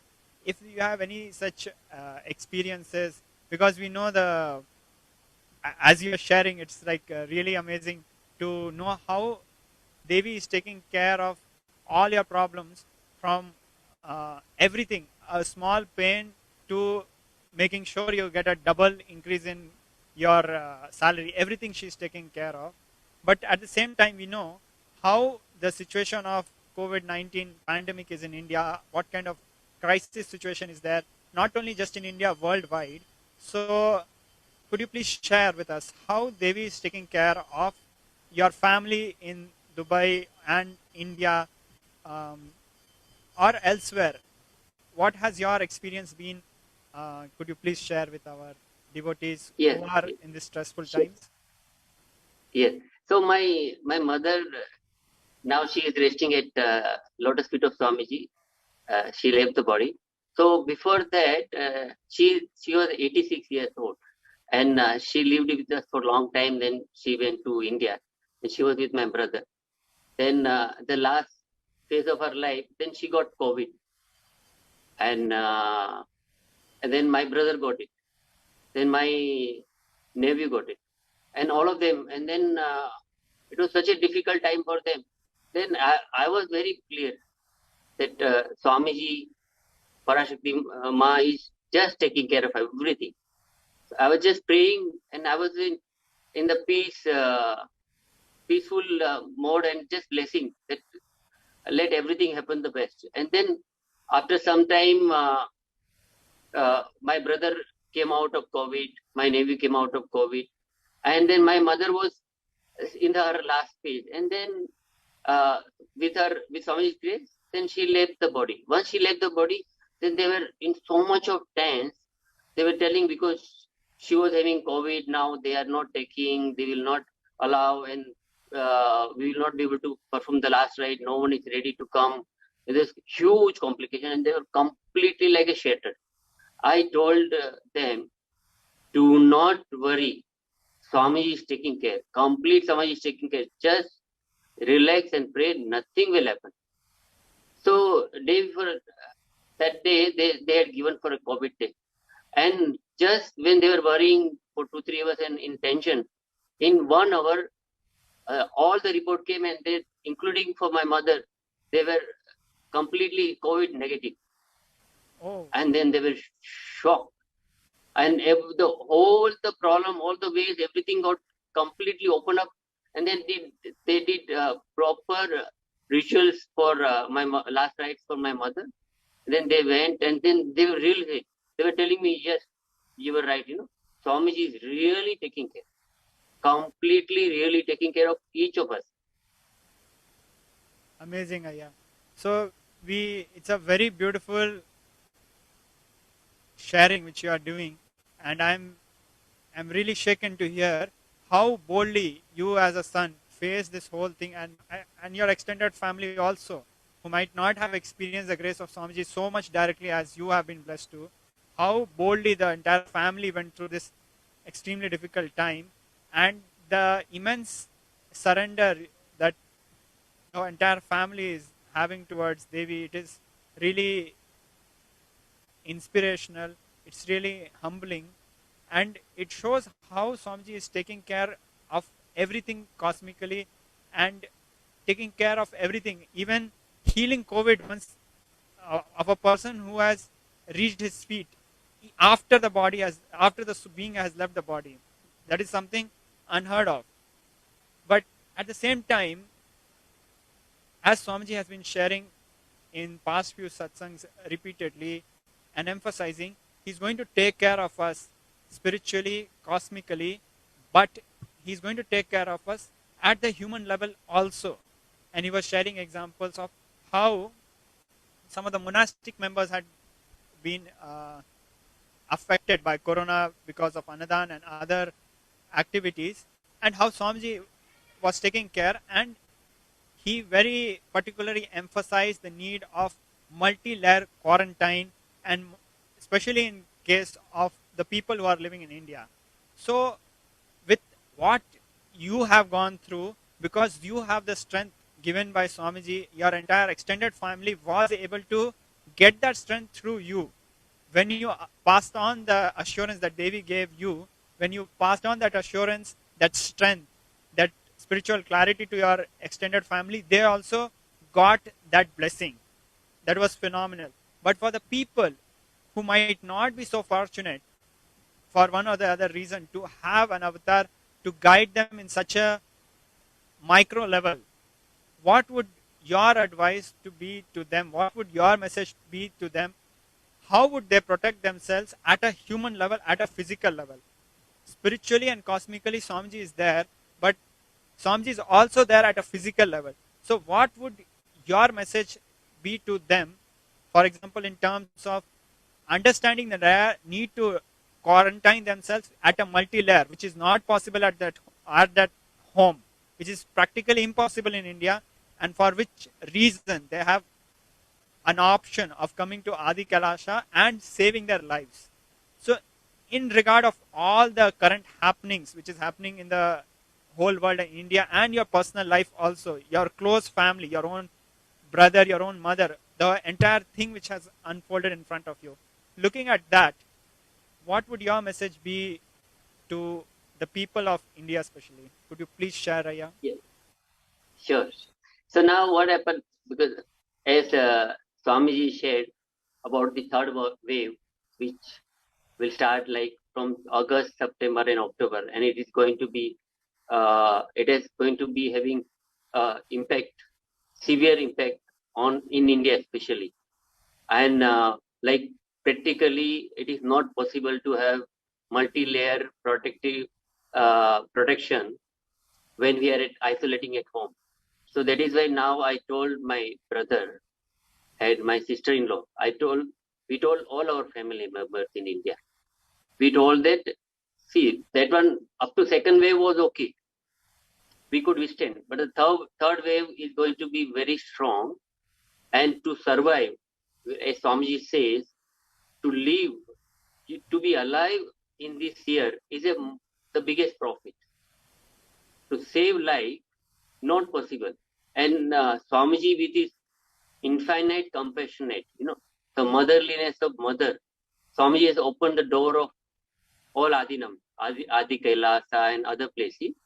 So I told them, run and go and live there. Forget everything else. So my brother and my sister-in-law, they're like in 1 week time, they're going to go and live in Adi Kailasa. I'm still inspiring the others because it is now, it is most important that they and all of us who are living in India, they want to save their life. And Swamiji especially has opened up without any charge, with just infinite compassionate to just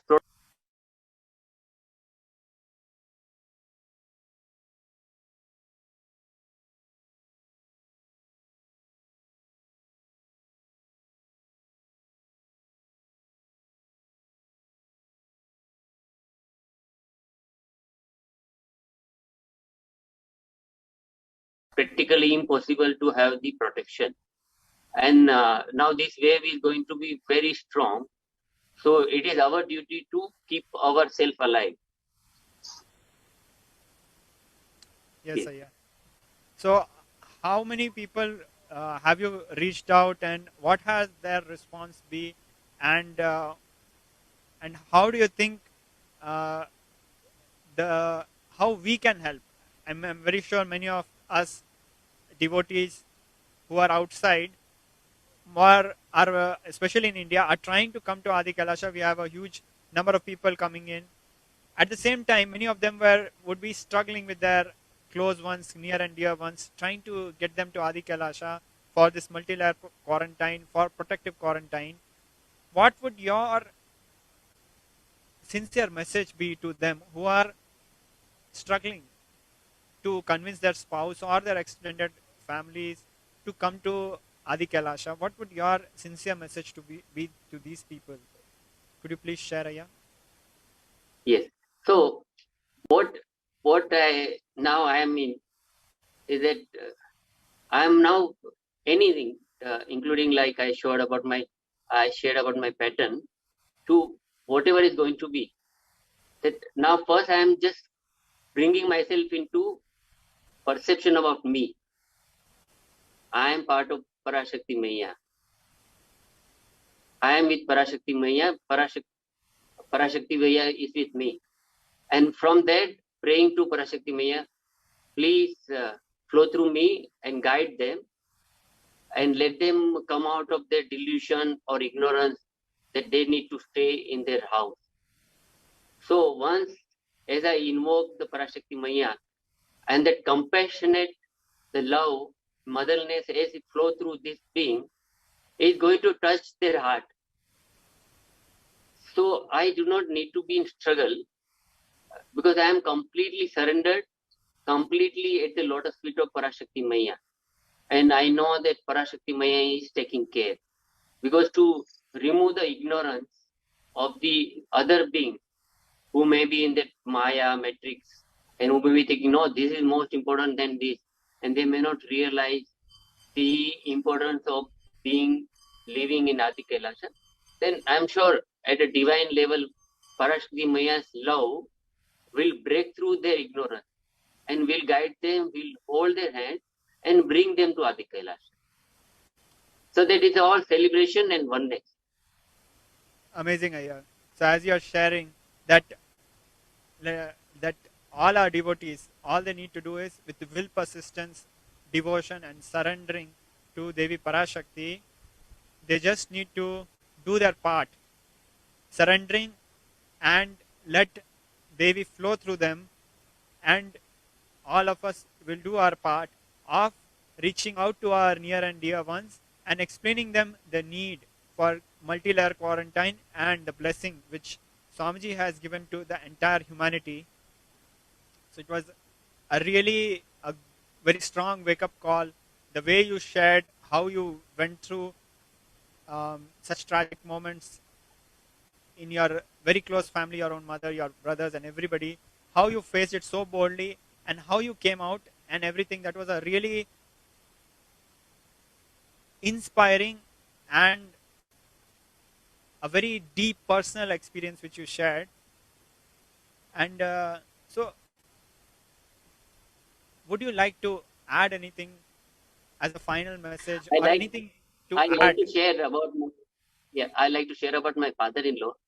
My father-in-law was staying here for a long time and we were serving him and all, and every day he was watching Swami SATSANG also with us every day morning, and then Swamiji personally blessed him, and Swami told, I will take care of you, and he at the later stage of his life he got deeply connected with Swamiji. So once he left the body, then in one satsang, Swamiji was just sharing, he left the body, but he still attending the satsang every day. So he is not binding himself that with body only he has to attend. So every day he is to come in the astral body, my father-in-law, and is to sit here and watch satsang and participate satsang every day, which of course with our eyes we couldn't see. But Swamiji, naturally Swamiji seen him and Swamiji was sharing and blessing him. That was unimaginable. The being, when Swamiji touches, Swamiji is completely take care when they are in the body, and even once they leave the body, then also the connection is there, which was unimaginable. Truly, really unimaginable and incomprehensible ways, very beautiful ways, divine leelas of Devi Parashakti expressing through the Nijavatara of the Supreme Pontiff of Hinduism, Swamiji. And I'm really humbled and inspired to listen all the sharings which you have done so far. Would you like to share any final words? Would you like to add anything, Ayya? Two things which is I would like to share is that two things which is really made and is making complete impact in my life. Is one is enriching, and second is Tyaga. what I feel the most powerful way is just enriching, making impact in the life of people, connecting beings to Swamiji more and more loving, more and more compassionate, and more tyaga, and more contribution, physical, mental, psychological, monetary contribution to our Sangha, for our mission, to keep our Sanatan Hindu Dharma alive, Chakra alive, and just doing whatever best we can do. So it is keep on opening all my patterns or blockage or delusion and the matrix and brought completely at the lotus feet of my Swamiji. So my message is, let us all do more and more enriching, more and more contributing, more and more sharing, more and more getting connected, feeling connection with Swamiji, and let connect more and more beings to feeling connection with Maya Swamiji. This is the way, only way it is going to change our life, empower our life, and not in this Janmas, for Janmas to come. Thank you, Aya. Thank you so much. It was a really beautiful sharing, and very aptly you pointed out that our duty is to just go on enriching, and this is the tyaga needed in these times of crisis. Really beautiful sharing, Aya. Thank you so much. So that was Srinitya Chitambrananda Aya, who came and shared his personal life experiences with us.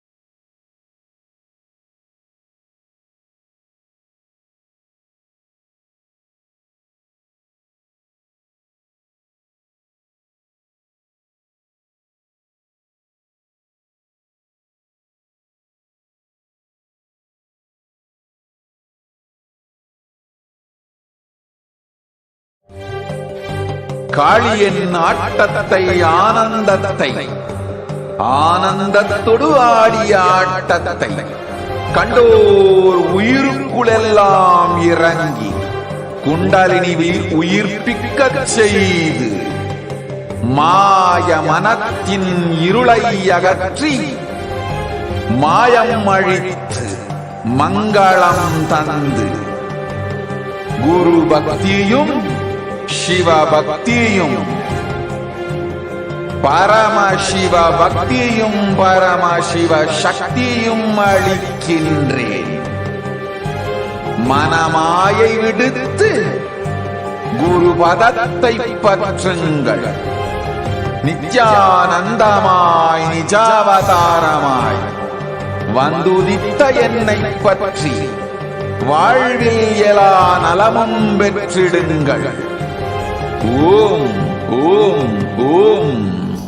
யாதுமாகி நின்றாய் காளி,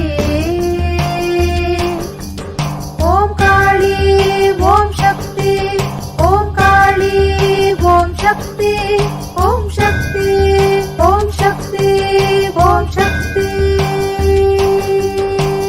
ஓம் ஓம் ஓம் ஓம்.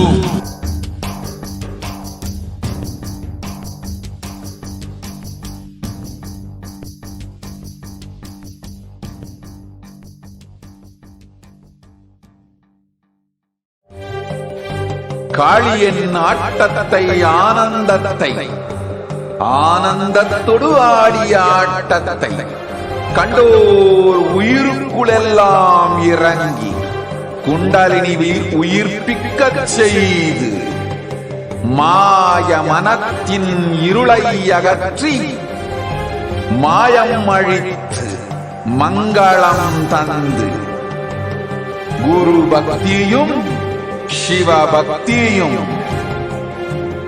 பரமசிவ பக்தியும் பரமசிவ சக்தியும் அளிக்கின்றேன். மனமாயை விடுத்து குரு பதத்தை பற்றுங்கள். நித்யானந்தமாய் நிஜாவதாரமாய் வந்துதித்த என்னை பற்றி வாழ்வில் எல்லா நலமும் பெற்றிடுங்கள். ஓம் ஓம் ஓம். யாதுமாகி நின்றாய் காளி, ஓம் காளி ஓம் சக்தி, ஓம் காளி ஓம் சக்தி, ஓம் சக்தி ஓம் சக்தி ஓம் சக்தி. ஓம் ஓம் ஓம் ஓம்.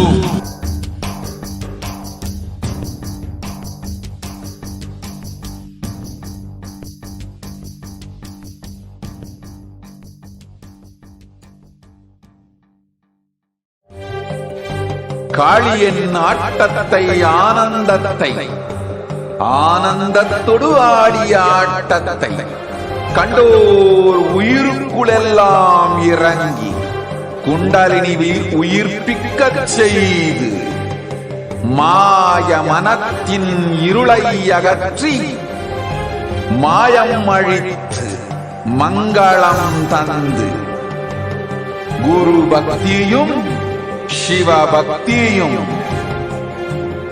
பரமசிவ பக்தியும் பரமசிவ சக்தியும் அளிக்கின்றேன். மனமாயை விடுத்து குரு பதத்தை பற்றுங்கள். நித்யானந்தமாய் நிஜாவதாரமாய் வந்துதித்த என்னை பற்றி வாழ்வில் எல்லா நலமும் பெற்றிடுங்கள். ஓம் ஓம் ஓம். யாதுமாகி நின்றாய் காளி, ஓம் காளி ஓம் சக்தி, ஓம் காளி ஓம் சக்தி, ஓம் சக்தி ஓம் சக்தி ஓம் சக்தி. ஓம் ஓம் ஓம் ஓம்.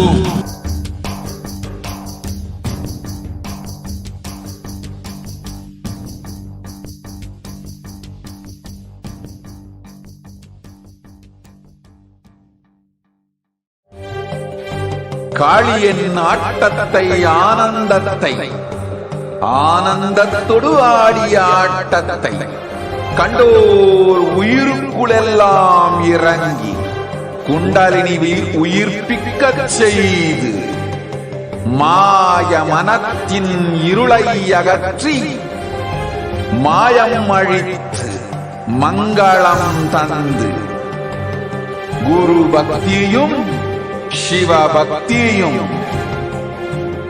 பரமசிவ பக்தியும் பரமசிவ சக்தியும் அளிக்கின்றேன். மனமாயை விடுத்து குரு பதத்தை பற்றுங்கள். நித்யானந்தமாய் நிஜாவதாரமாய் வந்துதித்த என்னை பற்றி வாழ்வில் எல்லா நலமும் பெற்றிடுங்கள். ஓம் ஓம் ஓம். யாதுமாகி நின்றாய் காளி, ஓம் காளி ஓம் சக்தி, ஓம் காளி ஓம் சக்தி, ஓம் சக்தி ஓம் சக்தி ஓம் சக்தி.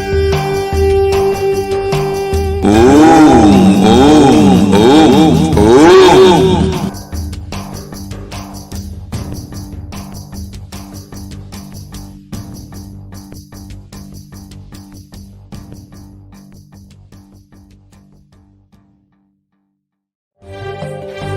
காளியின் ஆட்டத்தை ஆனந்தத்தை ஆனந்தத்தொடு ஆடிய ஆட்டத்தை கண்டோர் உயிருக்குளெல்லாம் இறங்கி குண்டலினிவில் உயிர்ப்பிக்கச் செய்து மாய மனத்தின் இருளை அகற்றி மாயம் அழித்து மங்களம் தந்து குரு பக்தியும் சிவ பக்தியும் பரமசிவ பக்தியும் பரமசிவ சக்தியும் அளிக்கின்றேன். மனமாயை விடுத்து குரு பதத்தை பற்றுங்கள். நித்யானந்தமாய் நிஜாவதாரமாய் வந்துதித்த என்னை பற்றி வாழ்வில் எல்லா நலமும் பெற்றிடுங்கள். ஓம் ஓம் ஓம். யாதுமாகி நின்றாய் காளி, ஓம் காளி ஓம் சக்தி, ஓம் காளி ஓம் சக்தி, ஓம் சக்தி ஓம் சக்தி ஓம் சக்தி. ஓம் ஓம் ஓம் ஓம்.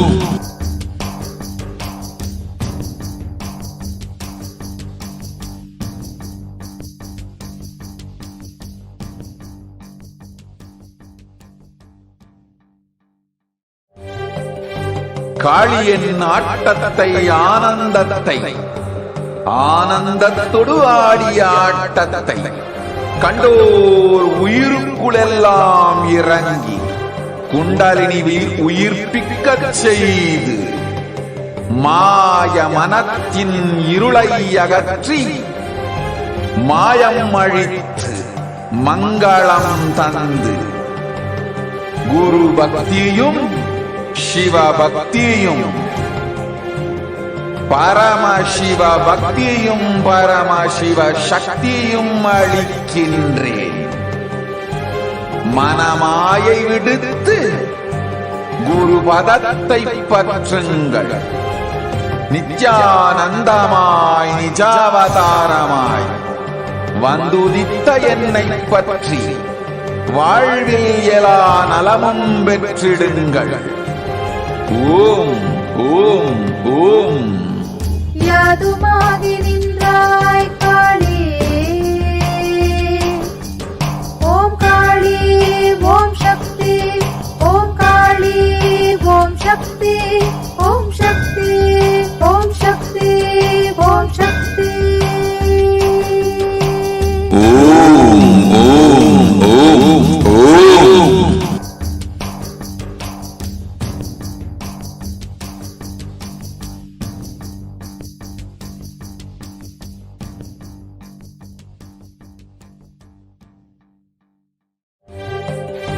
காளியின் ஆட்டத்தை ஆனந்தத்தை ஆனந்தத்தொடு ஆடிய ஆட்டத்தை கண்டோர் உயிருக்குளெல்லாம் இறங்கி குண்டலினிவில் உயிர்ப்பிக்கச் செய்து மாய மனத்தின் இருளை அகற்றி மாயம் அழித்து மங்களம் தந்து குரு பக்தியும் சிவ பக்தியும் பரமசிவ பக்தியும் பரமசிவ சக்தியும் அளிக்கின்றேன். மனமாயை விடுத்து குரு பதத்தை பற்றுங்கள். நித்யானந்தமாய் நிஜாவதாரமாய் வந்துதித்த என்னை பற்றி வாழ்வில் எல்லா நலமும் பெற்றிடுங்கள். ஓம் ஓம் ஓம். யாதுமாகி நின்றாய் காளி, ஓம் காளி ஓம் சக்தி, ஓம் காளி ஓம் சக்தி, ஓம் சக்தி ஓம் சக்தி ஓம் சக்தி. ஓம் ஓம் ஓம் ஓம்.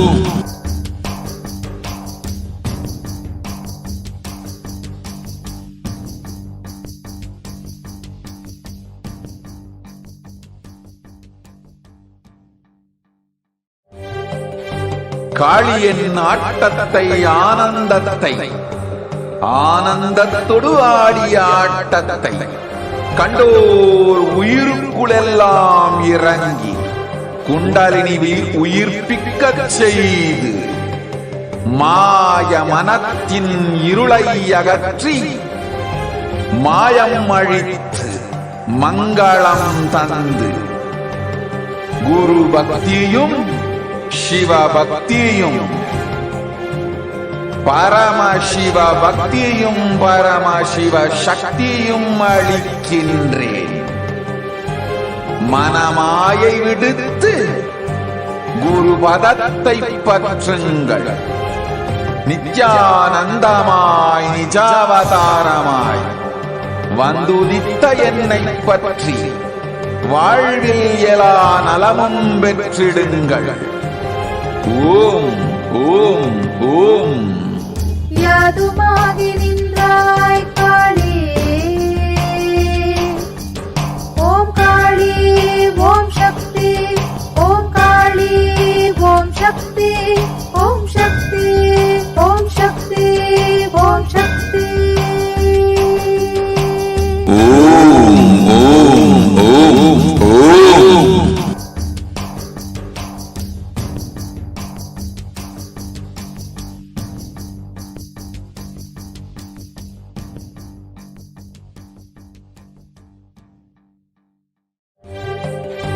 காளியின் ஆட்டத்தை ஆனந்தத்தை ஆனந்தத்தொடு ஆடிய ஆட்டத்தை கண்டோர் உயிருக்குளெல்லாம் இறங்கி குண்டலினிவில் உயிர்ப்பிக்கச் செய்து மாய மனத்தின் இருளை அகற்றி மாயம் அழித்து மங்களம் தந்து குரு பக்தியும் சிவ பக்தியும்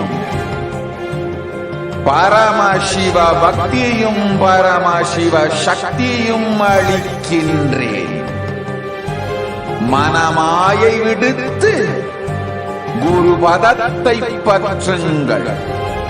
நித்யானந்தமாய் நிஜாவதாரமாய் வந்துதித்த என்னை பற்றி வாழ்வில் எல்லா நலமும் பெற்றிடுங்கள்.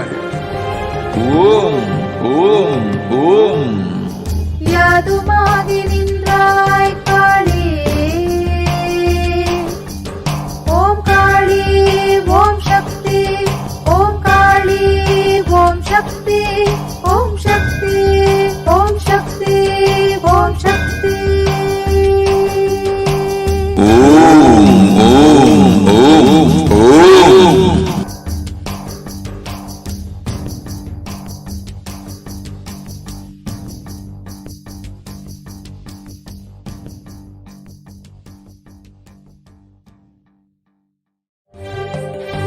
காளியின் ஆட்டத்தை ஆனந்தத்தை ஆனந்தத்தொடு ஆடிய ஆட்டத்தை கண்டோர் உயிருக்குளெல்லாம் இறங்கி குண்டலினி உயிர்ப்பிக்கச் செய்து மாய மனத்தின் இருளை அகற்றி மாயம் அழித்து மங்களம் தந்து குரு பக்தியும் சிவ பக்தியும்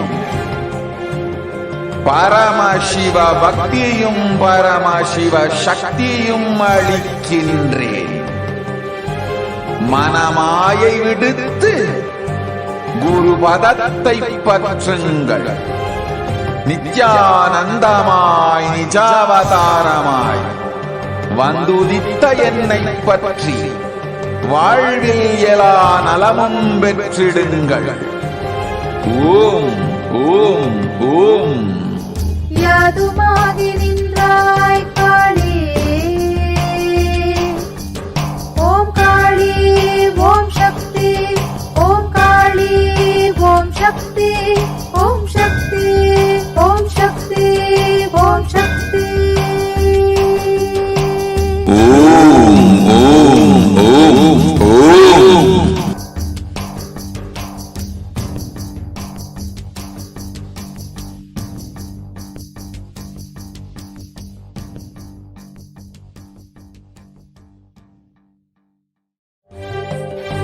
காளியின் ஆட்டத்தை ஆனந்தத்தை ஆனந்தத்தொடு ஆடிய ஆட்டத்தை கண்டோர் உயிருக்குளெல்லாம் இறங்கி குண்டலினி உயிர்ப்பிக்கச் செய்து மாய மனத்தின் இருளை அகற்றி மாயம் அழித்து மங்களம் தந்து குரு பக்தியும் சிவ பக்தியும் பரமசிவ பக்தியும் பரமசிவ சக்தியும் அளிக்கின்றேன். மனமாயை விடுத்து குரு பதத்தை பற்றுங்கள். நித்யானந்தமாய் நிஜாவதாரமாய் வந்துதித்த என்னை பற்றி வாழ்வில் எல்லா நலமும் பெற்றிடுங்கள். ஓம் ஓம் ஓம். யாதுமாகி நின்றாய் காளி, ஓம் காளி ஓம் சக்தி, ஓம் காளி ஓம் சக்தி, ஓம் சக்தி ஓம் சக்தி ஓம் சக்தி. ஓம் ஓம் ஓம் ஓம்.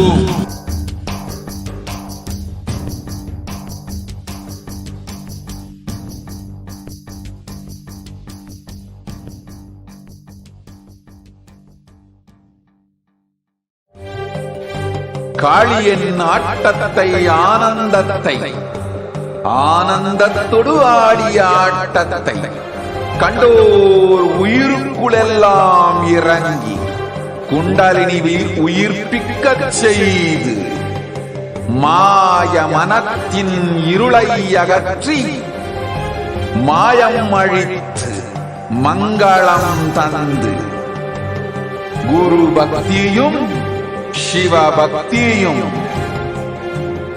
பரமசிவ பக்தியும் பரமசிவ சக்தியும் அளிக்கின்றேன்.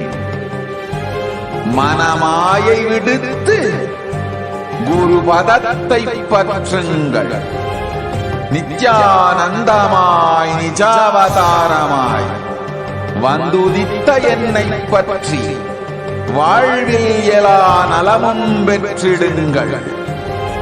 ஓம் ஓம் ஓம். யாதுமாகி நின்றாய் காளி, ஓம் காளி ஓம் சக்தி, ஓம் காளி ஓம் சக்தி, ஓம் சக்தி ஓம் சக்தி ஓம் சக்தி.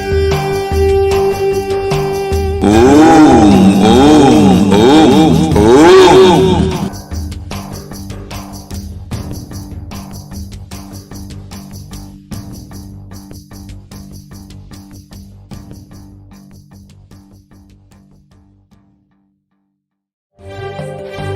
காளியின் ஆட்டத்தை ஆனந்தத்தை ஆனந்தத்தொடு ஆடிய ஆட்டத்தை கண்டோர் உயிருக்குளெல்லாம் இறங்கி குண்டலினி உயிர்ப்பிக்கச் செய்து மாய மனத்தின் இருளை அகற்றி மாயம் அழித்து மங்களம் தந்து குரு பக்தியும் சிவ பக்தியும்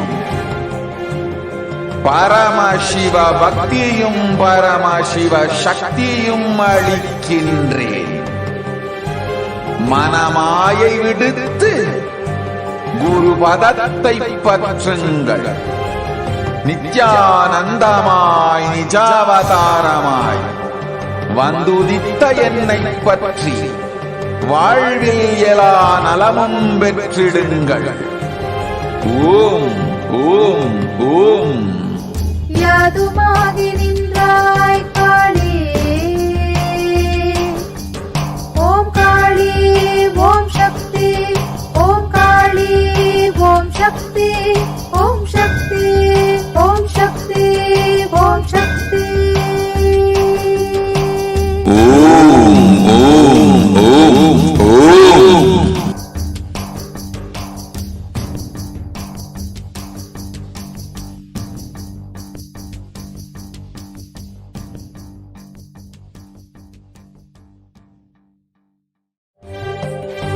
காளியின் ஆட்டத்தை ஆனந்தத்தை ஆனந்தத்தொடு ஆடிய ஆட்டத்தை கண்டோர் உயிருக்குளெல்லாம் இறங்கி குண்டலினி உயிர்ப்பிக்கச் செய்து மாய மனத்தின் இருளை அகற்றி மாயம் அழித்து மங்களம் தந்து குரு பக்தியும் சிவ பக்தியும்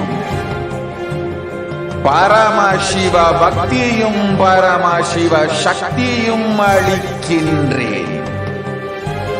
மனமாயை விடுத்து குரு பதத்தை பற்றுங்கள். நித்யானந்தமாய் நிஜாவதாரமாய் வந்துதித்த என்னை பற்றி வாழ்வில் எல்லா நலமும் பெற்றிடுங்கள். ஓம் ஓம் ஓம். யாதுமாகி நின்றாய் காளி, ஓம் காளி ஓம் சக்தி, ஓம் காளி ஓம் சக்தி, ஓம் சக்தி ஓம் சக்தி ஓம் சக்தி. ஓம் ஓம் ஓம் ஓம்.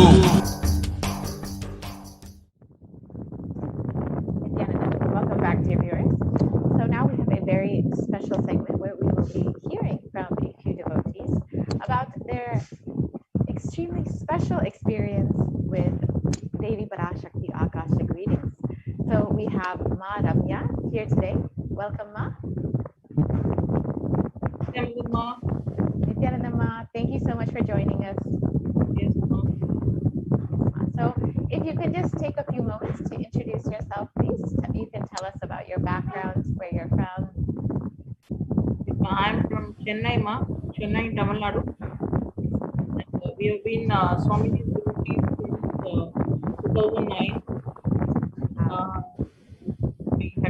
I had first attended Swamiji's Kalpataru Darshan in Chennai. So it was my first experience with Swamiji. It was a divine experience which I had come with my brother and mother. So he was giving blessings. Like the whole day we were there with Swamiji. So wow. When Swamiji had come, they were playing some divine music, and the way Swamiji was giving, the vibration, everything was it was heavenly. So that was my first experience. And then like for after that I got married. Then my husband had also become Swamiji's devotee. Wow, that's the greatest blessing to have your spouse also as devotee for and to Swamiji. Yes.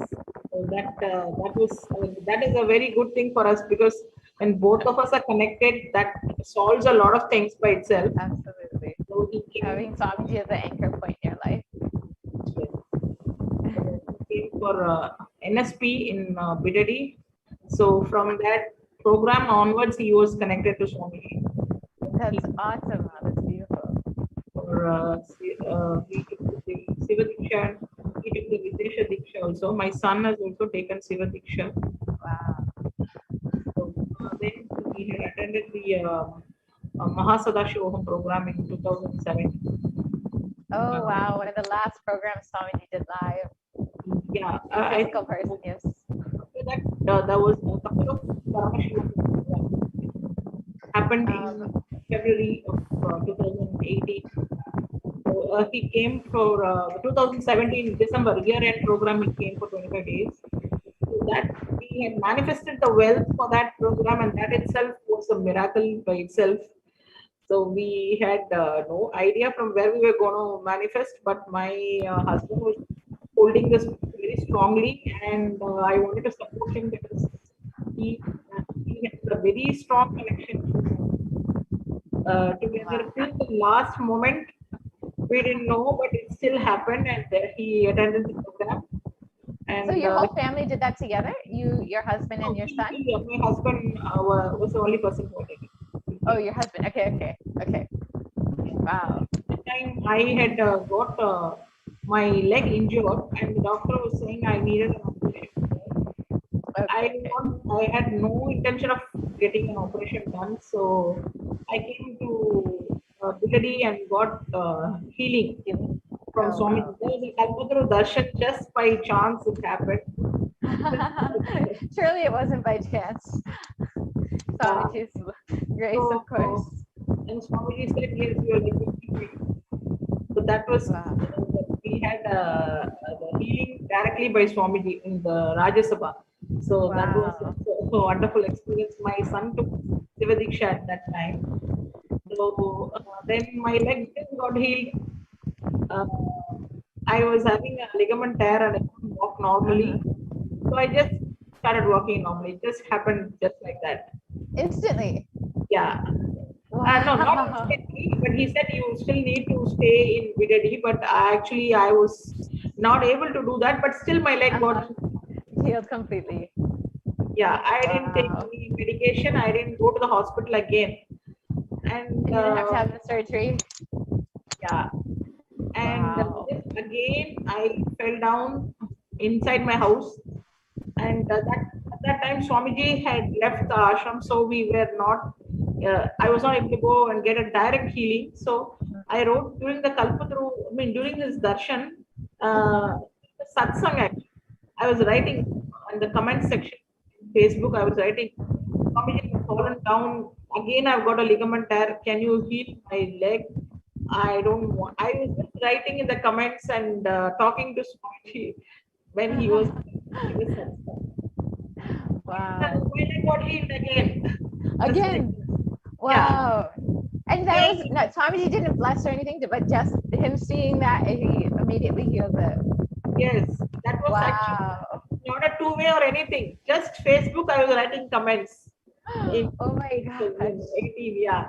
So I just, so I was like amazed. I didn't have any words to say because Swamiji was not seeing me. I'm just seeing Swamiji in the Facebook live, but the leg got healed. That's all. So this is actually a really beautiful point, Ma, for a lot of people who are having their questions. Maybe they feel that their questions aren't answered during the Devi Parashakti Akashic reading, but just Swamiji seeing Devi, seeing your question, your request for blessings is enough. Swamiji, Devi will just shower their energy on you and ensure that whatever you need will happen. It's such a beautiful sharing, Ma. Yes, Ma. But no, what I'm saying is this was not even during this Parashakti. Yes, this is just during 2019.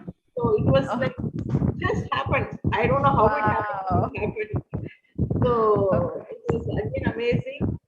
So then we got Swamiji's Atma Murti after that. We have a so we got the Atma Murti Murti, and I keep talking to the Atma Murti. A lot of things. We got a Rajita Murti also during the Mahasadashivam program. All the participants were Rajita Murti. Yes. Wow. And then Atma Murti at home, who I keep talking to. And then this year, my husband has signed up for Sarvanya Pita Yajama. So, Wow. He was having a lot of obstacles. He was holding the space strongly because he signed up during the MSS program. So obstacles were there. So this time Swamiji has blessed, Devi has blessed him repeatedly that yes, you will become a servant with a Yajaman as well as Karta. Wow. And, yeah, so you will that's all you need. All the obstacles will be removed. I will bless you with the money. Don't worry about it. Manifest a lot of wealth, and apart from that, you will still have a lot of wealth apart from what you are doing. Yes. Still have a lot of wealth. Wow. And, again, we had some blind spots. So again he had asked so many blind spots. Still, the obstacles are there. So again, Swamiji has blessed that I will remove all that. Wow, that's amazing, Ma. So have you had any other experiences with the Devi Parashakti Akashic readings? Can you share a little bit more about that? Yes, actually, we had living in this rented house now, and my husband is having the thought that we should open a Kailasa here. This is an independent house because we need an independent house to have a Kailasa. So Swamiji has said, Devi had blessed last week that it will happen. We have a neem tree in the front of the house and a neem tree in the back of the house. So the neem tree is connected to Mahamai. So we were very much interested in starting the Kailasa here. So that will happen. It's just happening by itself as a neem tree when we came. Wow. The really big one and also a big one in the backyard also. So we thought this house is connected with Atma Murti, Rajita Murti, and neem trees are also there. So we wanted to have the Kailasa here, and Devi has said, yes, I will help you start the Kailasa in your area, and I will stay there and I will bless all the people. Wow. Devi has blessed that it will happen. So these are the blessings that we have received since. Continuously, like Swamiji is like literally living with you. Yeah, yes, that is right. Yeah, and when when we're having a Devi Darshan, we have this feeling that Devi is going to forgive whatever we have done. That's the compassion is there always. The compassion which she sees she's the cosmic mother, and she's going to take me as a child. Whatever mistakes a child does, the mother will forgive and forget, and still give the blessings. So that kind of space I'm able to experience during the Devi Darshan, and especially the two-way darshan is just on another level because it's totally different than what were Parashakti giving.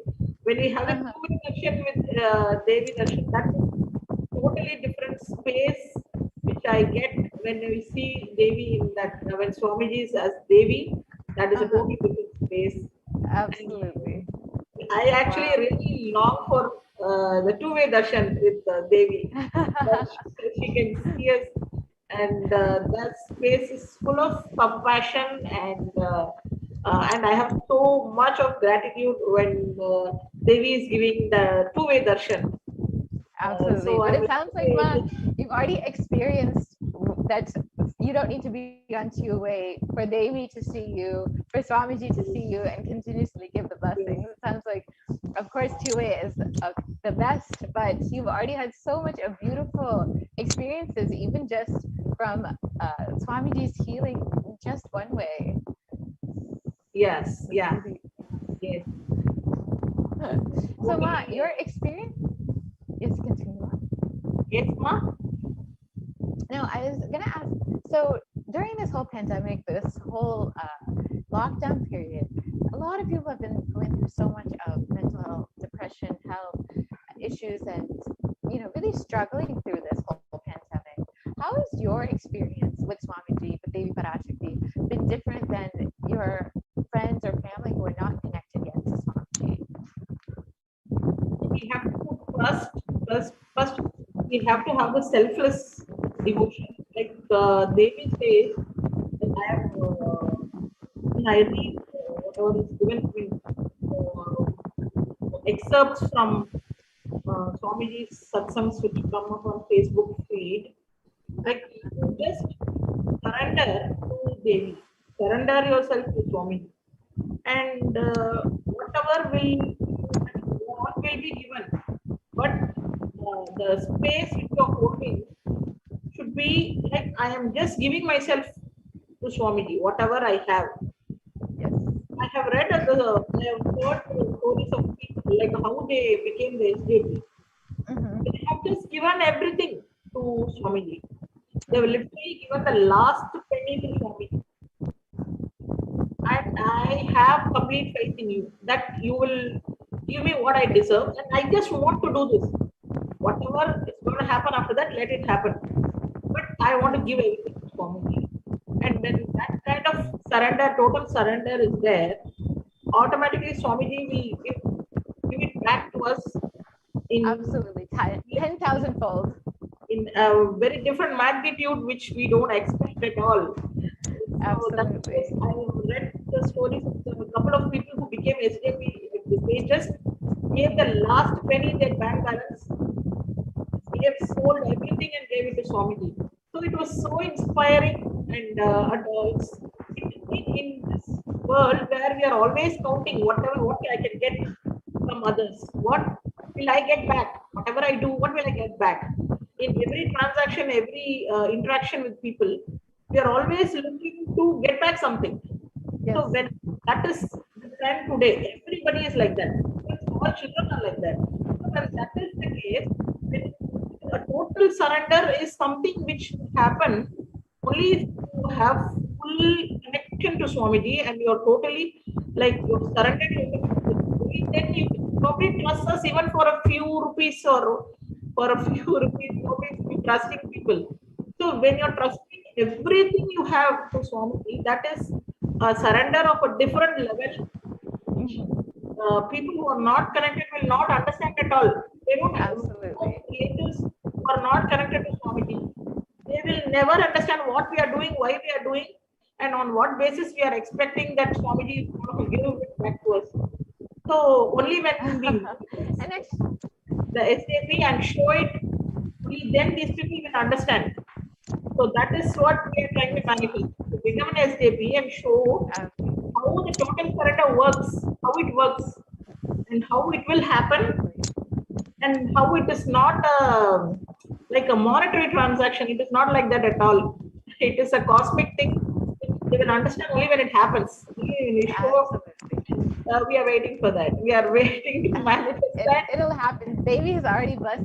I'm sure it'll happen very, very soon, Ma. And actually, that's such a beautiful point you made. That Swamiji, exactly, he doesn't need anything from you, but he's just waiting to shower upon you. The moment, like you shared, the moment that people just fully surrendered themselves to Swamiji and gave everything they had, Swamiji gave them 10,000 fold, something that they could never even imagine. And that's exactly what Swamiji is waiting to do for you. The moment that you decide that you want to fully surrender yourself and give everything you have, your entire being to him, then he will just take care of everything for you, every aspect. And that's such a beautiful sharing, Ma. And one more thing that Swamiji Devi had revealed was that space of Savikalpa Samadhi, when you just completely lose yourself in Swamiji, in Devi. And when you experience that, everything that you ask for, whether you ask for it, whether you don't ask for it, whether you realize that you want it or not, Devi, Swamiji will just shower it upon you.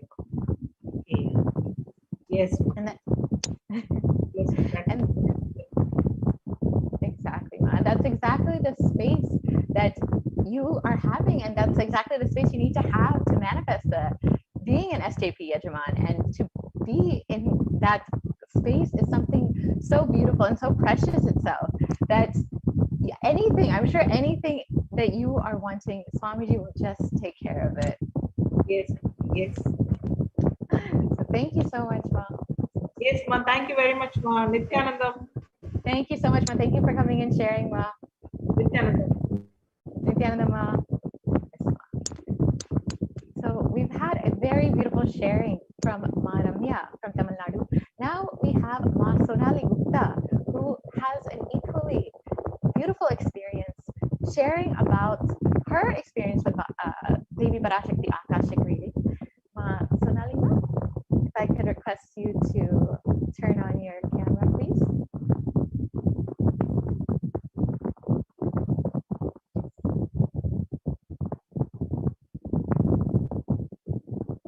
Nithyananda Ma.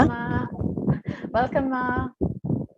Yes, sir. Thank you. Thank you so Thank you, much for joining us. Swamiji.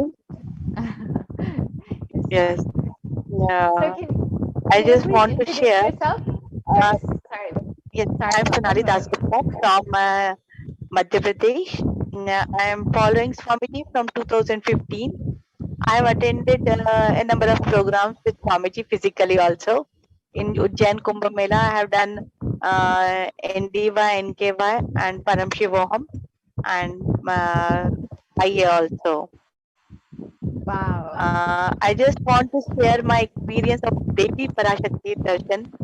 Actually, Yes, when I was sitting in one way for Devi Parashakti Darshan,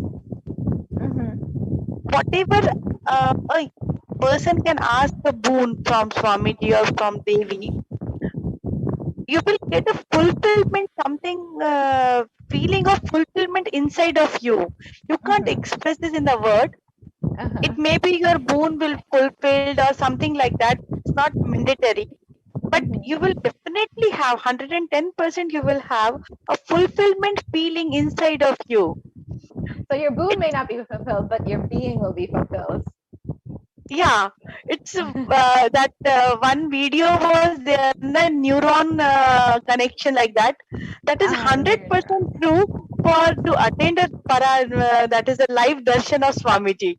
Whether it is Devi or today's the Sundareshwara, you will definitely a person who is attending it will definitely have some sort of fulfillment.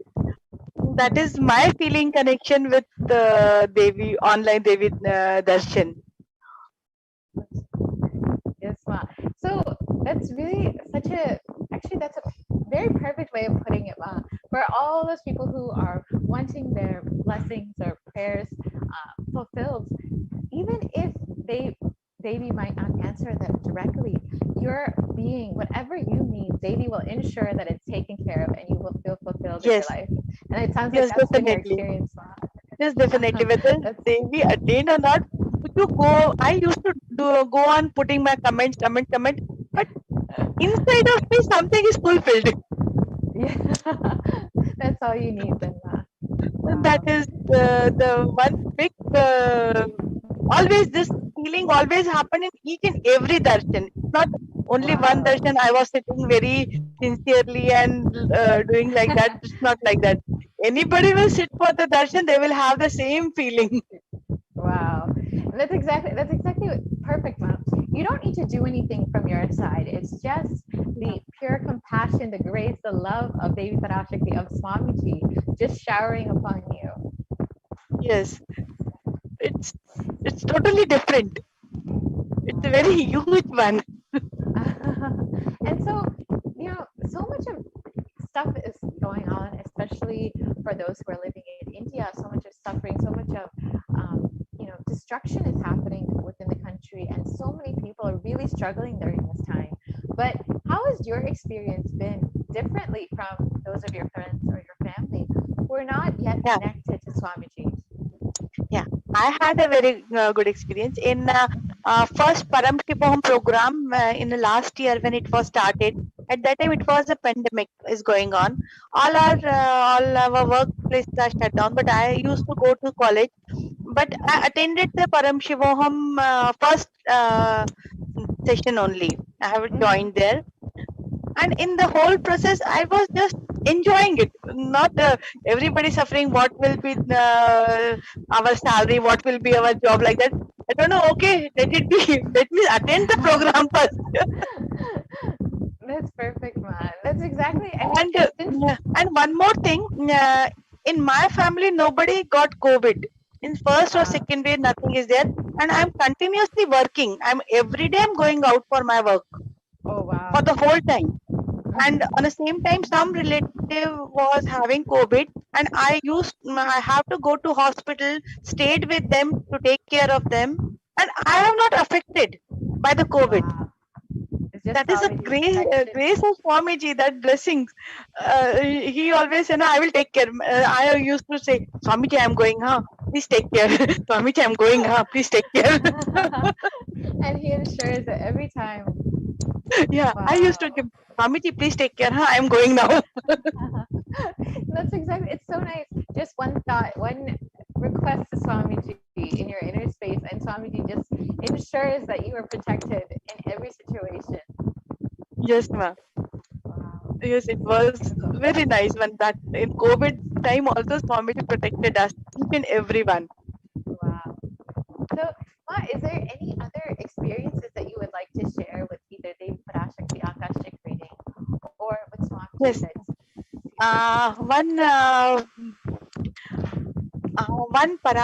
I was asking, I used to from my Endiva NKY also, I always ask Swamiji, please open my third eye.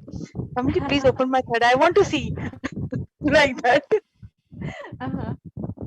When every time my third eye is open, but I can see the things which are already existing. Then in Parashakti also, I was writing like that. Swamiji, please open my third eye. It is still not open fully. So at that time, I was just writing it there, and Swamiji uttered my name, blessings, Sonali, like that. I was